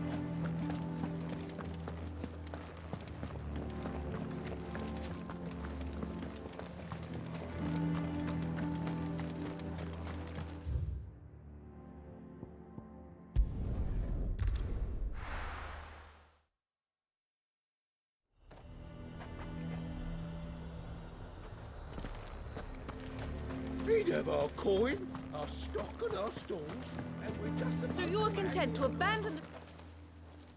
Please, I beseech you. If you are a true son of Northreach, you must fight to defend your home. That's exactly what I am doing, milady. Or trying to, at least. The land is crawling with fiends, and someone has to keep watch. Even when our true enemy is hiding in the garrison? Fine. You're not the only able-bodied man in Northreach. Thank you so much for your help.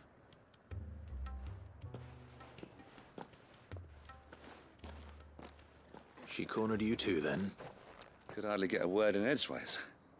Like father, like daughter, eh? She made an uninvited appearance at the Vale earlier, hoping to convince the Dame to join her in fomenting rebellion. I bet that went well. Her ladyship seems to have a way with people. Anyway, what brings you here? Our mutual friend thought you might welcome some help. Oh, she did she? Right as always. In fact, you're just the man. We've had some reports, you see. Sightings of, you know what. They're back. Seems that way. All over, too. We haven't been able to confirm anything yet, but if you're willing, you could go and see what's what. Right. Where should I look? You know Grieger's Weep? One of the sightings places them somewhere on its shores. I'm on my way. Thank you, Clive. I'll look into one of the other sightings. Let's rendezvous back here later.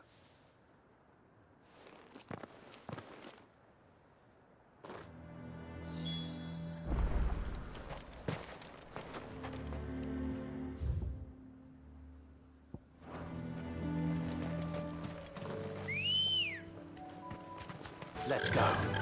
Fly, Ambrosia.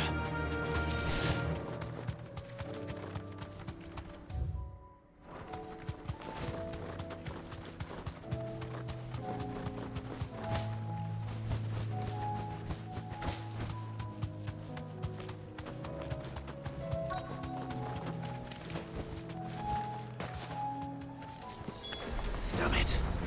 The reports were true. I need to stop them before they get to the town. Go for it! Stay down! This one!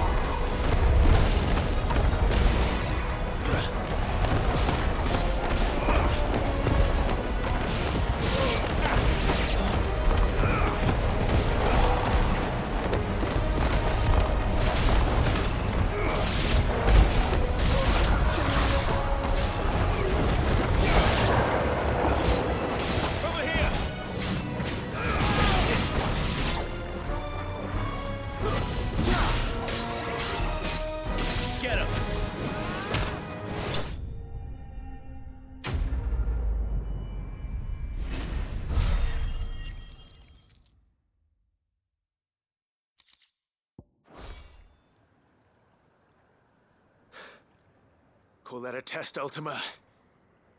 Clive, it's me. Are you all right? I am. But it seems the reports were true. The thralls have returned. I dispatched the few that I found, though. Well, that's something, I suppose. But what were they doing south of town? They all came from the north last time. We might be able to fend off an attack from one side or the other, but from both? Do you have eyes in the north? Some. I should probably go and have a look, though, just to be sure. You head back to Northreach. I want you there just in case war breaks out while I'm away. What do you mean? Her ladyship's been busy working her magic on the townspeople, stirring up ill feeling towards her father. But she'll have her marching on the barracks if we're not careful. What? This is exactly what the Dane was afraid of. I'll do what I can to calm things down. Be careful out there, all right? Don't worry, I'm not like you. One sniff of those things and I'm running back to town screaming blue murder.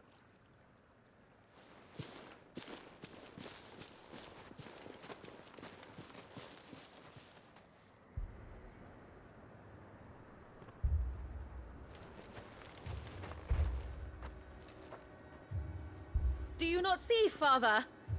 The people of Northreach have given enough, and only a fool would ask for more. Listen to me, Sabine. Where would our people be without their country, hmm? The Empire is their sword and their shield. It is she that ensures they can live without fear. But now she teeters on the brink. Without their sword, how will the people fight? Without their shield, how will they protect their kin? Can the unarmed stand against the advancing hordes? No. But there is yet hope. A new shield, a new sword. A new empire. We can rebuild Sandbreck, just as Great Grieger wills it. Perhaps we could, Father. But we don't want to. Not if it is built on the broken backs of the people. Please, let us not quarrel in the street. You must see that no good will come of this.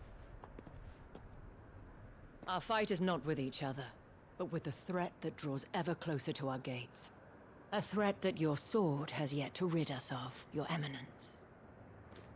You will hold your tongue, whore! You may have filled my daughter's head with your heresy, but I will not be corrupted.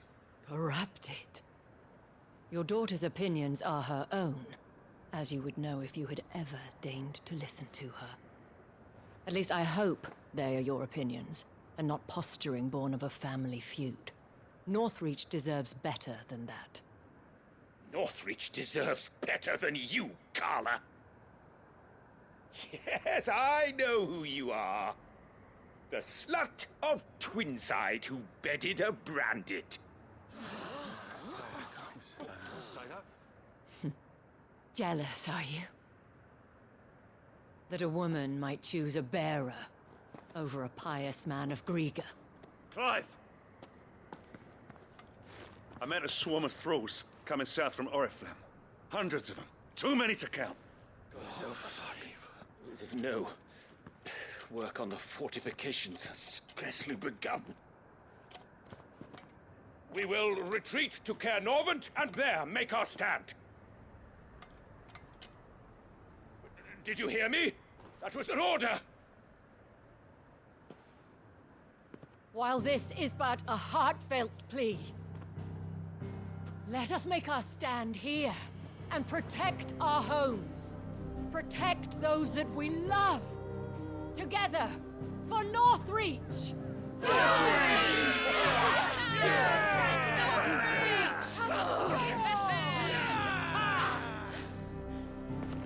You heard the dame. What are we waiting for? Pikemen to the gates. Archers to the roofs. Quickly, come on!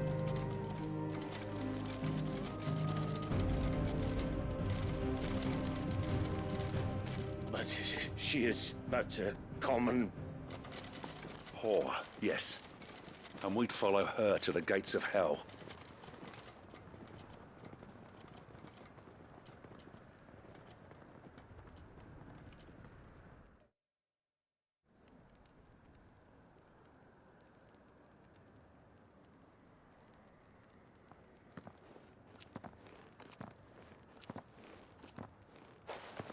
The men have their orders, and they look like following them.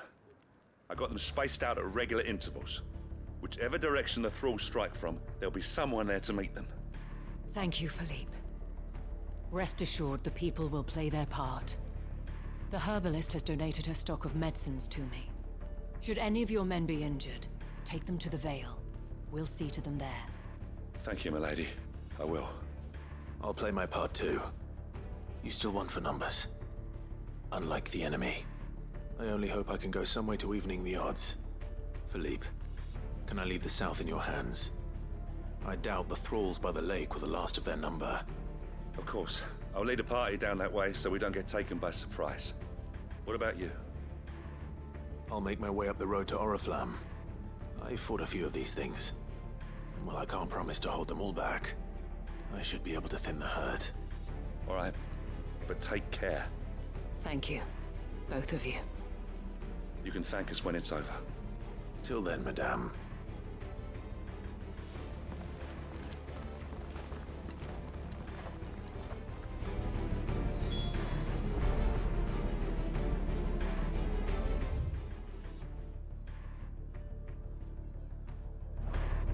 When the fighting begins, we can take refuge in the barracks.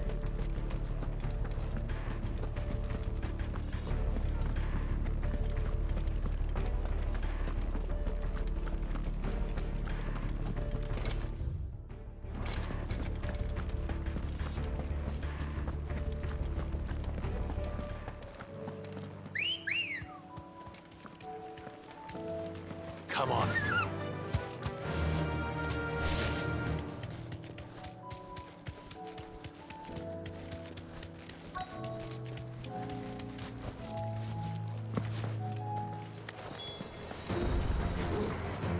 There are so many of them. Not for long. Go to him!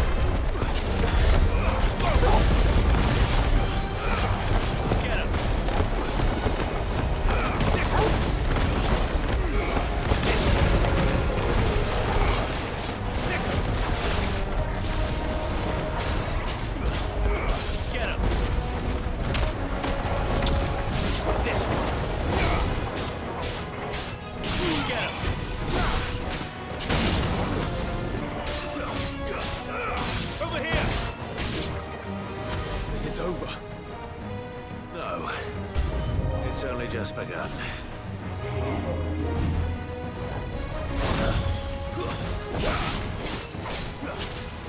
This one.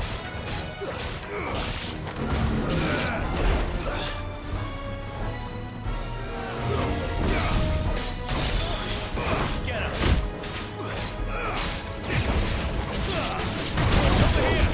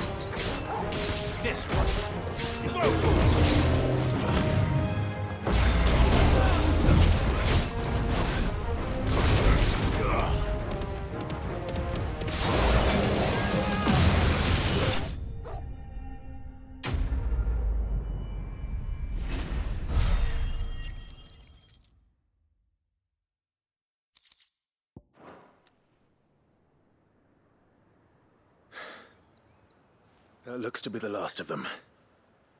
I wonder how the others fared. Better hurry back to town. Come on, Torgal.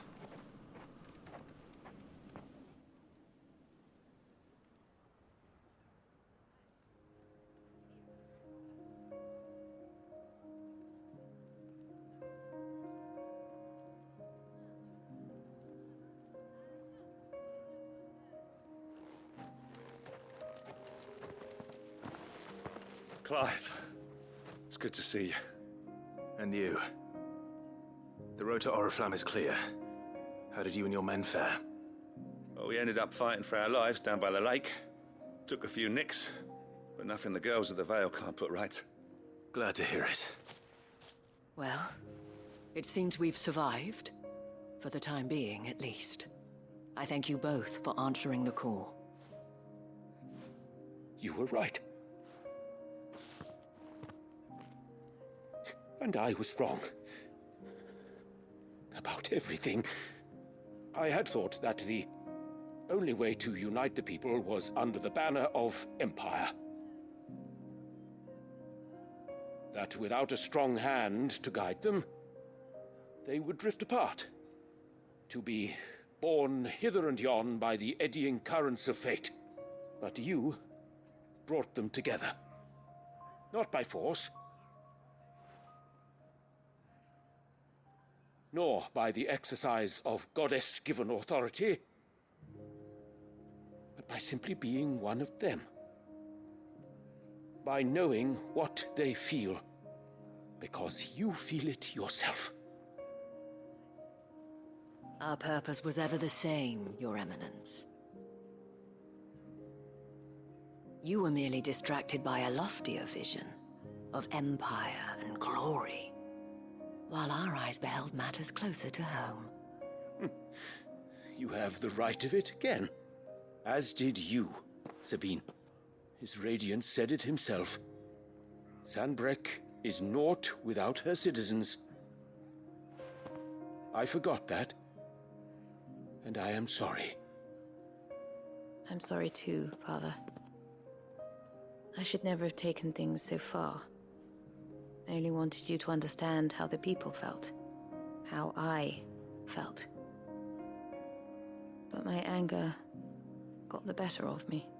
Do not blame yourself, my dear. This was my doing. I should have listened to you. To all of you. Your Eminence, your Ladyship, I do not doubt that you came here with the best of intentions. But I believe the same could be said of us all. We all want safety, security, prosperity. Not just for Northreach, but for the entire realm. And we may yet achieve it. If only we work together. Will you join us in this? Yes. We shall. Thank you, Your Eminence. Now that that is settled, I must go and see to the wounded. The Vale's doors are always open to any soldier in need of relief. And today there are more than ever before.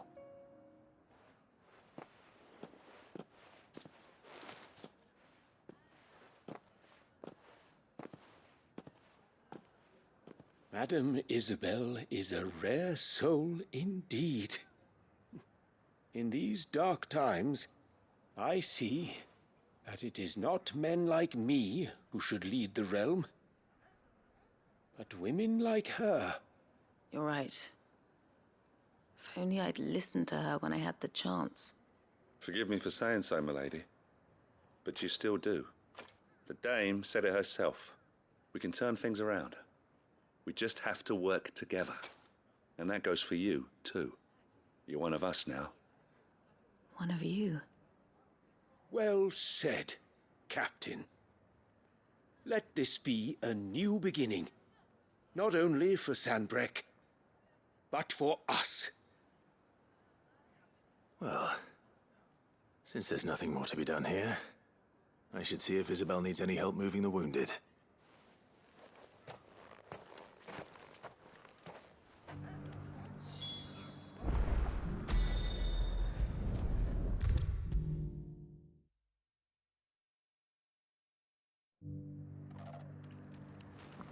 How goes the treatment of the wounded? I'd be happy to man one end of a stretcher if it would help. You've helped quite enough for one day, Clive. Thank you. Don't mention it. Oh, but I must. After all you've done for this town, it is the very least you deserve. Tell me, if Northreach had fallen, what would you have done? A woman of your means could find a home anywhere in the realm, but I sense you would rather have died here. It's a long story. For you, madame, I have all the time in the world.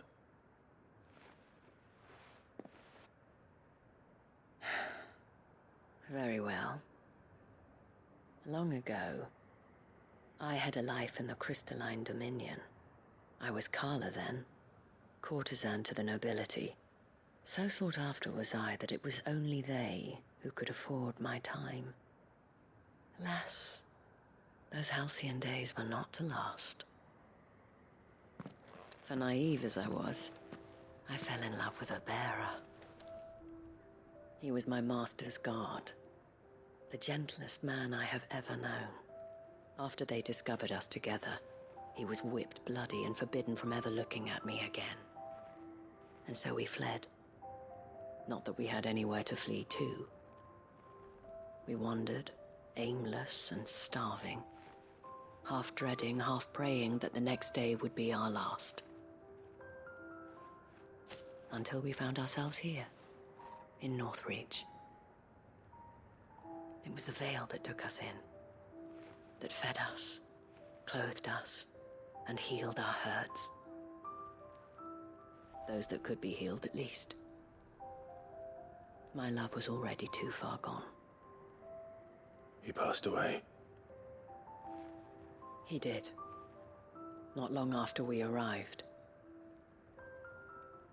But at least we were able to share a few moments of peace before the end. It was the greatest gift I have ever received. But the generosity of this town and her people did not end there. The men and women of the Vale supported me through my grief, shared in it, though I was still a stranger to them. They treated me like a sister. And so I swore that I would always do the same. That I would return the kindness that Northreach showed me. That I would repay my debt to the Vale.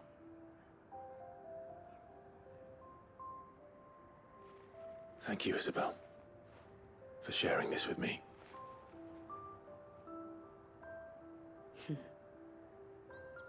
You're a lot like him, you know. Perhaps that is why I have such a soft spot for you. Never stop fighting, Clive. And I shan't either. I know that it will not be easy to keep Northreach together. But our efforts will be rewarded. Just look at us now. The people, the soldiers, even the Duke of Oriflamme and his daughter, all united in defense of this town that we have come to call our home. And what of you? Can we count on your support too? Always.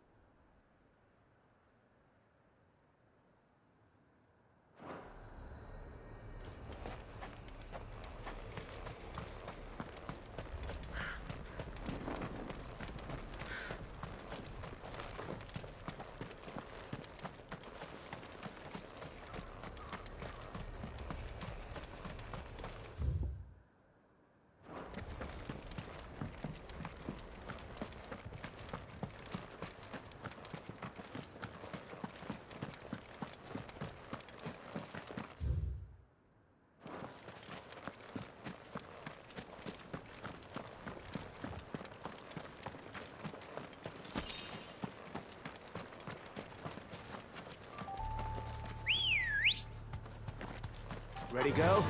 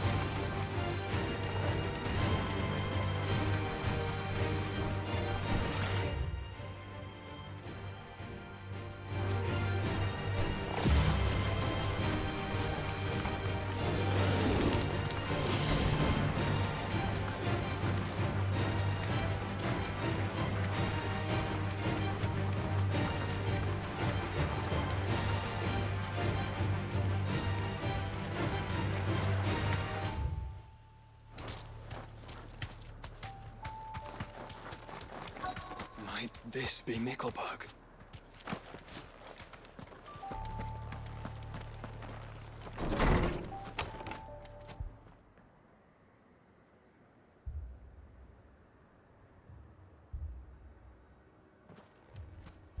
These people aren't turned. And the village seems safe enough at least.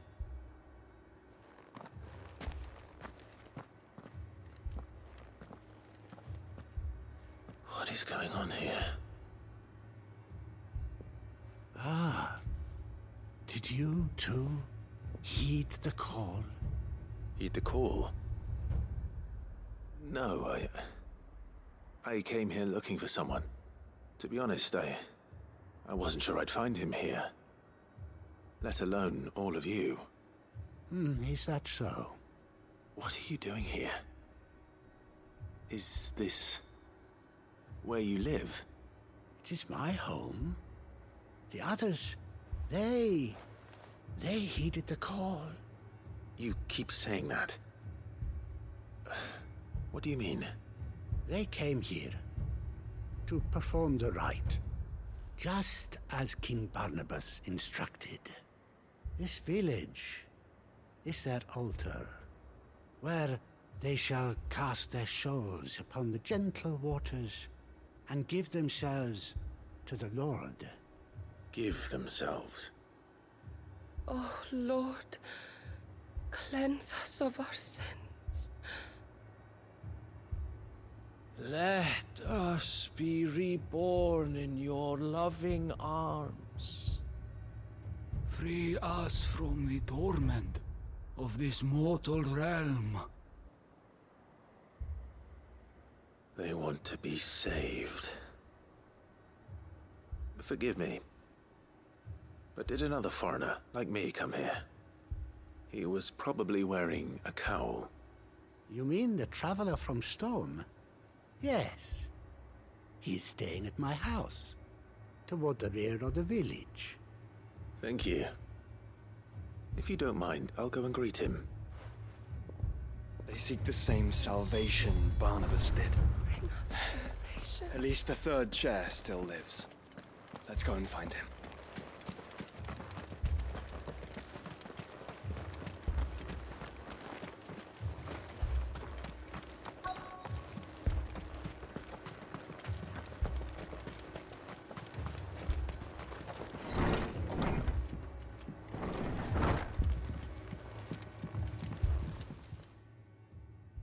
Excuse me.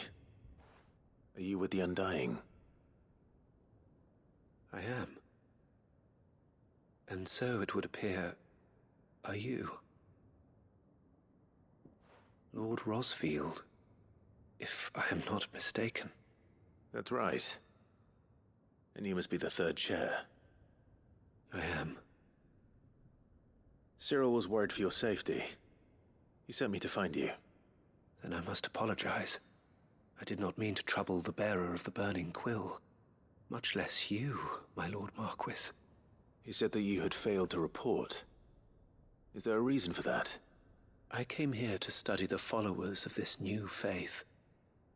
But the more I learned of them, the more my own faith began to falter.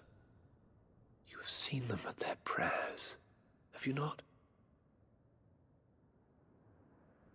They devote themselves to the veneration of their Lord with a fervor I have never seen before. Praying night and day that they might be rid of their wicked wills and reborn in their Saviour's light. Not that they might be granted respite from their worldly woes, but so that they might continue to serve him. Serve him with all of their beings. I, too, swore to devote my life to the service of my Lord and Master, but this... 'tis different.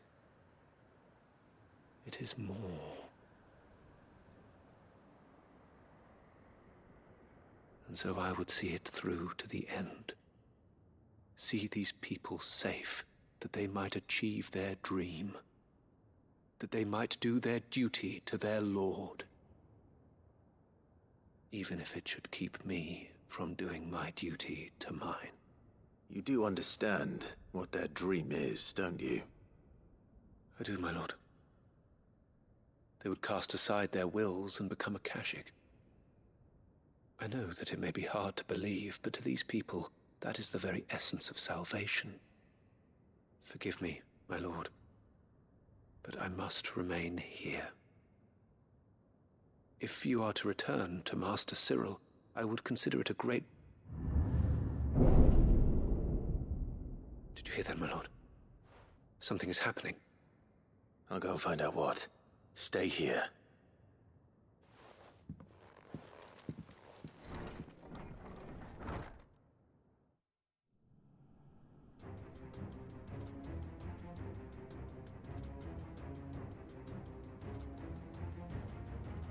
An ether flood. Oh no. There must be something I can do.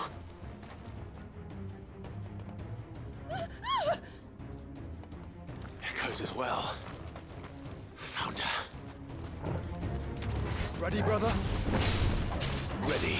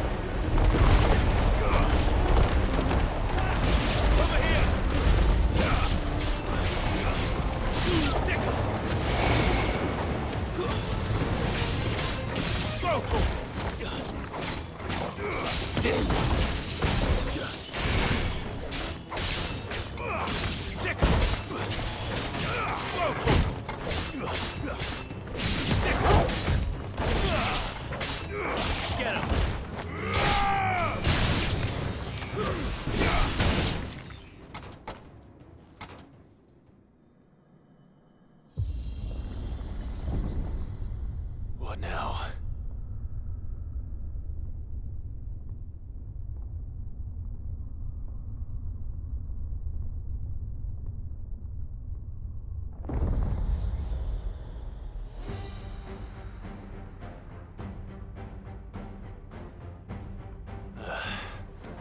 We meet again. I've killed your kind before.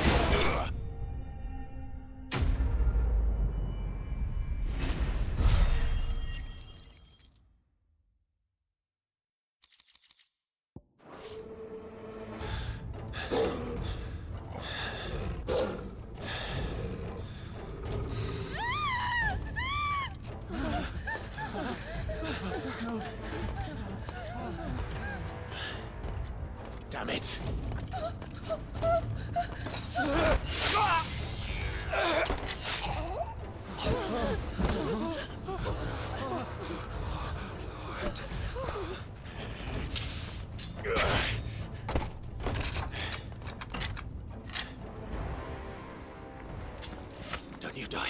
Come on, speak to me. I had to save them, that they might have a chance to find true salvation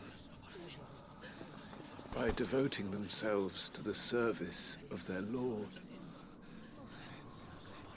Just as I did when the Undying plucked me from the gutter and gave me a cause to believe in, a duty to serve was everything to me, and I would not deny them that fulfillment, even if they must become a Kashik in order to achieve it. Forgive me, my Lord Marquis. I did not mean to trouble you with this. My findings. Could you deliver them to Master Cyril for me? Of course. Your duty will be done.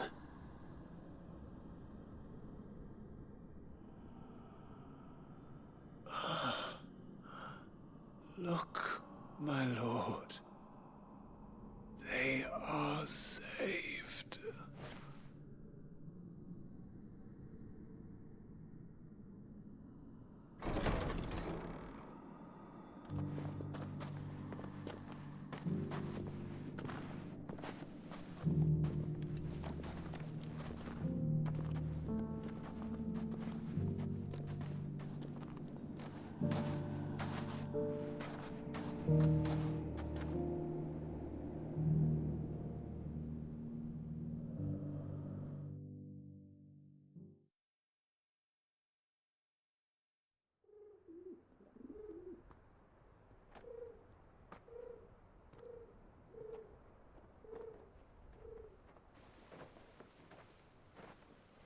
They are saved. Founder. I should get this report to Cyril.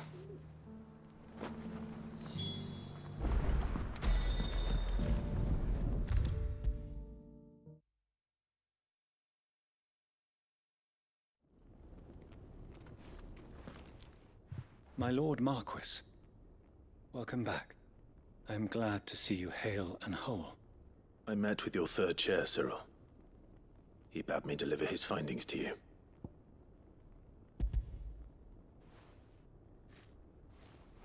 Thank you, my lord. He remained in Ash? He died protecting the villagers from an echo. I buried him in Mickelberg. I'm sorry that I couldn't save him. If you could not save him, no one could. The villagers, they were believers in this savior cult. They prayed to their god that they might be unburdened of their wills. Then an ether flood came, and their wish was granted. Your brother sacrificed himself that they might live, even knowing that that life was death by another name. Then he perished defending liberty. A hero's end. For the right to choose how one dies is no less sacred than the right to choose how one lives. Sid would agree. He wanted to build a world where people could die on their own terms. A noble ambition. To die for one's cause is the most perfect expression of one's faith. It matters not how misguided others might judge one's decision to be, only that the decision is one's own. We live according to the teachings of our order. We believe in them, we protect them, and yes, we die for them. For better or worse, that is our creed.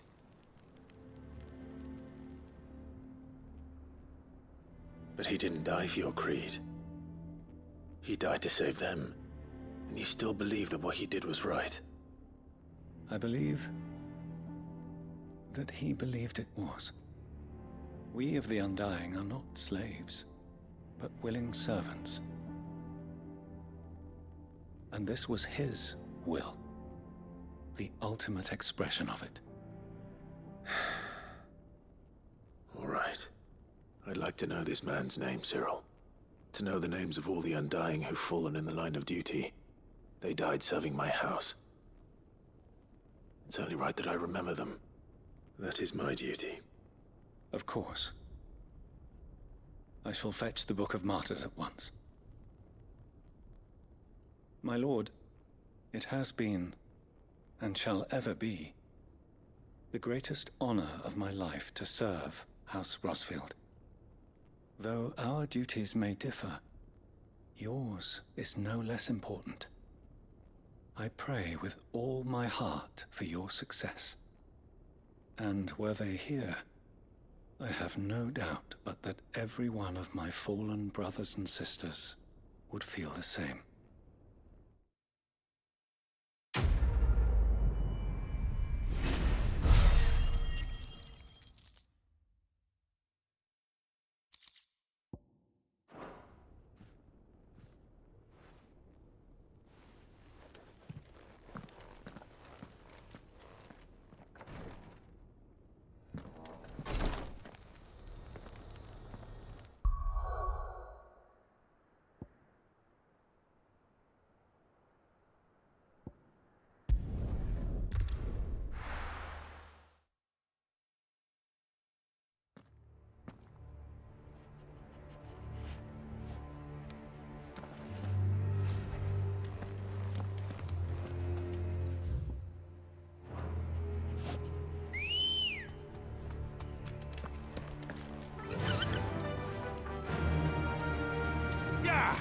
Doris is waiting for me near Balmung Dark.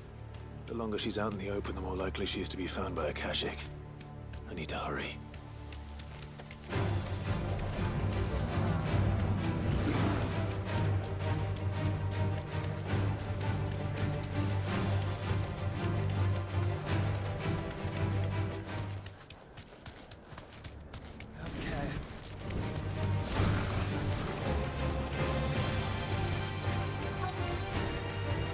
To ride from here.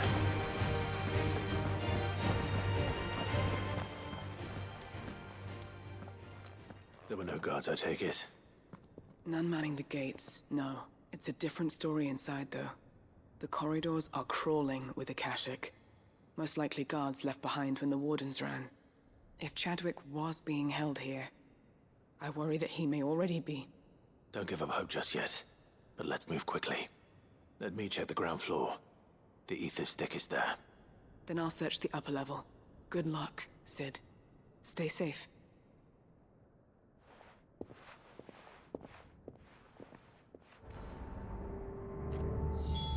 Just how bad are the floods inside the walls? Bad enough to turn a bearer? I hope not. We're risking a lot just being here. Better keep my eyes open for signs of life.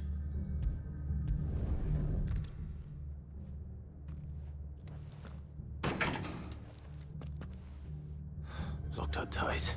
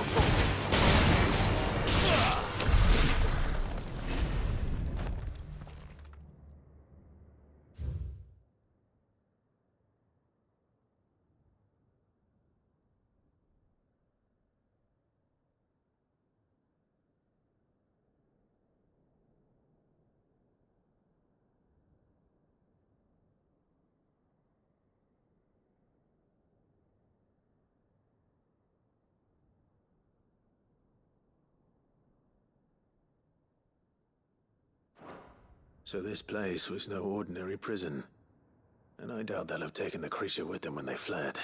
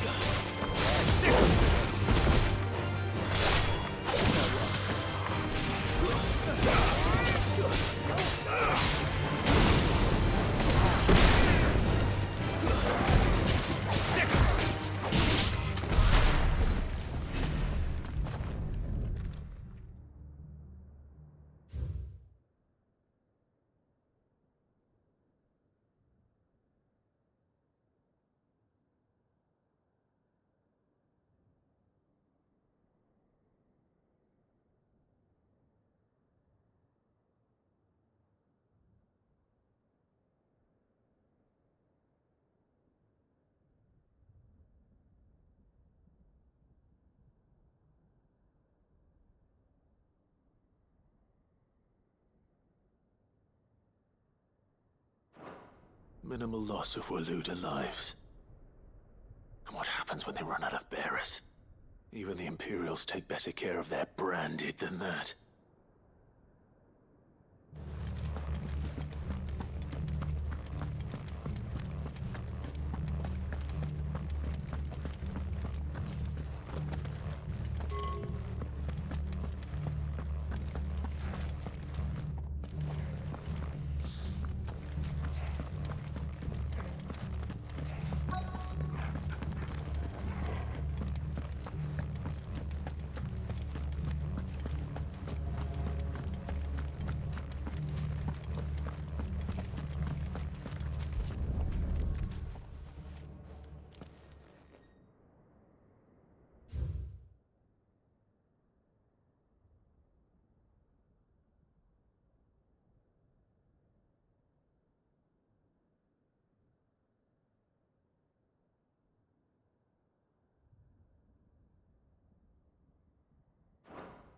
They were feeding bearers to it.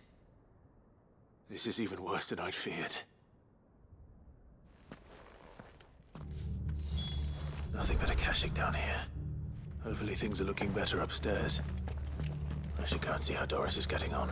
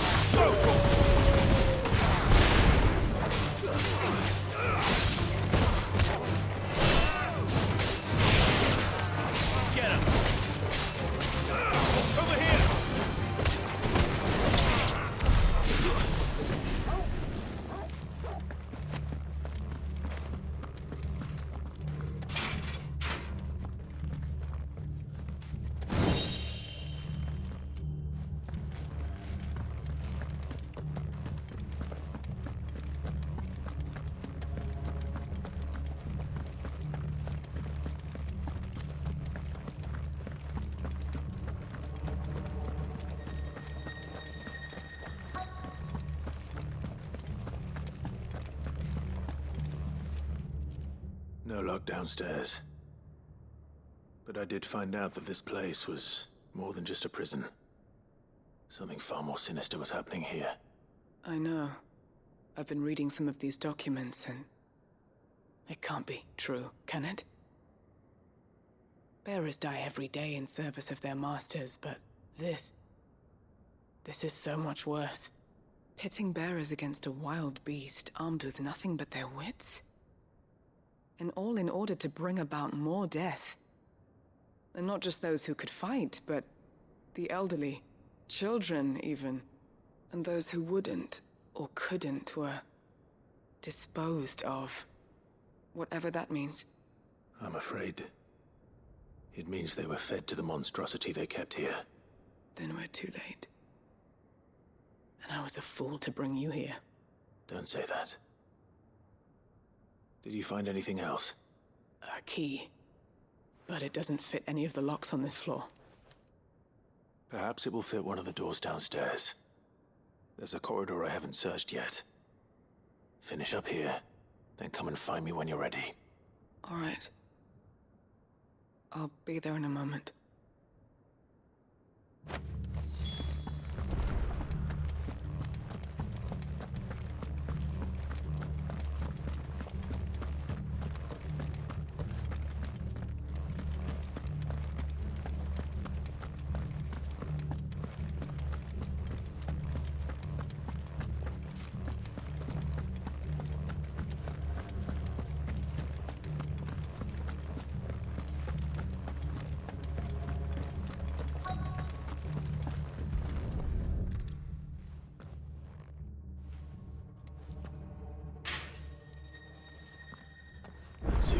find down here?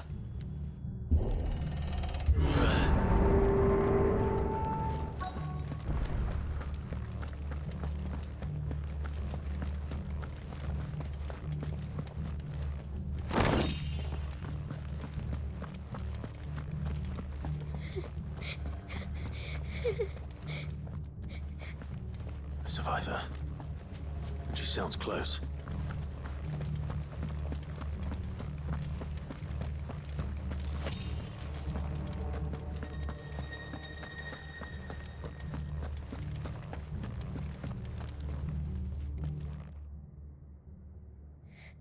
Who are you? There's no need to be afraid. Are you alone? Are there any other survivors? Some of the guards. They're still here. But something's wrong with them. Everyone else was eaten by the monster. Of course there were. Thank the Founder. It was worth our coming. But I'd rather we didn't linger.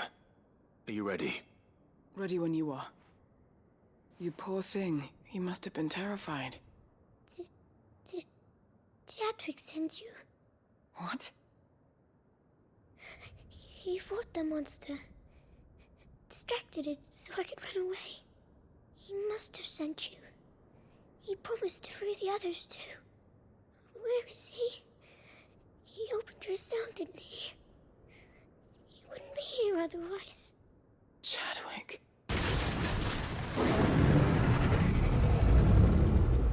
Was that? Monster's back! Chadwick, help! We have to get out of here. Doris, keep the girl safe. All right. You put that bearer-eating bastard in the ground.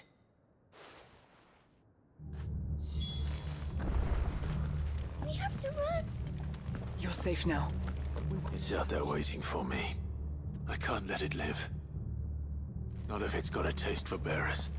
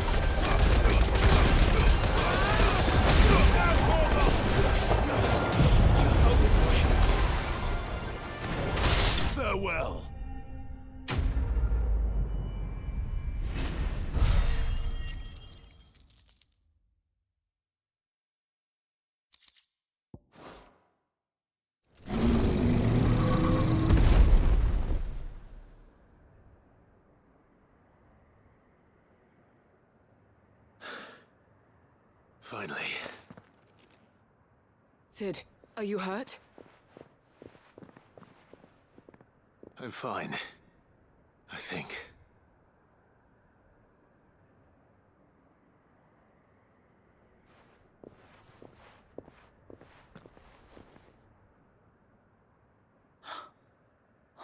No. What is it? A diary. I gave it to Chadwick before we went our separate ways. He was here. Do you think that creature? I'm sure he fought bravely to the last. The girl is safe thanks to him. Chadwick. You fool. Come on. We have to get her back to the hideaway. We don't want his sacrifice to have been in vain. No. Of course not. I'll see that she's looked after from now on. It's the least I can do.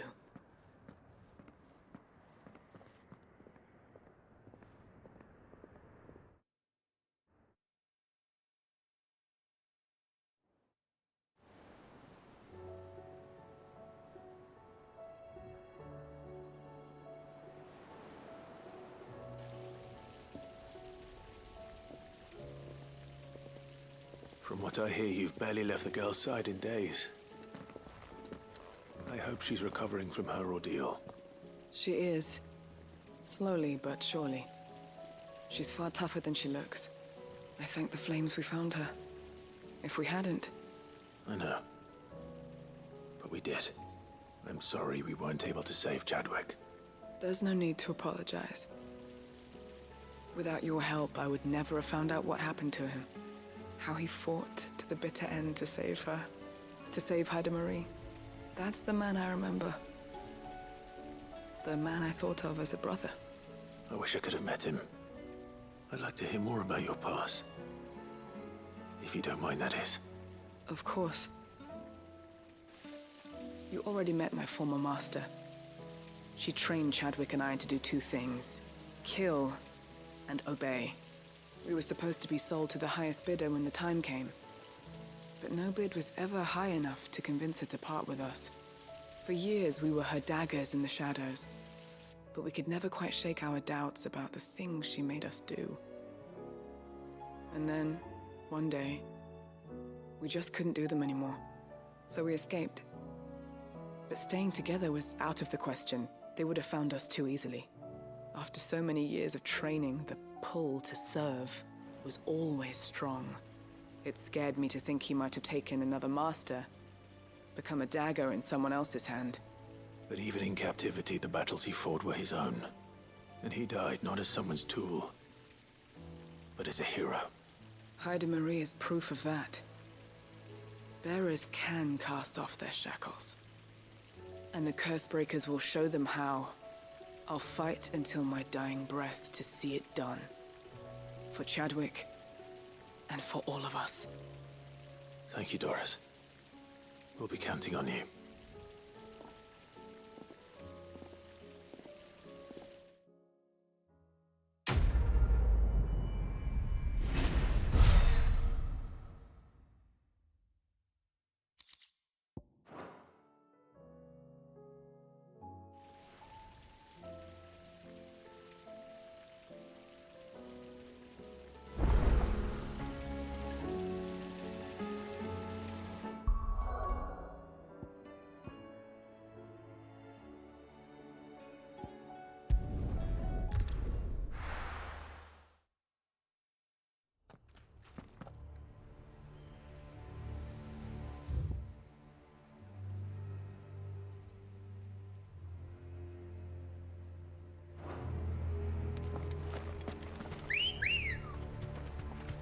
Ready, go?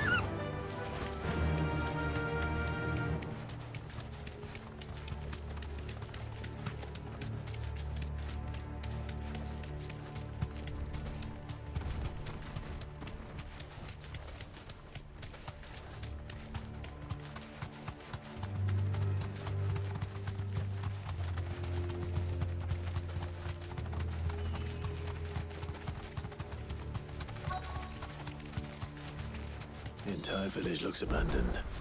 Now, which house would a bookworm live in?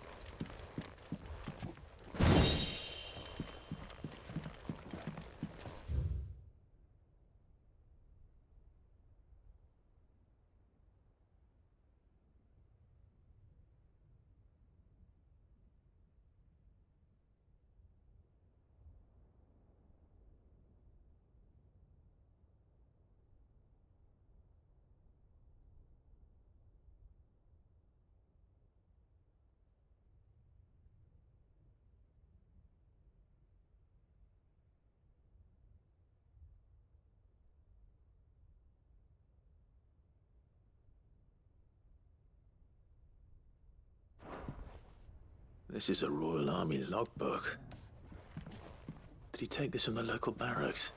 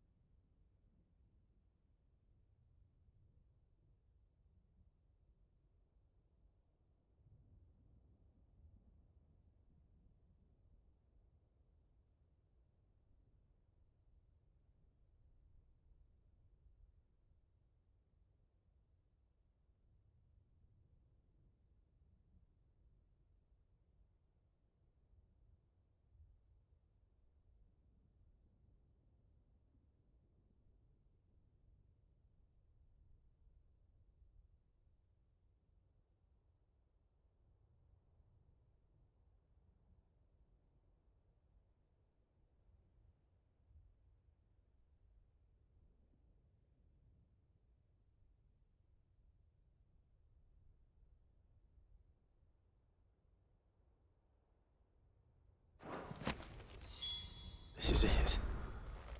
But if what it says is true, I need to get this back to the hideaway.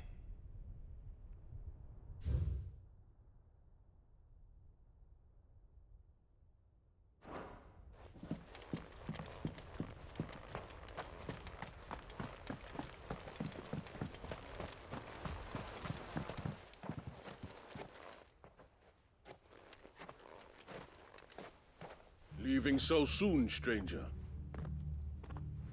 We've been watching you. From a distance, so to speak. Subtle. I know who you are. Then we need not waste time on introductions. Hand me the book. Leave it in our care and return to your life. Your care? Do you mean to burn it or bury it? That is not my decision to make. But by one means or another, its contents shall be removed from the common record. Then I'll have to politely refuse. I won't let you erase our history. Then we find ourselves at an impasse. Very well. The book can just as easily be pried from your dead hand.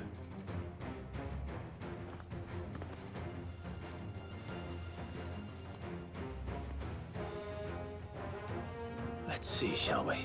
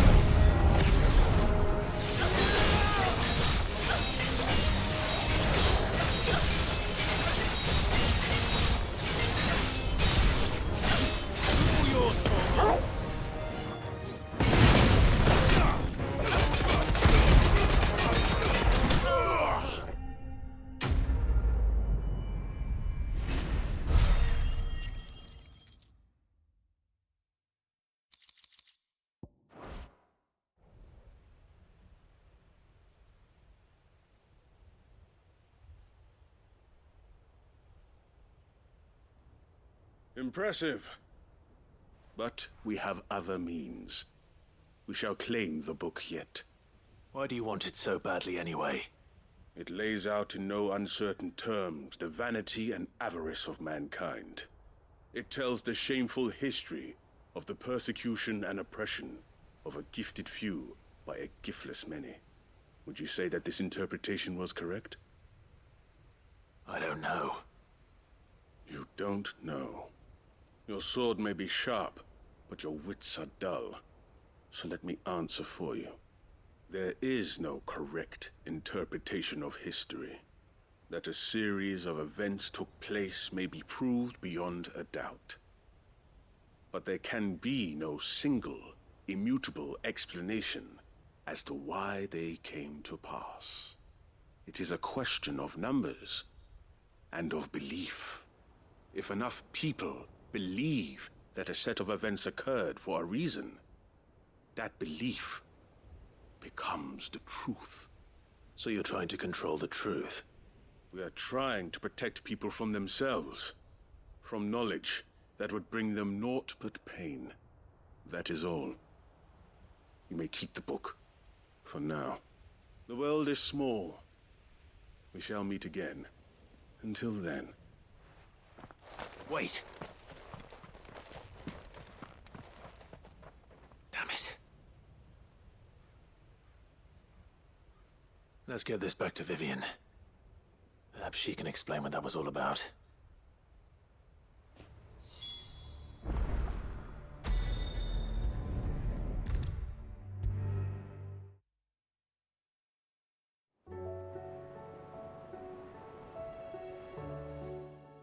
Vivian. I found it. The book you lost.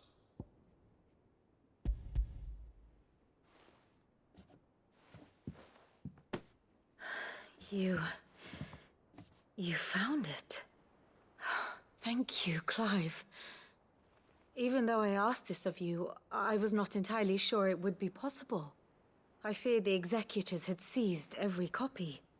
I met with one of these executors, and I convinced him to let me keep it. He told me something. That the truth is just a matter of collective belief. And that if enough people believe a lie, that lie becomes the truth. It does. But it also means that the truth is not immutable. That it can be changed.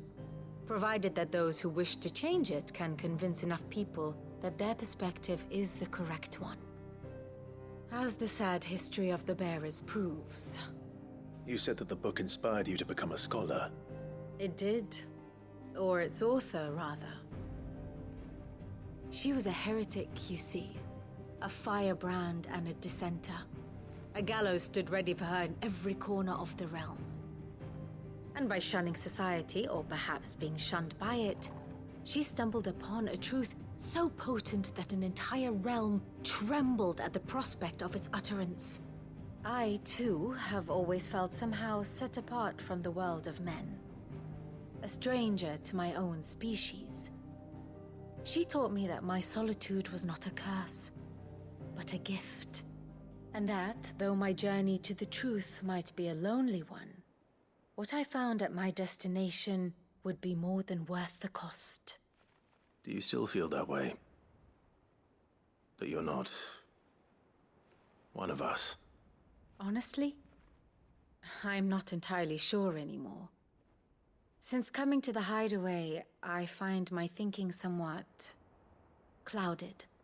Perhaps the result of studying mankind from a rather closer perspective than I had intended. But the more I study, the more I find value in this perspective. In looking not from the outside, but from within. So if you'll permit me, I'd like to continue my work here.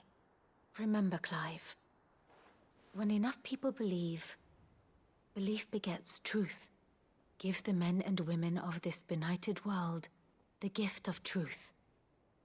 Make them believe in you, as I do.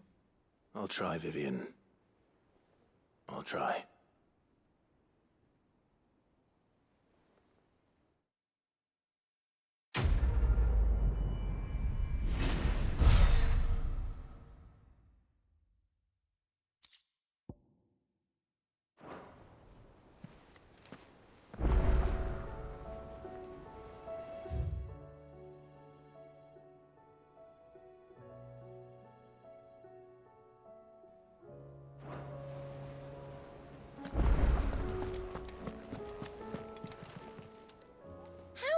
help you today, Clive? Is everything we've received and everything promised? All yours. All done?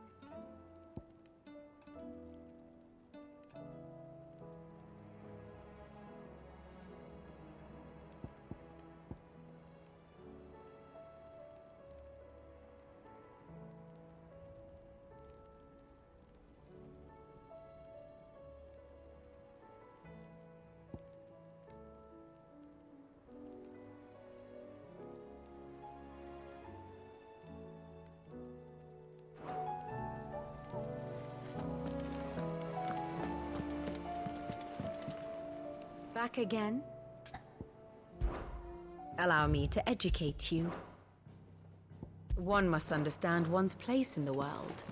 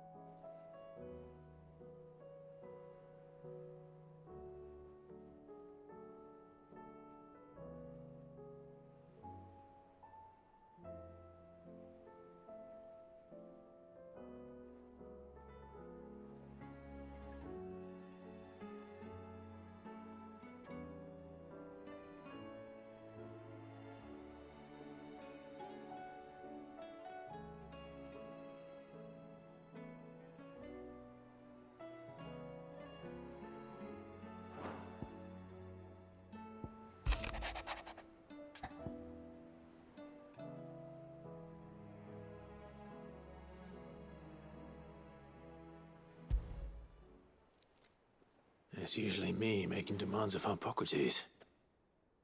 I wonder what this is about.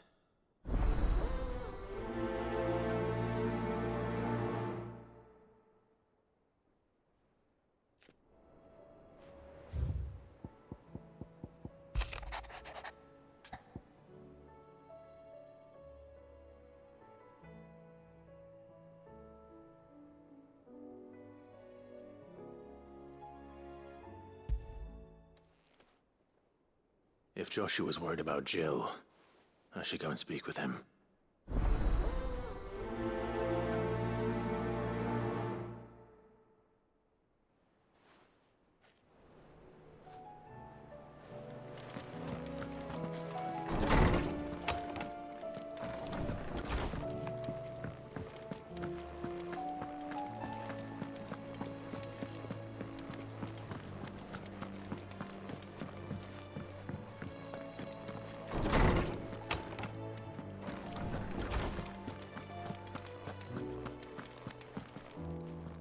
Lawsman Hippocrates, I received your note.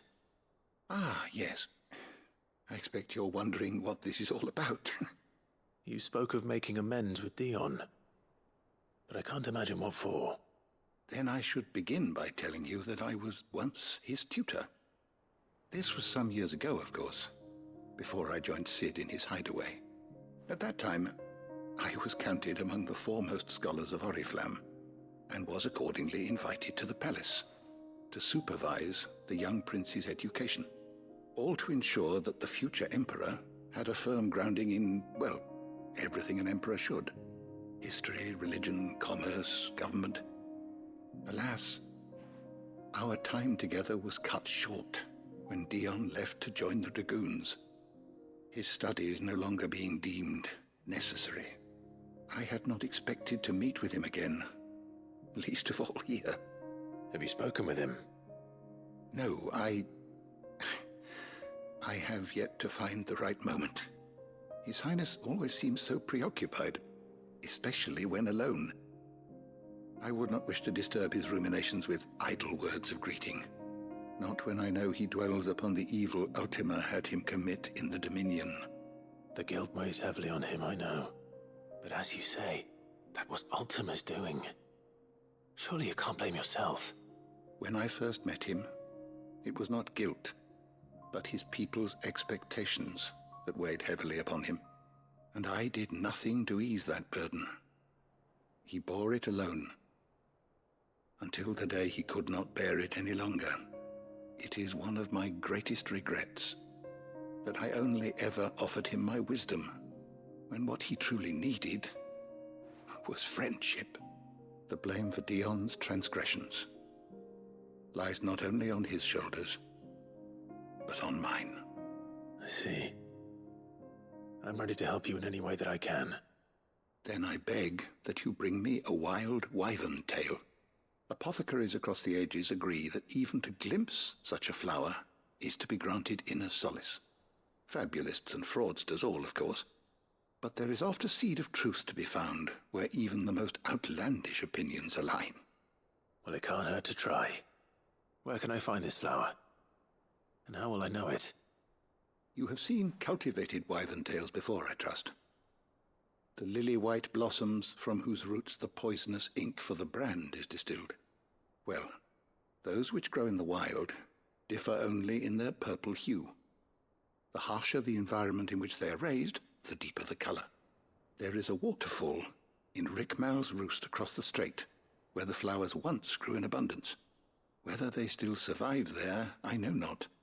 But try as I might, I can find no likelier location. It's all right. I'll find you a wyvern tail one way or another. Thank you, Clive. And please, be safe.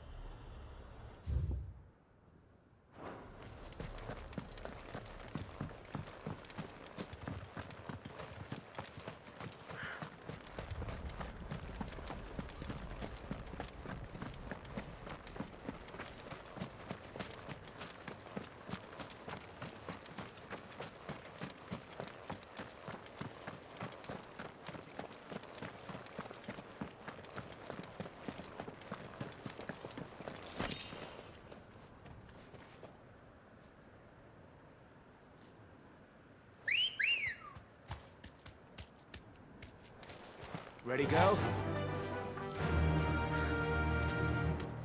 Fly, Ambrosia.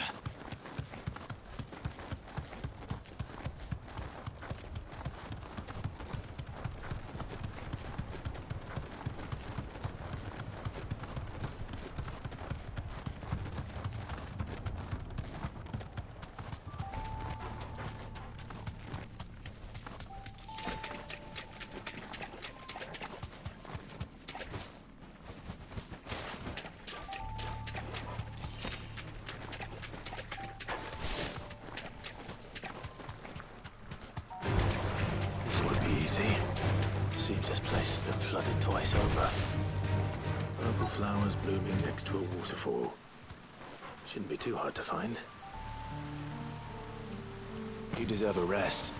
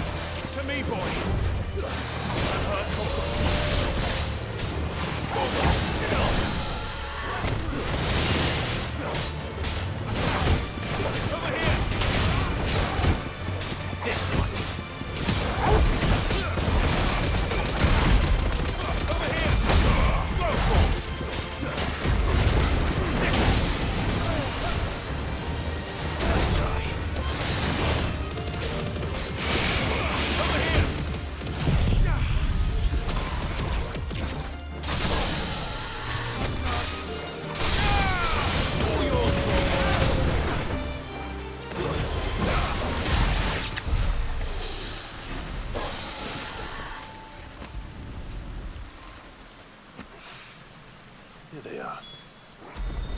Might as well pick enough for a bunch, I suppose.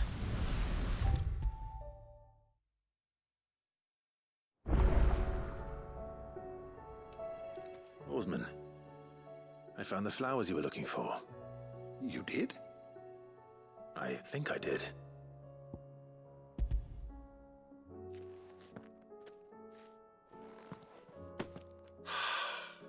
You did indeed. My dear boy, thank you. You wanted to make Dion a gift of one, did you not? Shall I invite him to join us? Oh, I don't...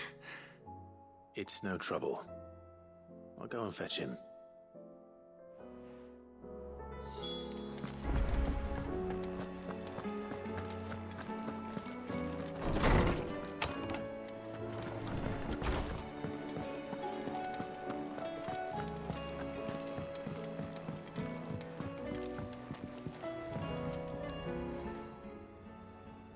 Your Highness, would you do me the honor of accompanying me?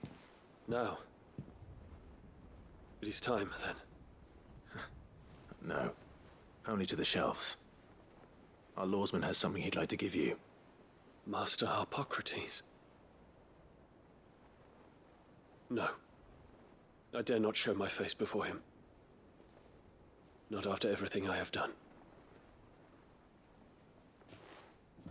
I have taken countless innocent lives. And ruined countless more. All because I was weak. I have sworn to atone for my crimes or die in the attempt. But were I to meet with him again, and see in his eyes what I have become, I fear that my resolve might falter. then that is all the more reason to do it. Test your resolve. Prove to yourself, and to him, how strong it truly is.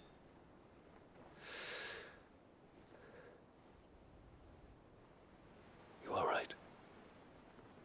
I must, at the very least, offer him my gratitude. Very well, then.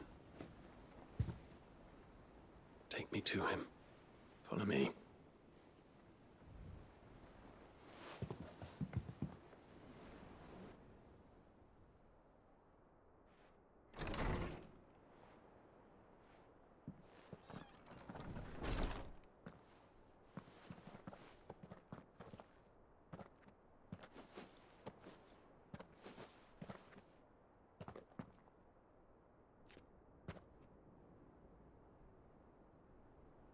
Even now, I hesitate to approach him.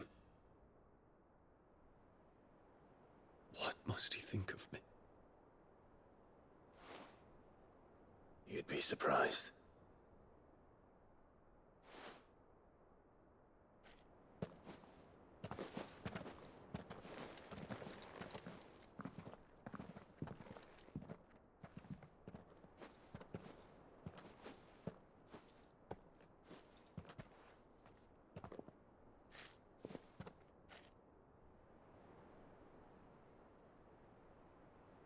Master Harpocrates, pray, accept my apologies for leaving your tutelage before my studies were complete. Your lessons opened my mind to a world quite unlike the one I had imagined from within the gilded confines of the palace. And I shall be forever grateful for the efforts you made to enlighten me. Lift up your head, Your Highness. The deeds of youth require no apology. That you took the time to visit me says much about the man you have become.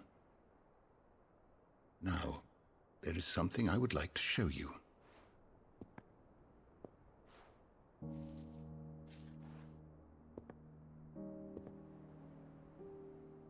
Is that a wyvern tail? The color is unfamiliar to me. Because it is unique to those found in the wild. Something in the harsh environments in which they grow lends them this striking hue. Their roots are indistinguishable from those of their hothouse cousins, but once they bloom, the difference is immediately apparent. In this flower, I see you, Your Highness. Its roots were the roots of a wyvern tail, with all that implies. But they do not define it, just as yours do not define you.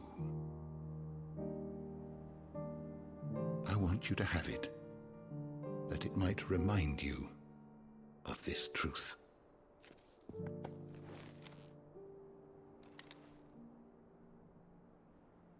Master Harpocrates, I would ask of you a service.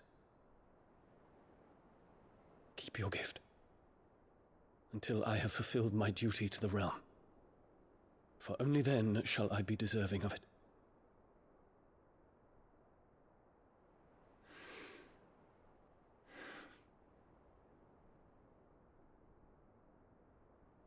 As you wish, Your Highness. I shall await your return.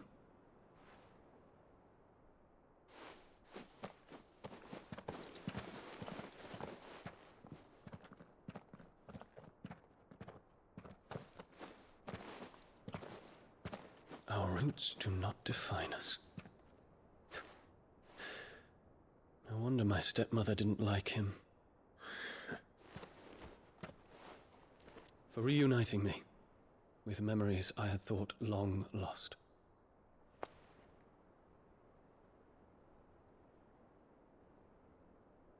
I shall not forget this.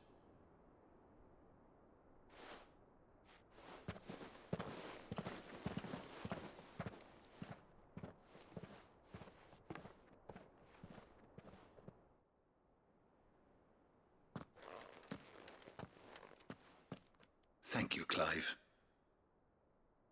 Were it not for you, I fear I might never have found the right moment to speak with him. Not to mention the wyvern tales. I shall plant their seeds, that I might not disappoint His Highness upon his return. I hope the soil in the hideaway is to their liking. Why, these flowers bloomed in the bleak, black wastes of Waloed. I'm sure Nigel's yard will suit them to a T.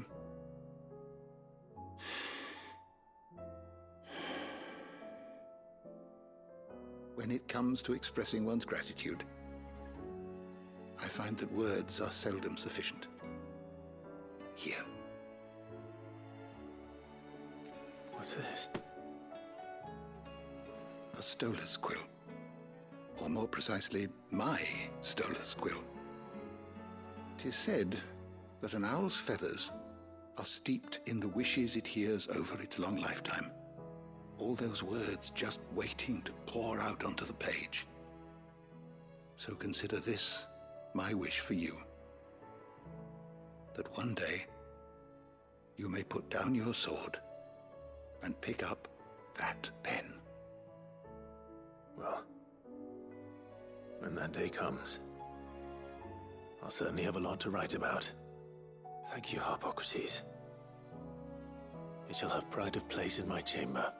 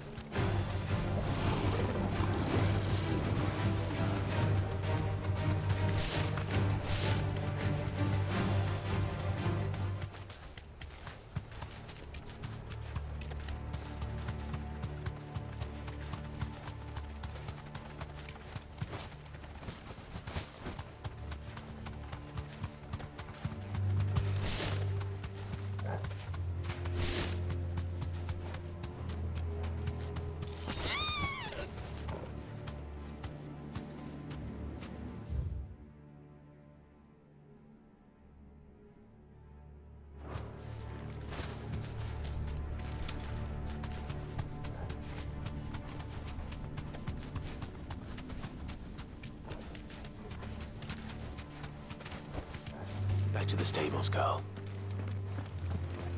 This must be the orphanage. Hopefully the registry is still here.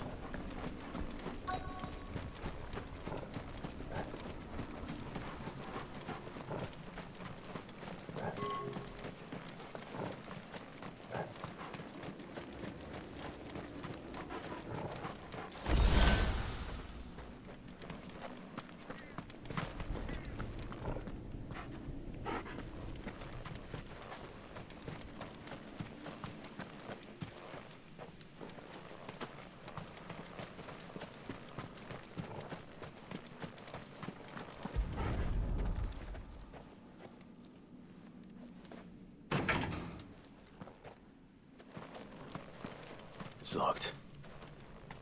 I should look around some more before I start breaking down doors.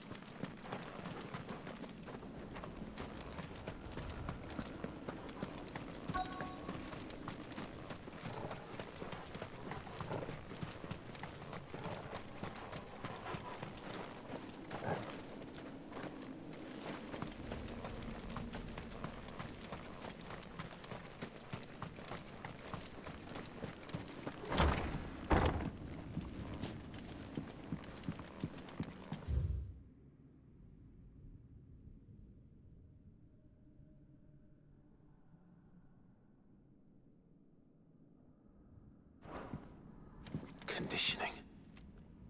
This is nothing short of torture.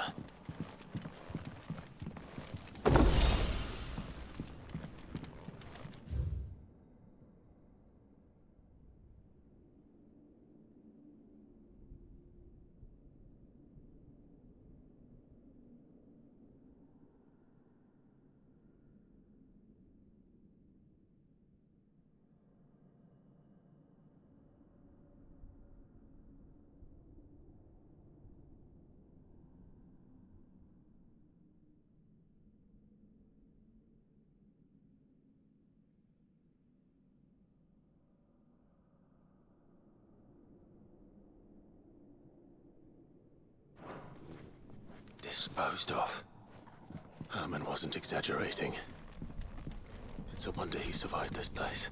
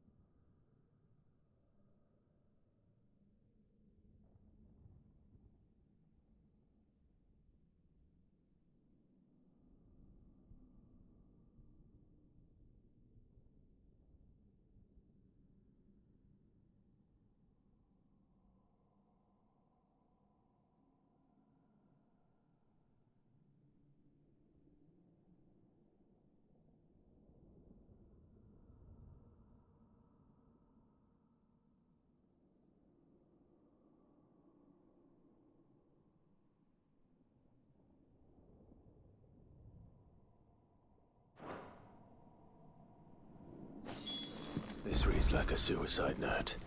Did the director go through with his plan? There's only one way to find out.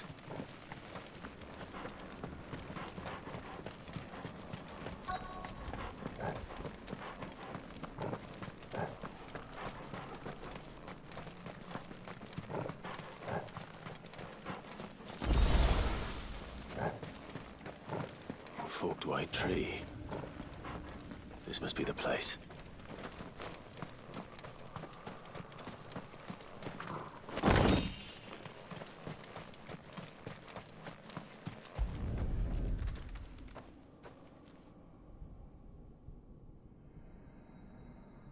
Could he really be buried here? There's something hidden among the roots. Let's see.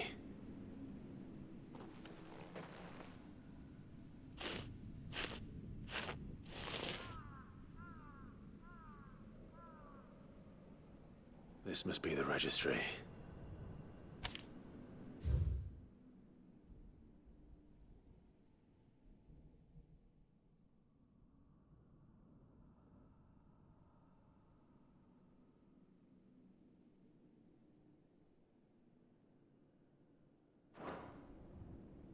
So many names. This place was a slaughterhouse. And where is the architect of all this misery?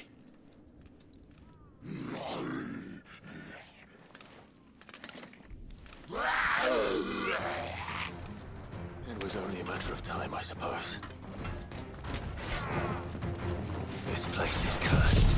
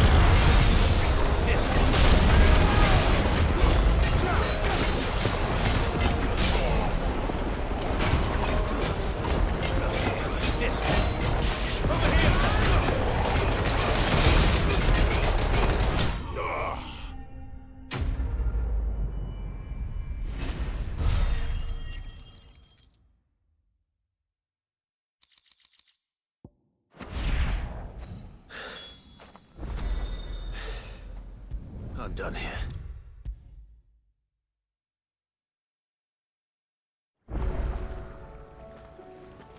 I hear that you traveled to Ash, Sid. Did you by any chance recover the names of my fallen friends? I did. Yes.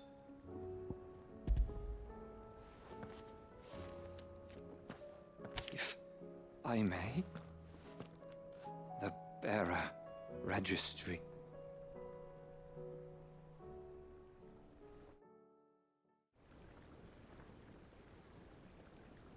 The director was a brutal man. He got no worse than he deserved. The registry was all I found beneath the tree. There was no sign of a body. Or any record of what happened to the children after the orphanage closed. I pray that at least some of them survived.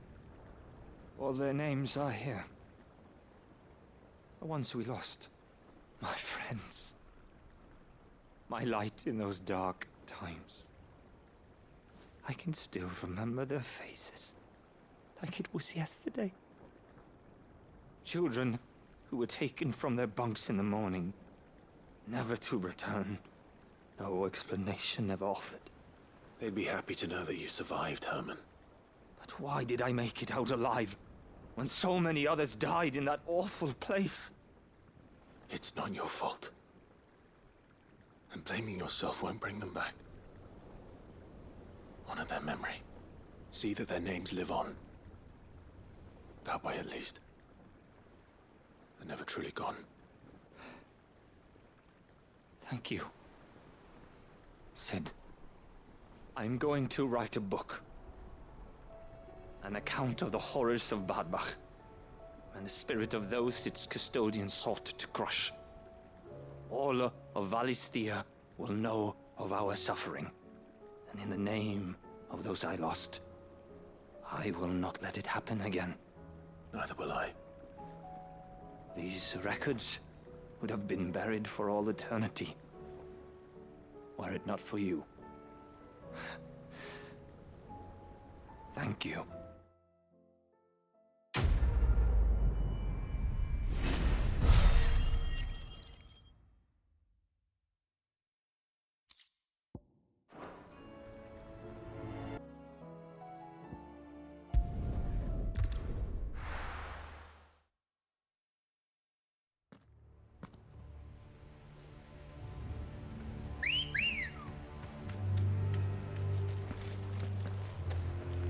Come on. Fly, Ambrosia.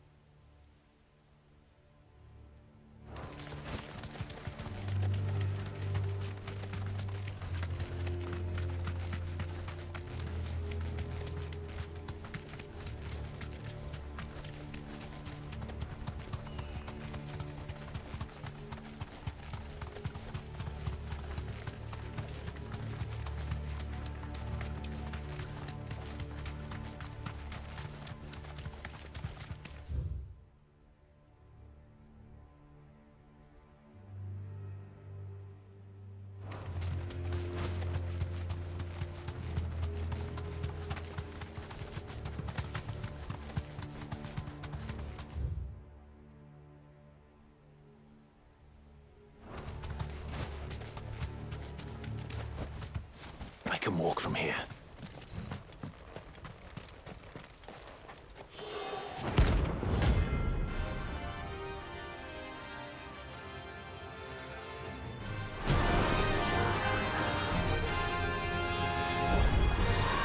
Harmon's madness lives on.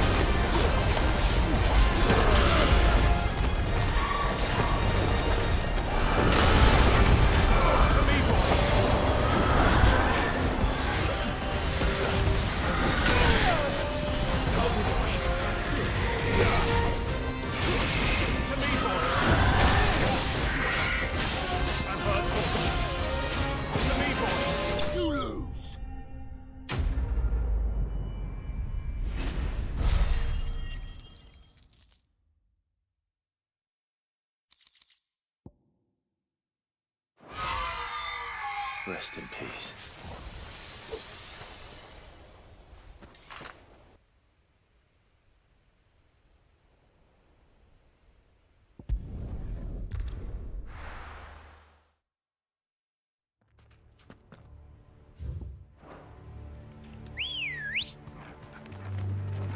Ready, go?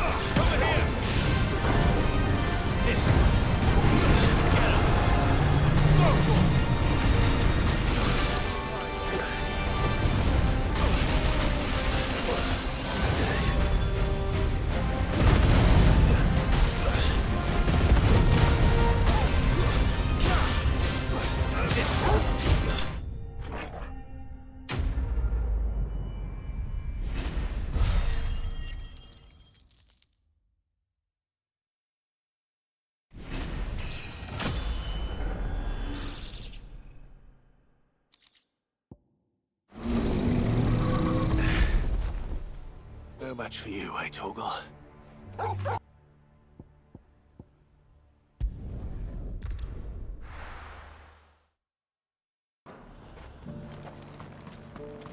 And how might I help the garrison today?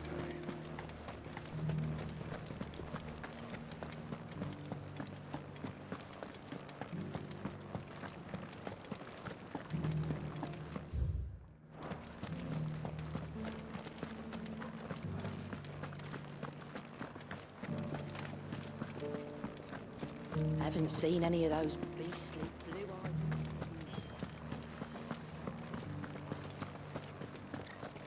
Do be careful. I will.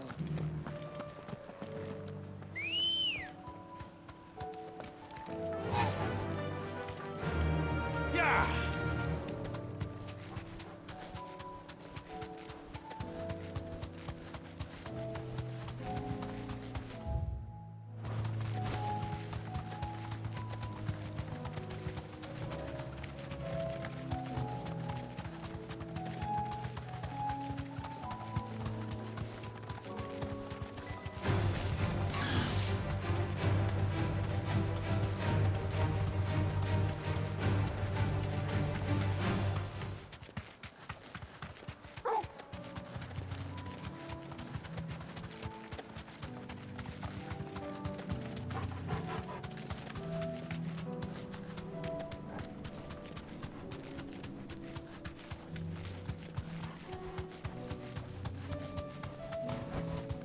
Thanks, girl.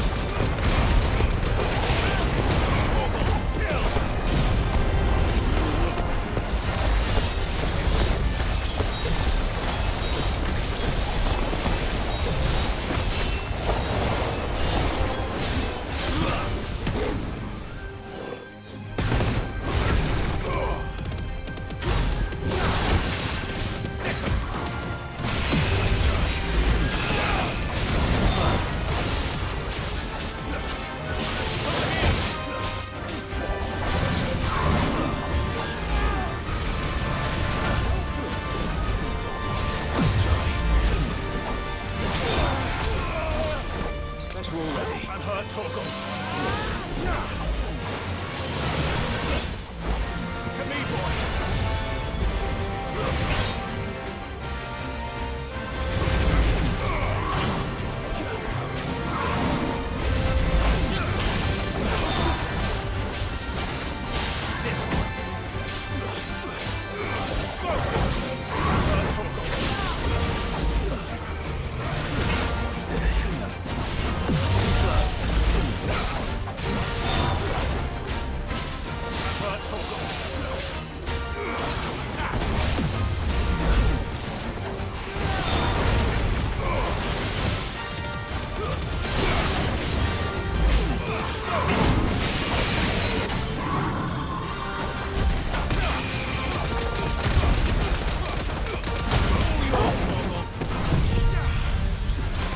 me, boy!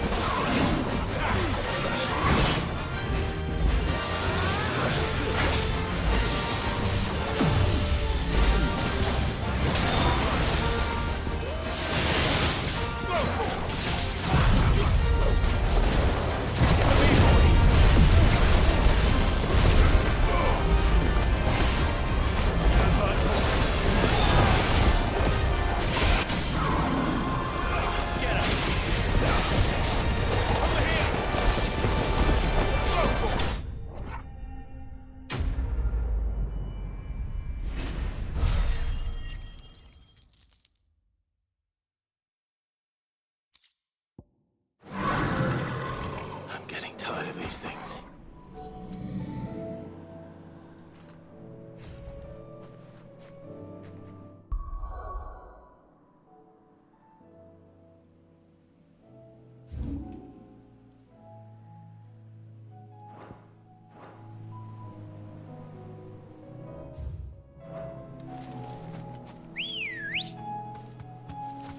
Come on. Faster!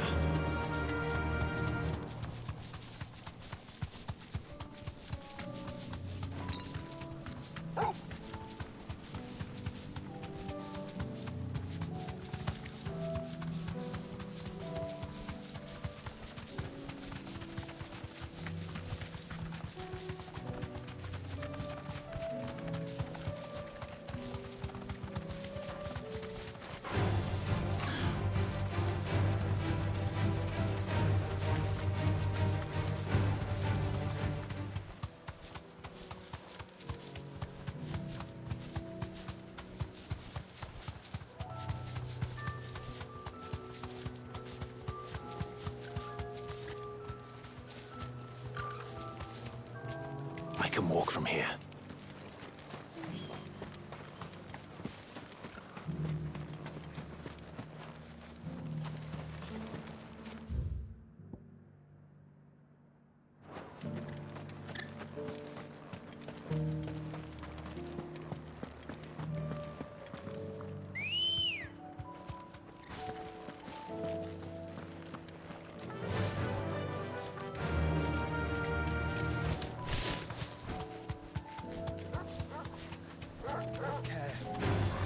All right.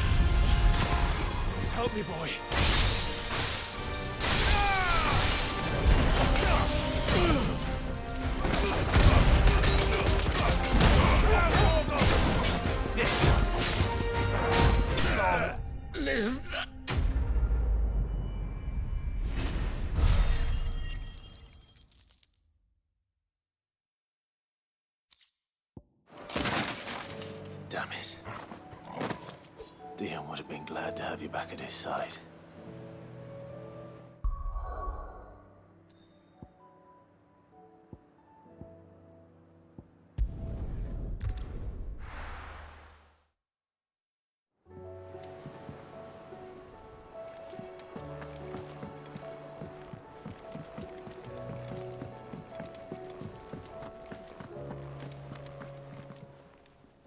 Clive.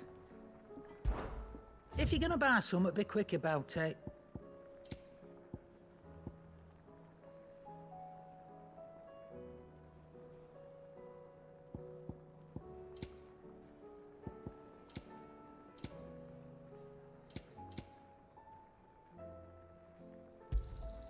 You'll not find a better price than that. It'd better all be here.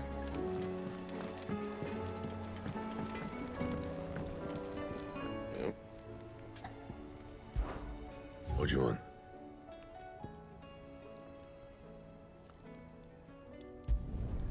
Not bad, if I do say so myself.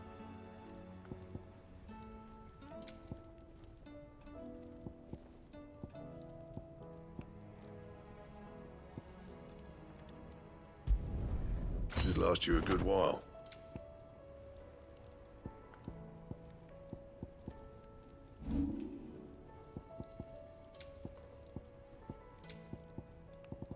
That it? Fine. First the skies, then the crystal. What next?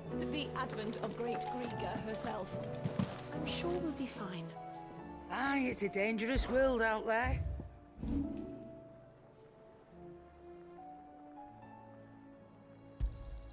You got out else? I'll be thankful you got that much. I reckon I can find a buyer.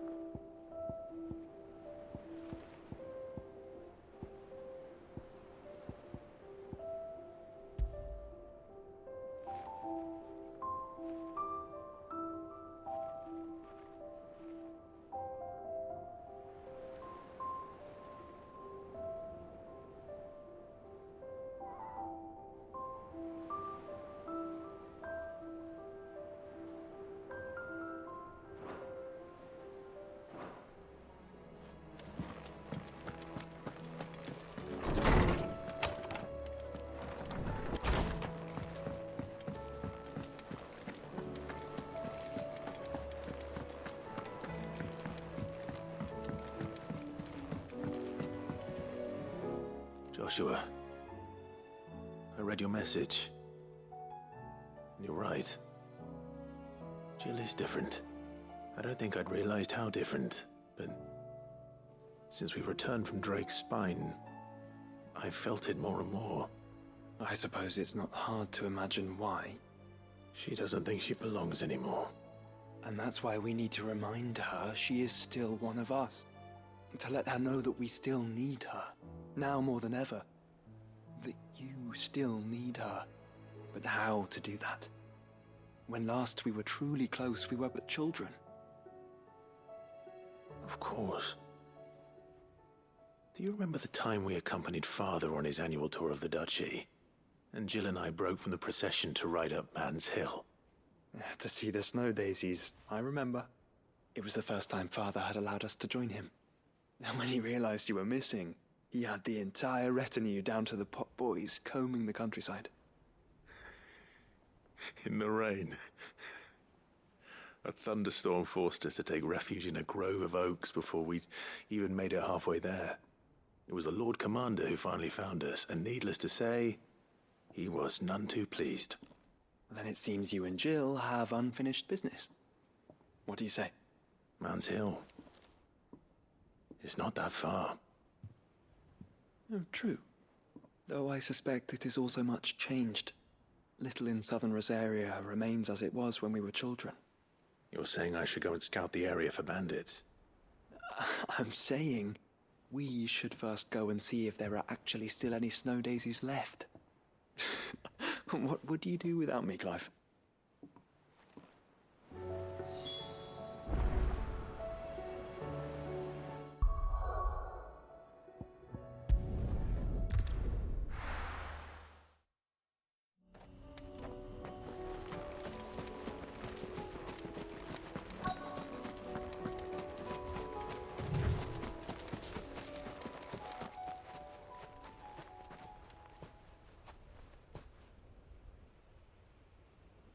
This is the place, but... I'm sorry, Clive.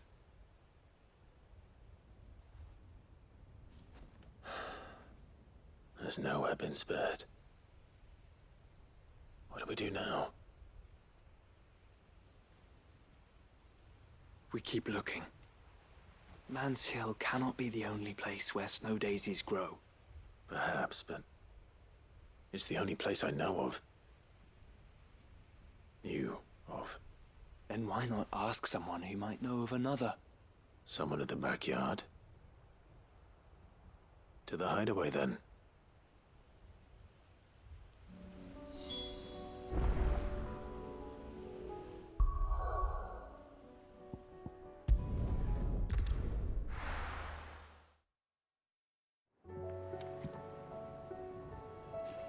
Let's hope one of the gardeners knows where to find snow daisies. There's something about it. I feel like it's...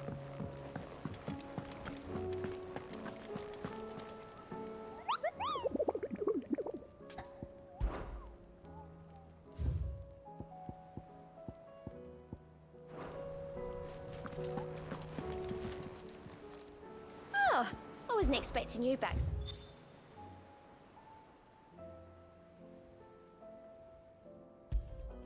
Here you are. All done?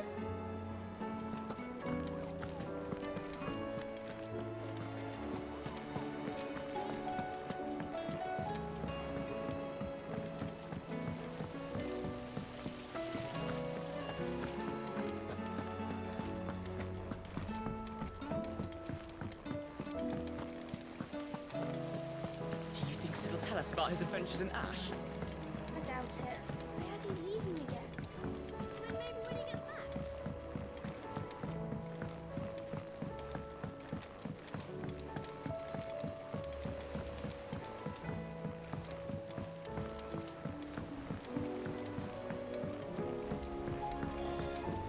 This should tide us over until the new moon.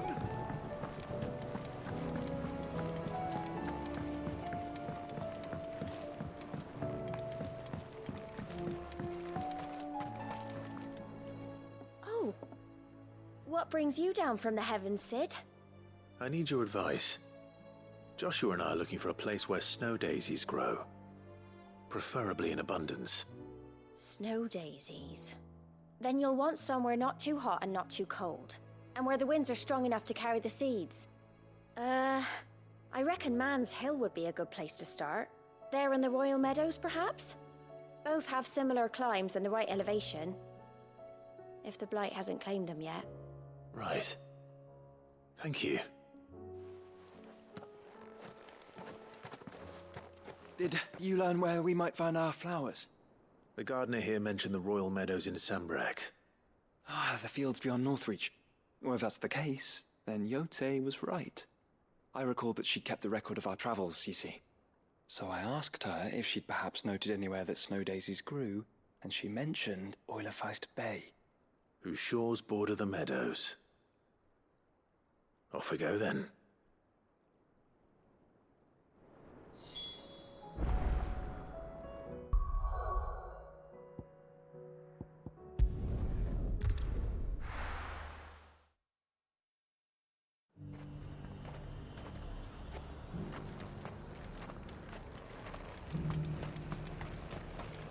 Got any more of those special elixirs?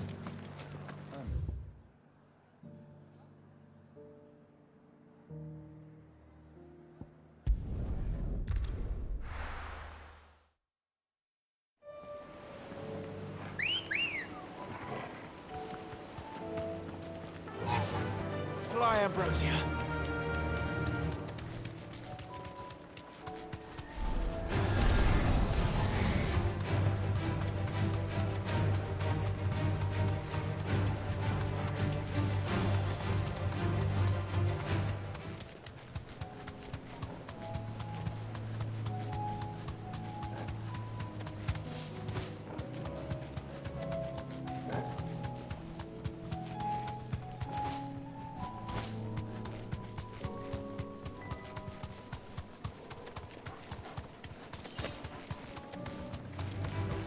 Mistakes.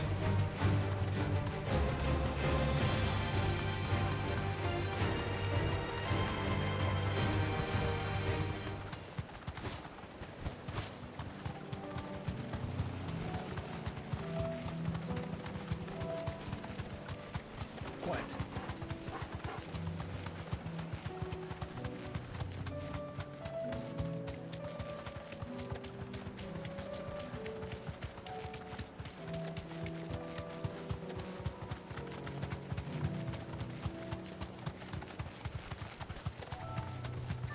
The meadows are vast. Where do we even start? Yote mentioned the coastline. We can start there.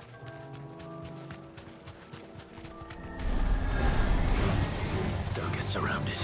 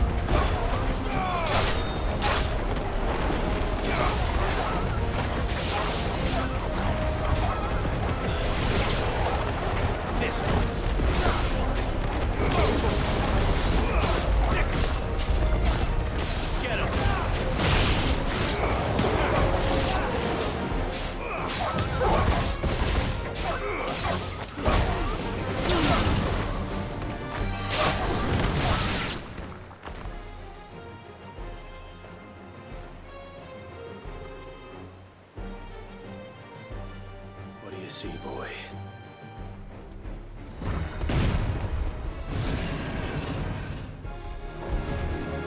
Let's hope this is the last one. Only one way to find out.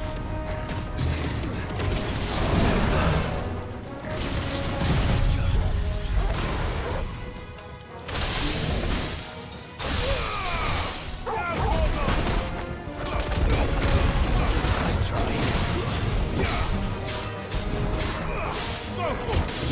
Get him! Over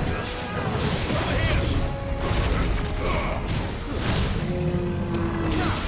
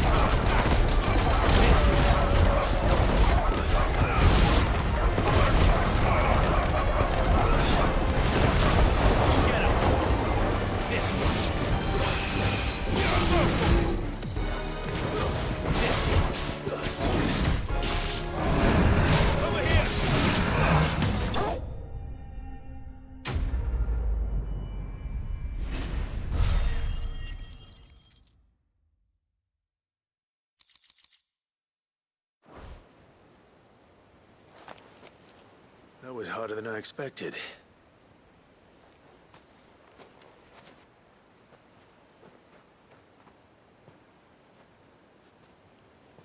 But Founder, it was worth it.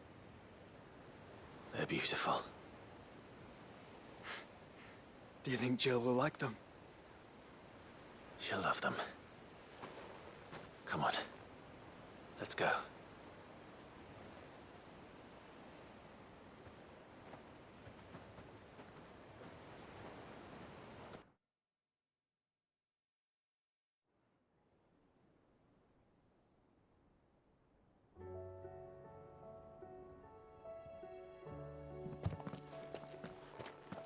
It appears my work is done. The rest, as they say, is up to you. Well, you and the skies. We wouldn't want another thunderstorm now, would we?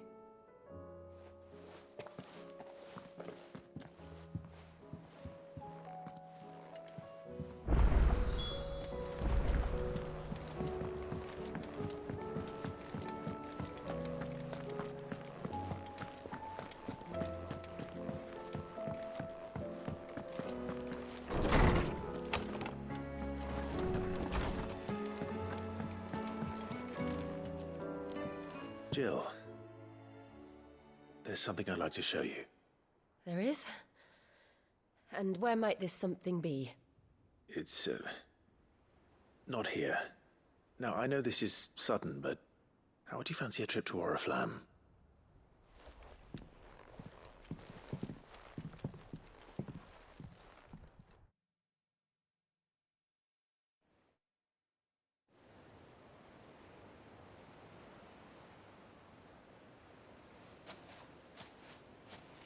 There are so many. This is what you wanted to show me.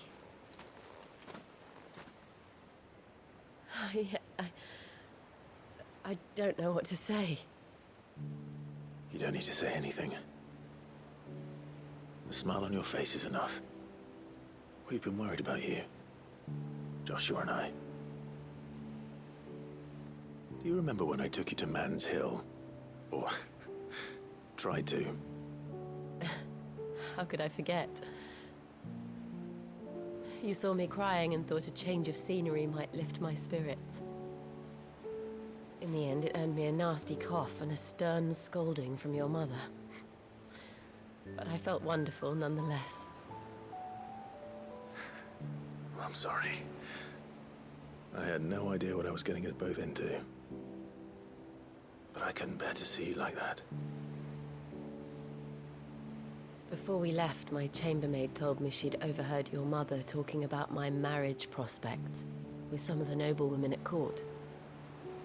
They were debating whether it would be more profitable to marry me off to one of the high houses instead of saving me for the ducal line. No one thought to ask me what I wanted. I was nothing to them. A pawn at best. I felt so trapped, so lonely. I didn't know. But I wasn't alone. You were there. Your hand in mine as we ran for those oaks. And I knew then, no matter what happened, I would be all right. I'll never forget that feeling.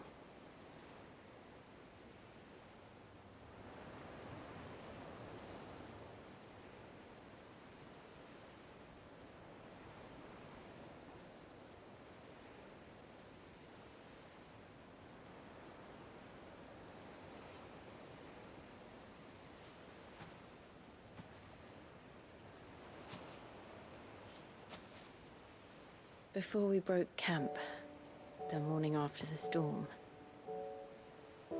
do you know what I did? No? What? I slipped away from my governess to climb the tor.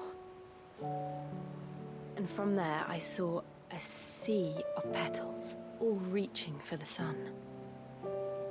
And I realized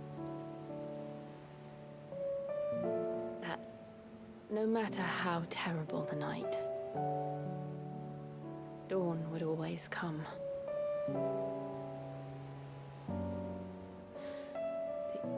That you would always come for me. And you have. Again and again.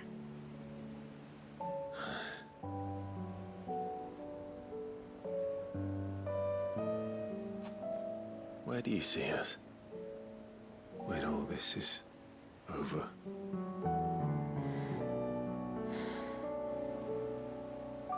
I don't know.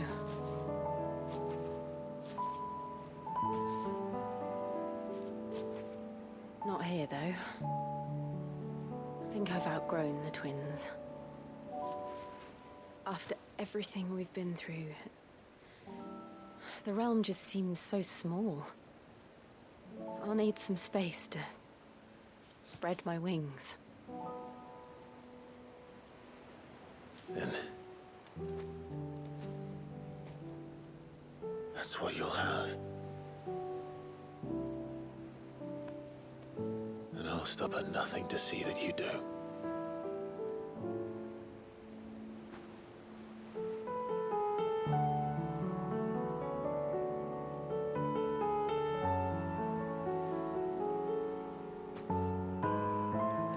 I never was much good at garlands, but it'll have to do. I'll treasure it forever. Thank you, Clive. For this, the flowers, for everything. It's exactly what I needed. You are my treasure.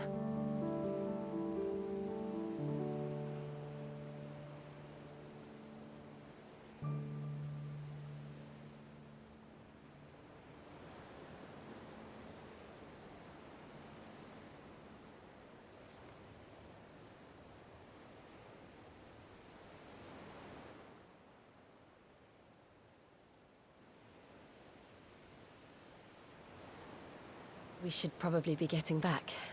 I expect the others are wondering where we are. You're right. There's still much to do. And we'll do it together.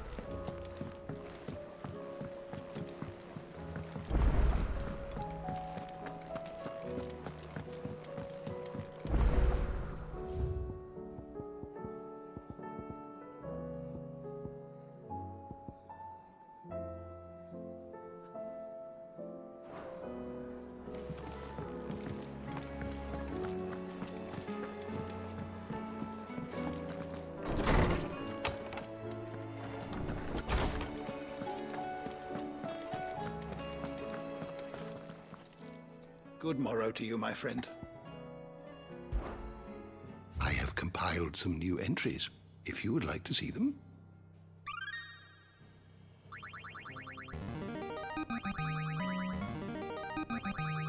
I have quite the...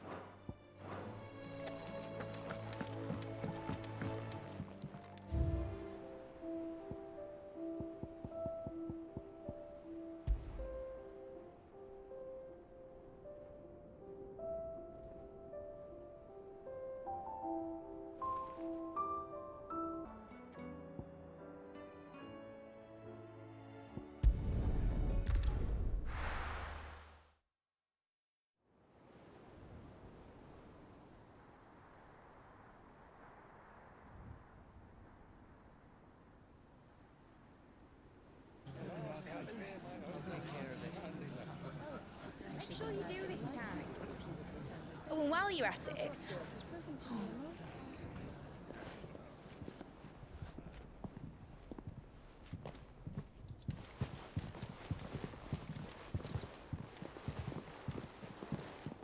Clive, if you see me dad up there, tell him we were right to leave his legacy with you.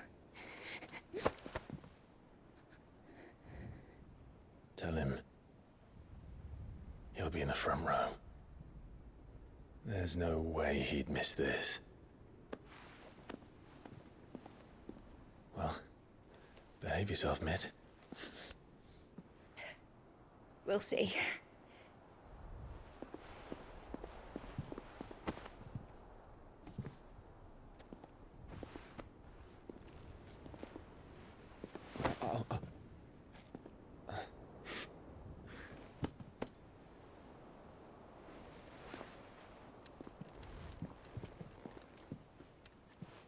So, you're in charge now, Gav. And what does Tyre have to say about that? Come back before she finds out, eh?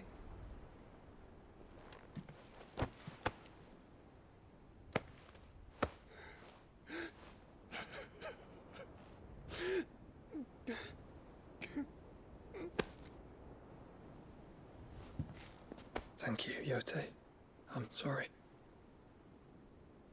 Your Grace, I shall pray for your safe return.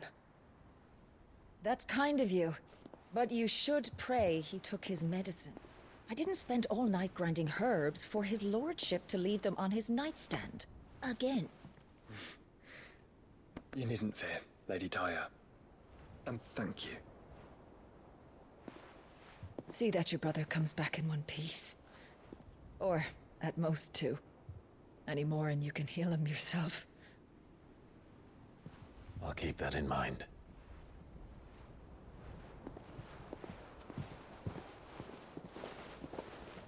Well, there's nothing to say that hasn't already been said.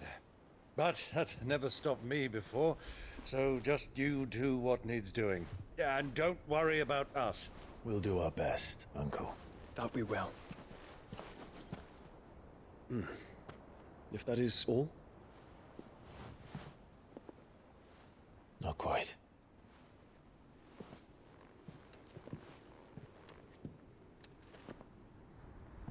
Jill. It's time, isn't it? It is. Take care of him. And you. You take care of her too, boy.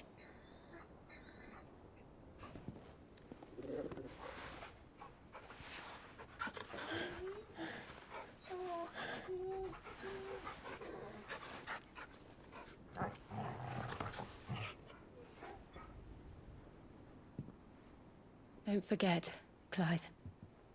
We all choose our own path. Believe in yours. I do.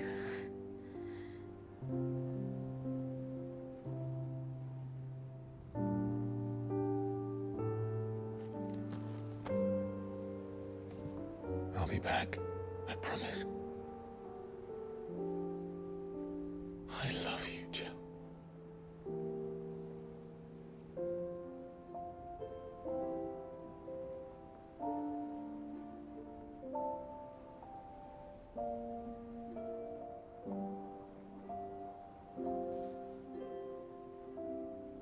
I know. I love you too.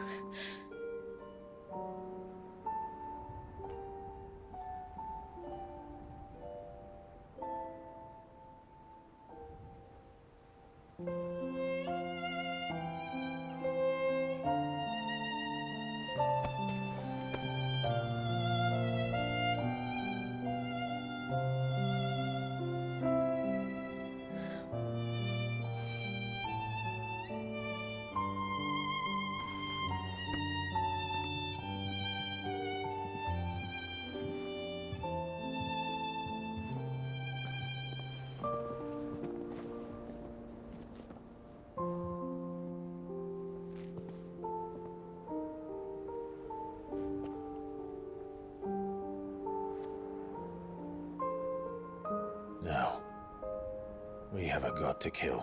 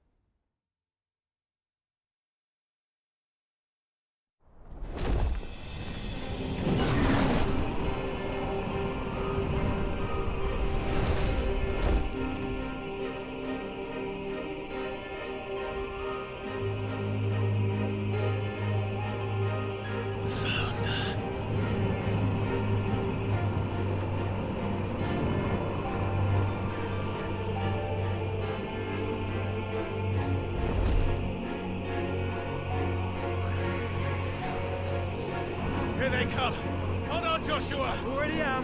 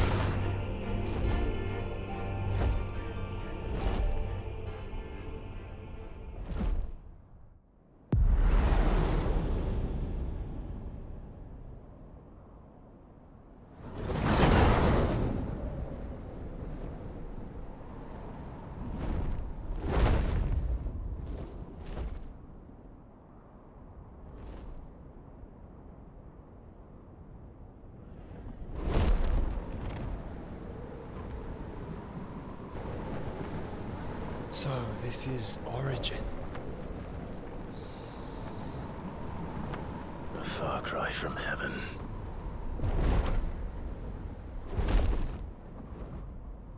Where it all began. Where it all begins. Our arc. Your architect. There you are. It was here that we slumbered. Here that we waited for centuries, clinging to our decrepit shell, for fear that we might have need of it once again. But you have come at last.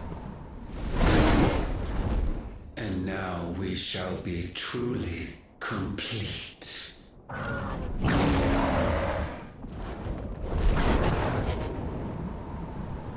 Well? There's 3 of us, and 1 of him. Let's make it count.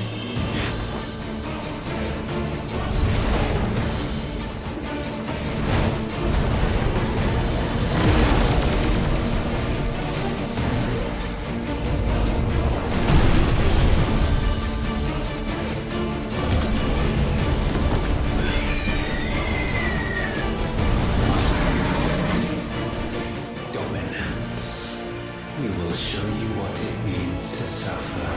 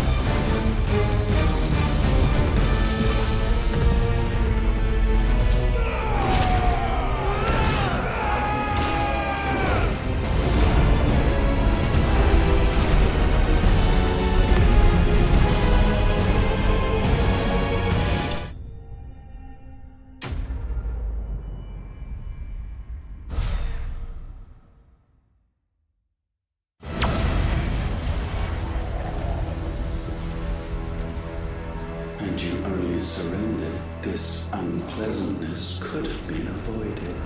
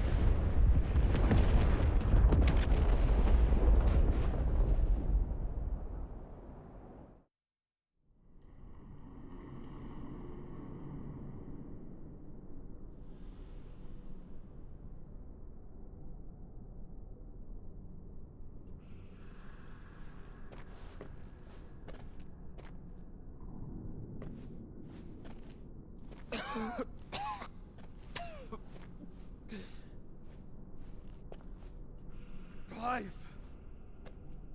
Clive!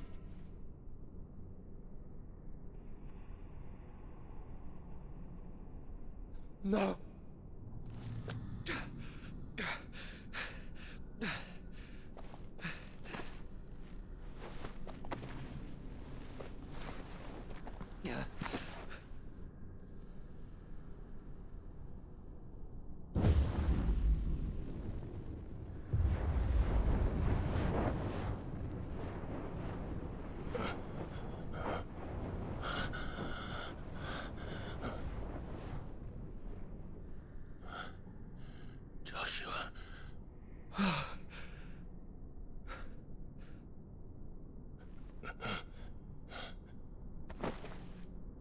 Thank the Founder.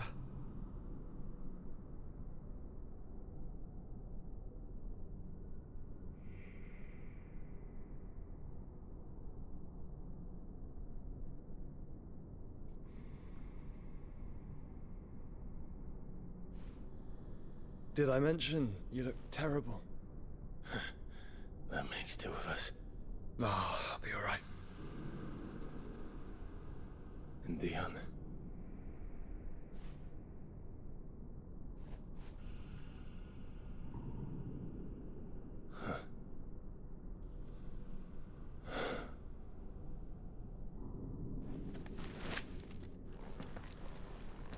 Take my hand. No, I told you, I'll be...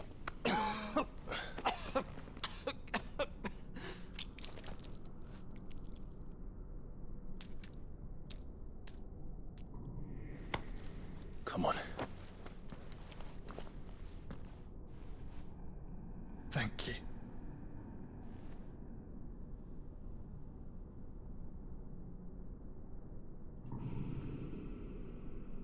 press on. Always.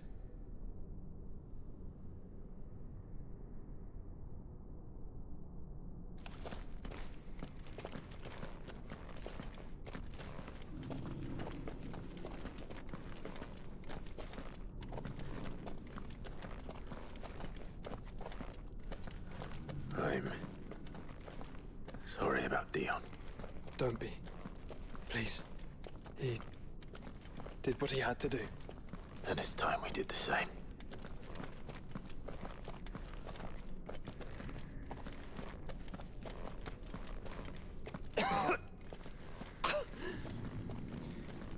Should we stop? Because of the cough. No, I think we're past that, Clive. I suppose we are.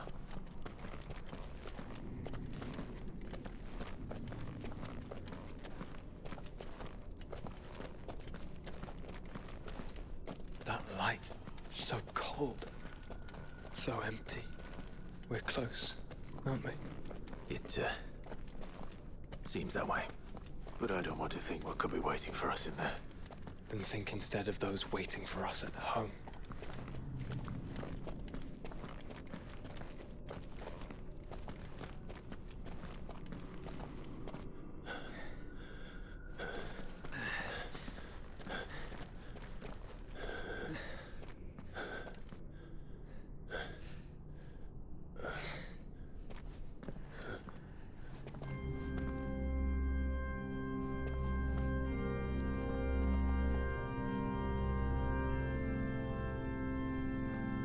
Clive.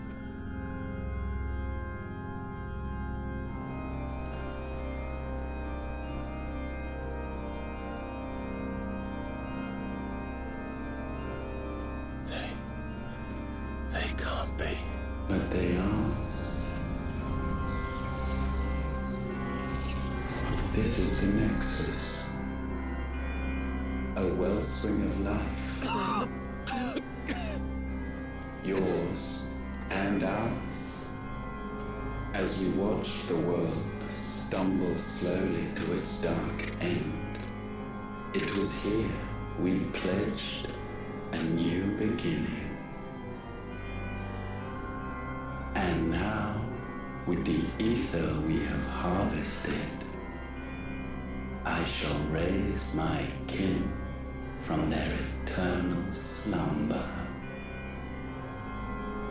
That together we may usher in a new age of reason.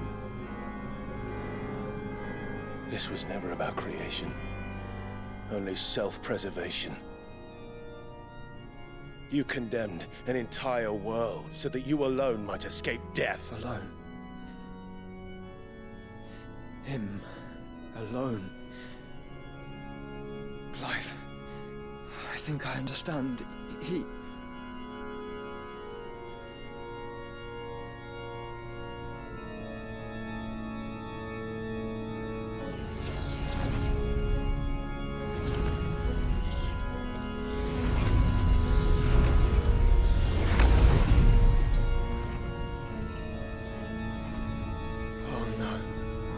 They sacrificed their flesh to become beating hearts of crystal that pumped the land's lifeblood from the depths of the earth unto this very chamber.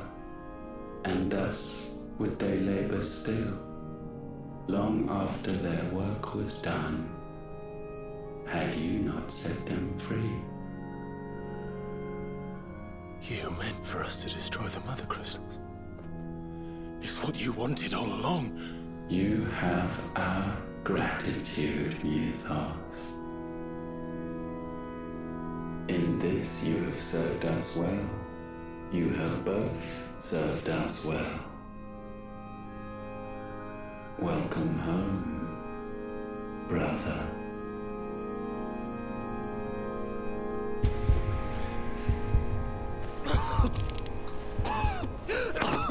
Joshua.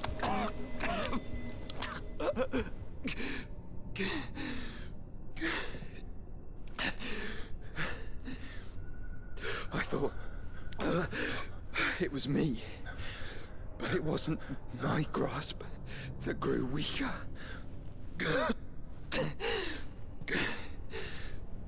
It was theirs that grew stronger.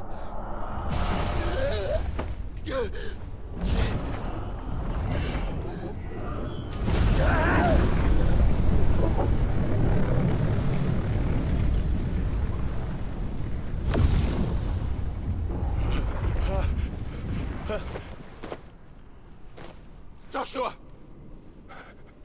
No!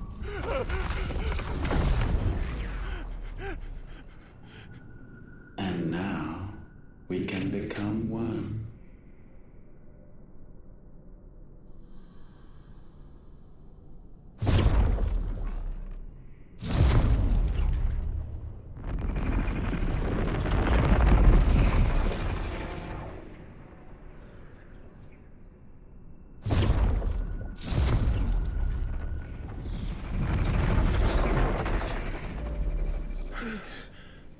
Clive. Don't speak. The one possessed of the destructive flames of Ifrit and the healing flames of the Phoenix. This, I once believed, would be Ultima's true form. But I was wrong. I see it now. Why you will never become Ultima's vessel. I don't care. Just hold on. Listen to me, Clive. You remember the murals? People once knew that Ultima was their god. That he created them. And they worshipped him, prayed to him, looked to him for guidance.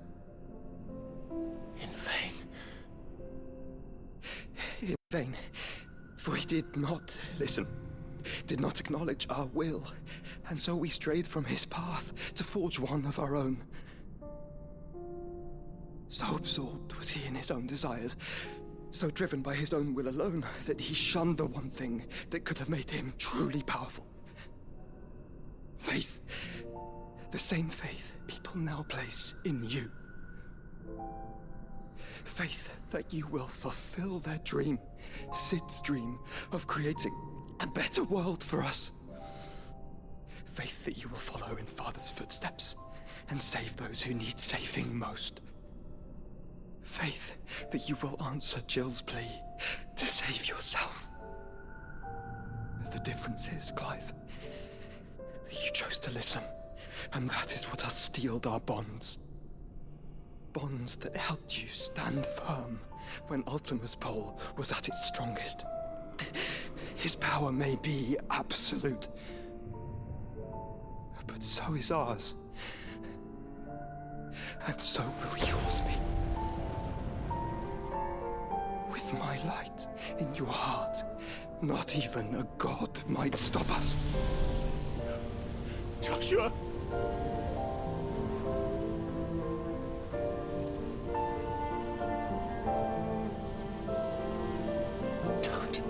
Don't do it, you'll... Enough, Clive. My body is too far gone. If the wound does not take me, the curse will.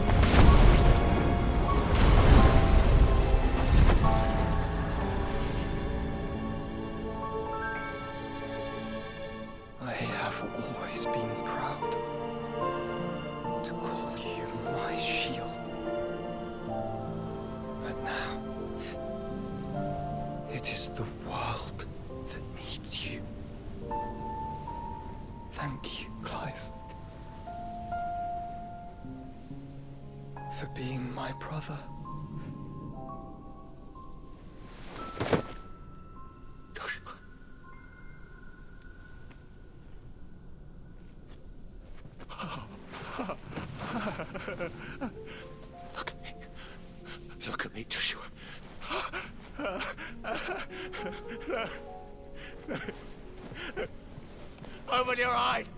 Open your eyes, Damien!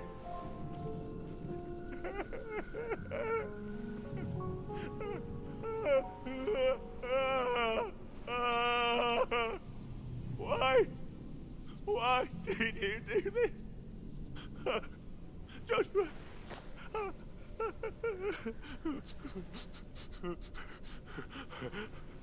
Joshua!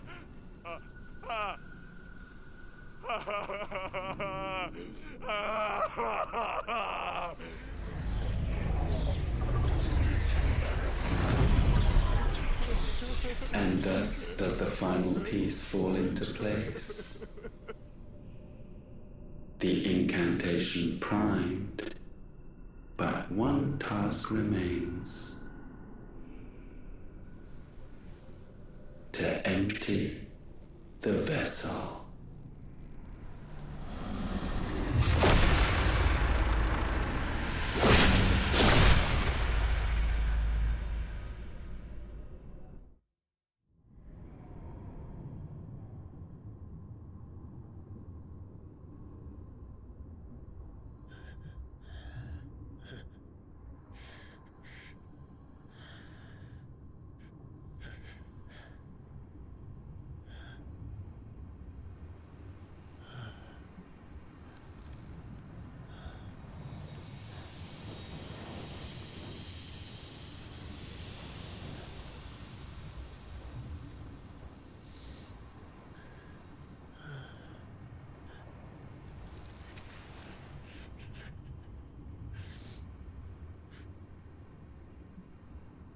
Still here. With me to the end. Even now, you would deny the inevitable.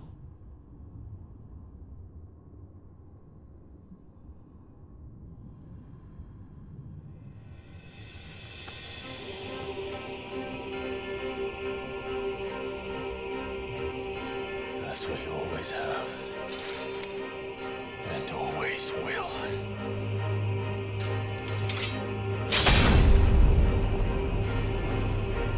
On this, my sword, I swear, to shield the Firebird's flame forevermore.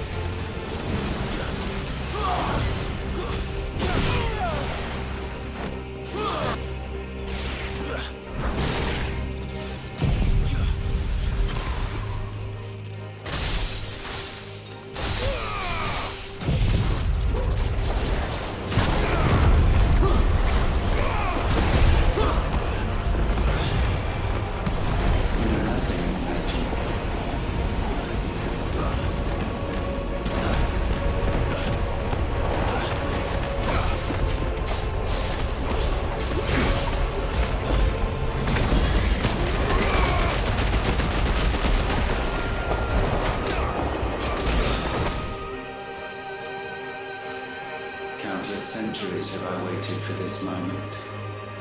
This moment in which I might revel in my creation, only to find it profaned and so it must be cleansed.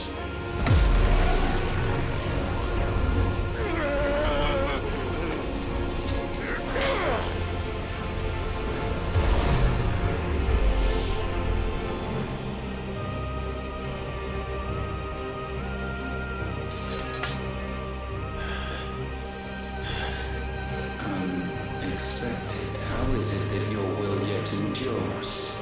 Because it's not so easily broken. But it can be broken. And I shall see it so. For such is my will. Try it.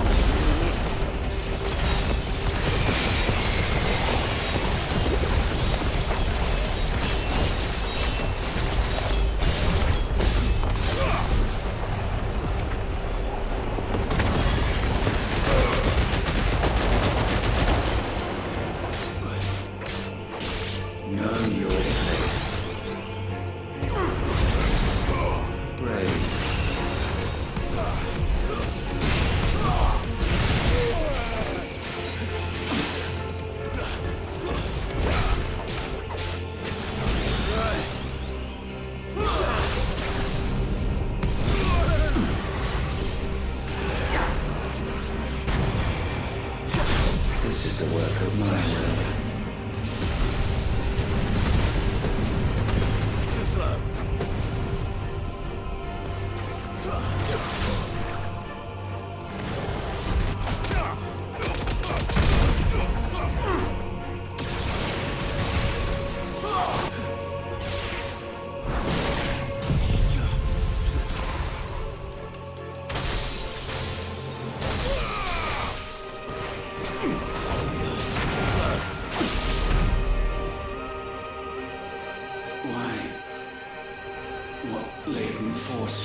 These flames. I sense more here than mere will. Is this Logos? Have you truly become free? No, I forbid it. You are not a god. You are but flesh and bone. You are not one of us.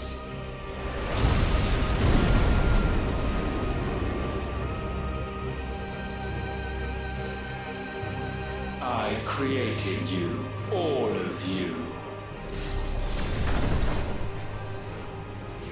And what is mine to destroy.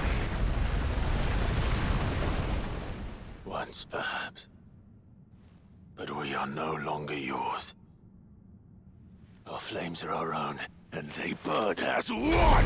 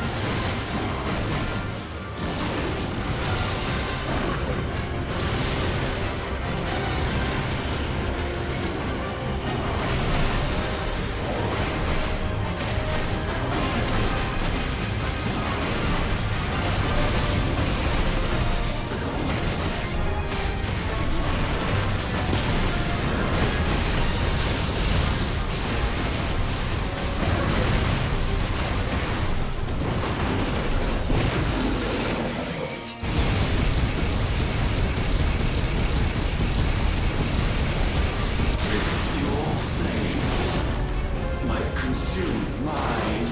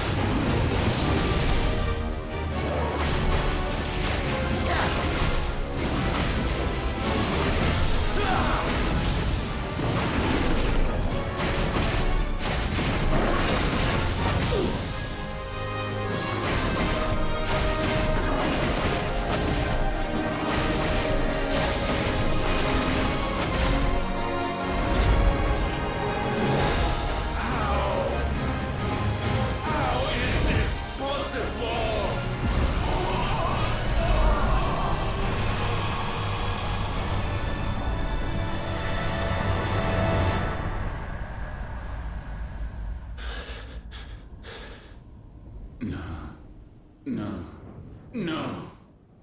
My will is inviolable. Something is wrong.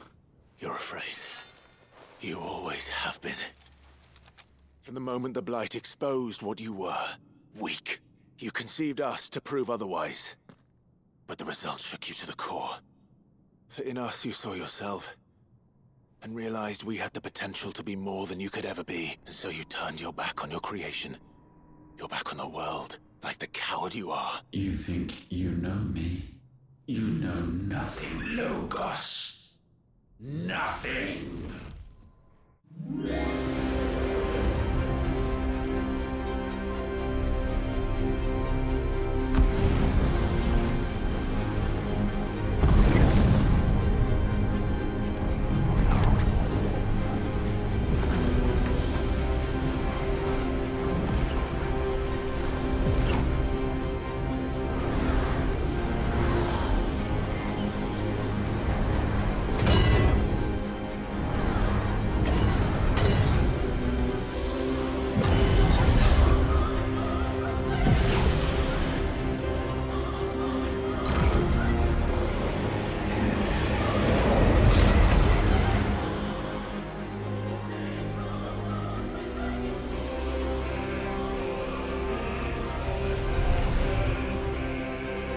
Bathed in light, I stand above you, my rebirth complete. And you, for your defiance, shall pay the proper price. An eternity of anguish. Anguish. Pain. Suffering. You have known none of these. But we have. So we know what they grant. They bring us together. And that makes us strong. Thunder roars! Let's try.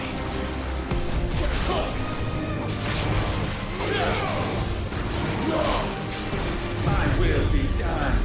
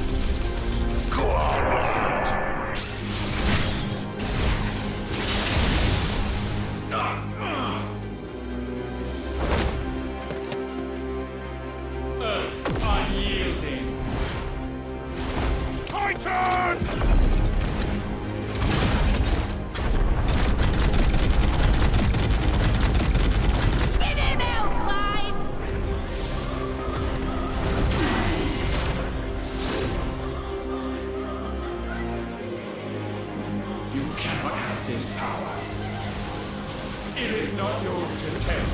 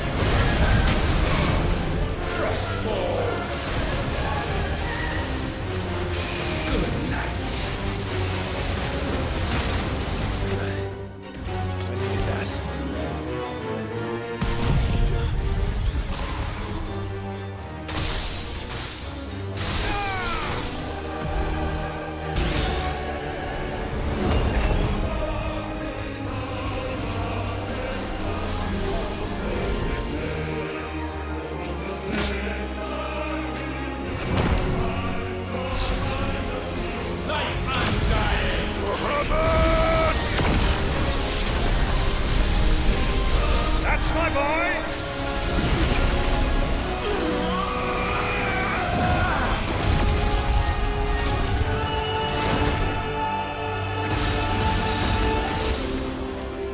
Ice, I'm feeling.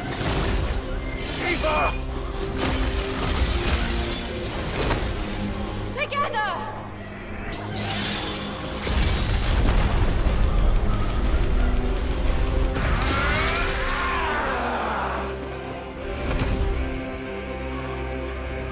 Darkness, unending.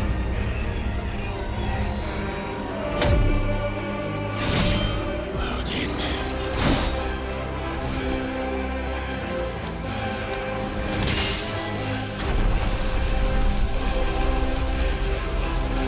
Onward, my son.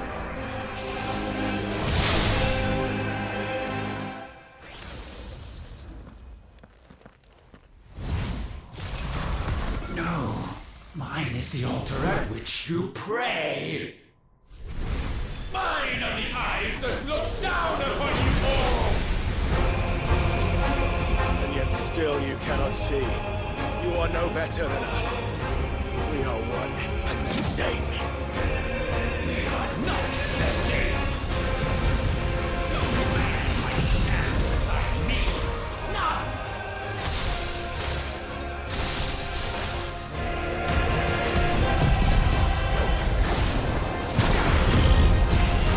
Petulant child. Witness my creation.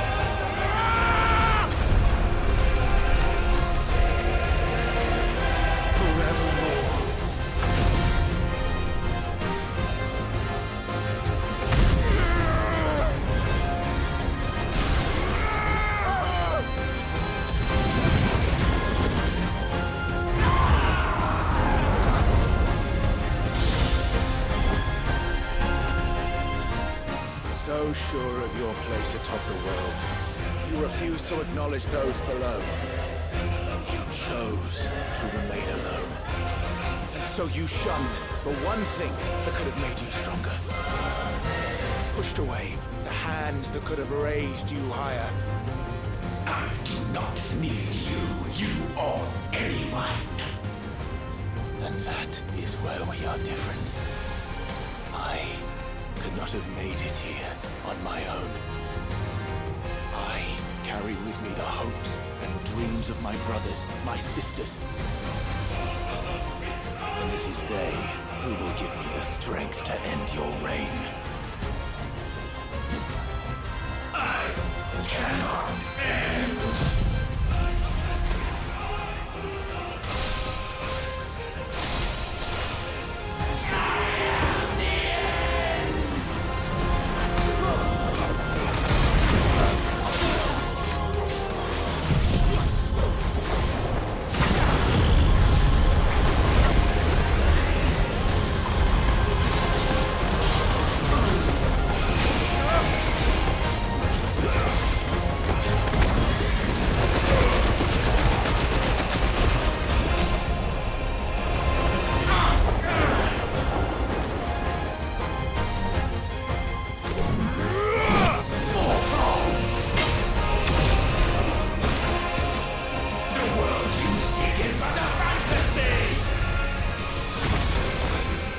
Fantasy here is yours, and we shall be its final witness.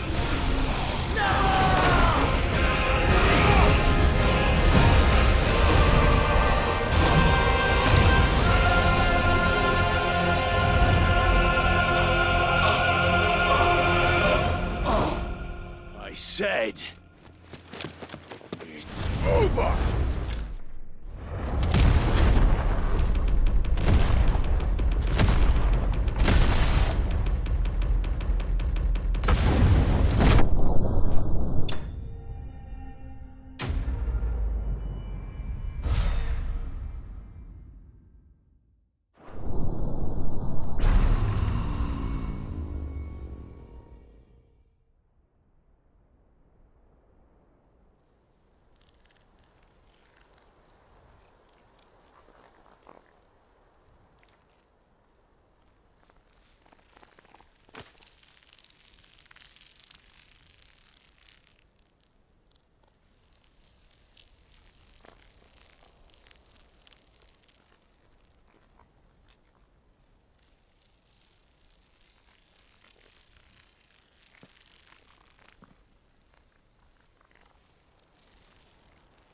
Tell me, what do you imagine will befall this world now that you have gained your precious freedom? I honestly don't know. But I doubt it will be pretty. A sorry tale of sin and suffering, hardship and pain. And it was for this that you fought so fiercely? Why? It's who we are. We fight. We survive. We endure. We don't need a reason. We are imperfect creatures. When we stumble, we reach for a shoulder to lean on. When we fall, we stand back up.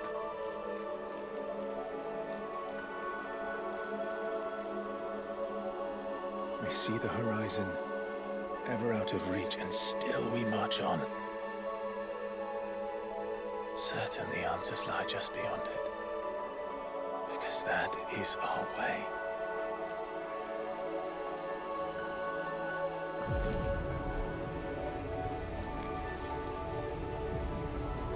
My congratulations. Relish this victory, knowing that you have but delayed the inevitable. Your world is already dead. May you enjoy an eternity on its blackened husk.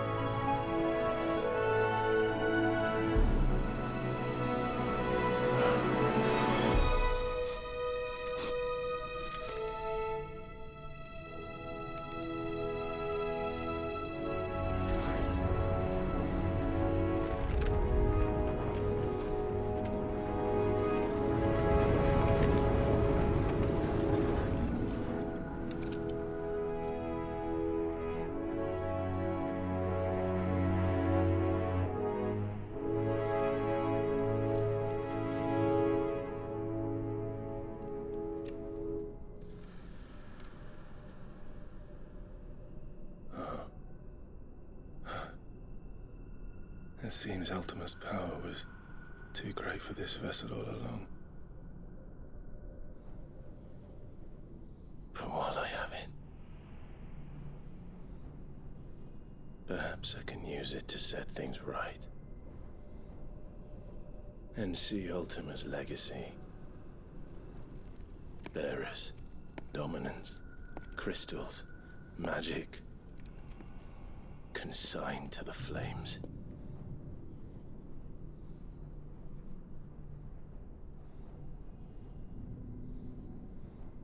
Even if it means the end of me.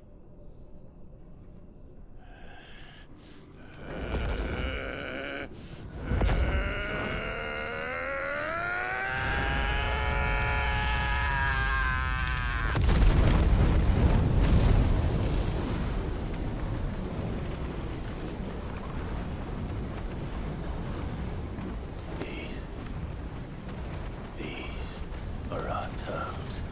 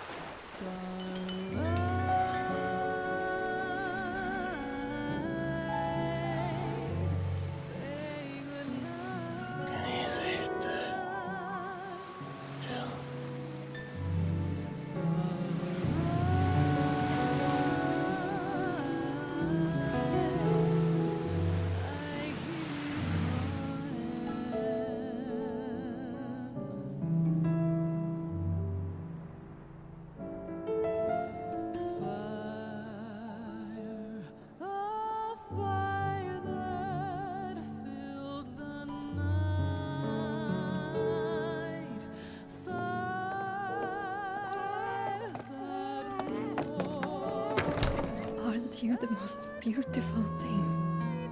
He is, isn't he? What are you going to call him? Let me see, let me see. Oh, read little one. Got a smile for your Uncle Gav. Not so loud, you burp. What? I was only... Shh, you're scaring him. It's all right.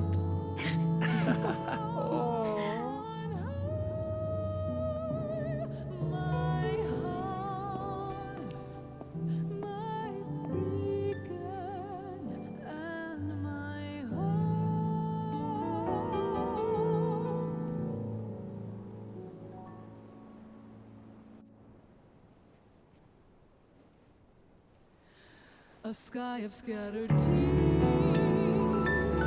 1,000 years apart.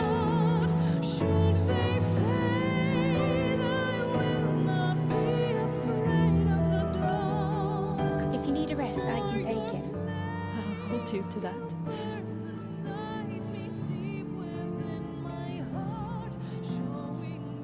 The world's yours now. Yours to do with as you please. That's what Sid wanted. That's what they both wanted.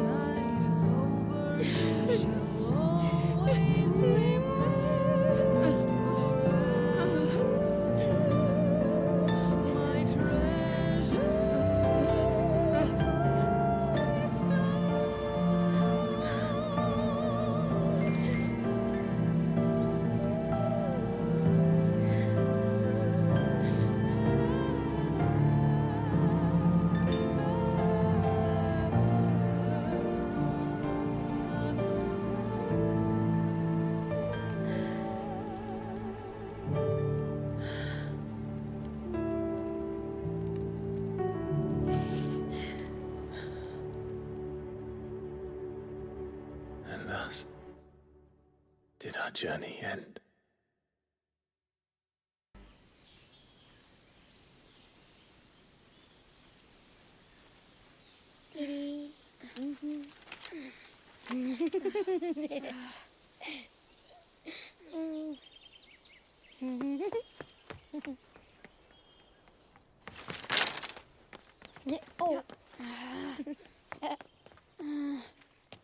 Every time. Will you light it? Yes, Mother.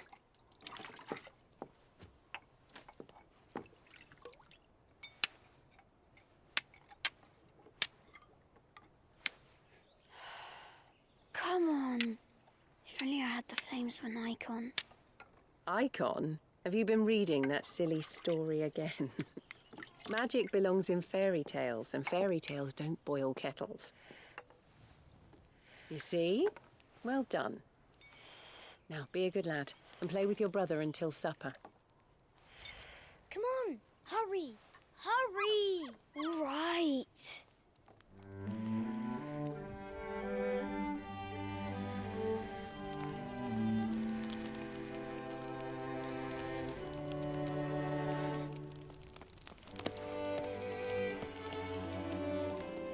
Right, let's play the Saint in the Secretary.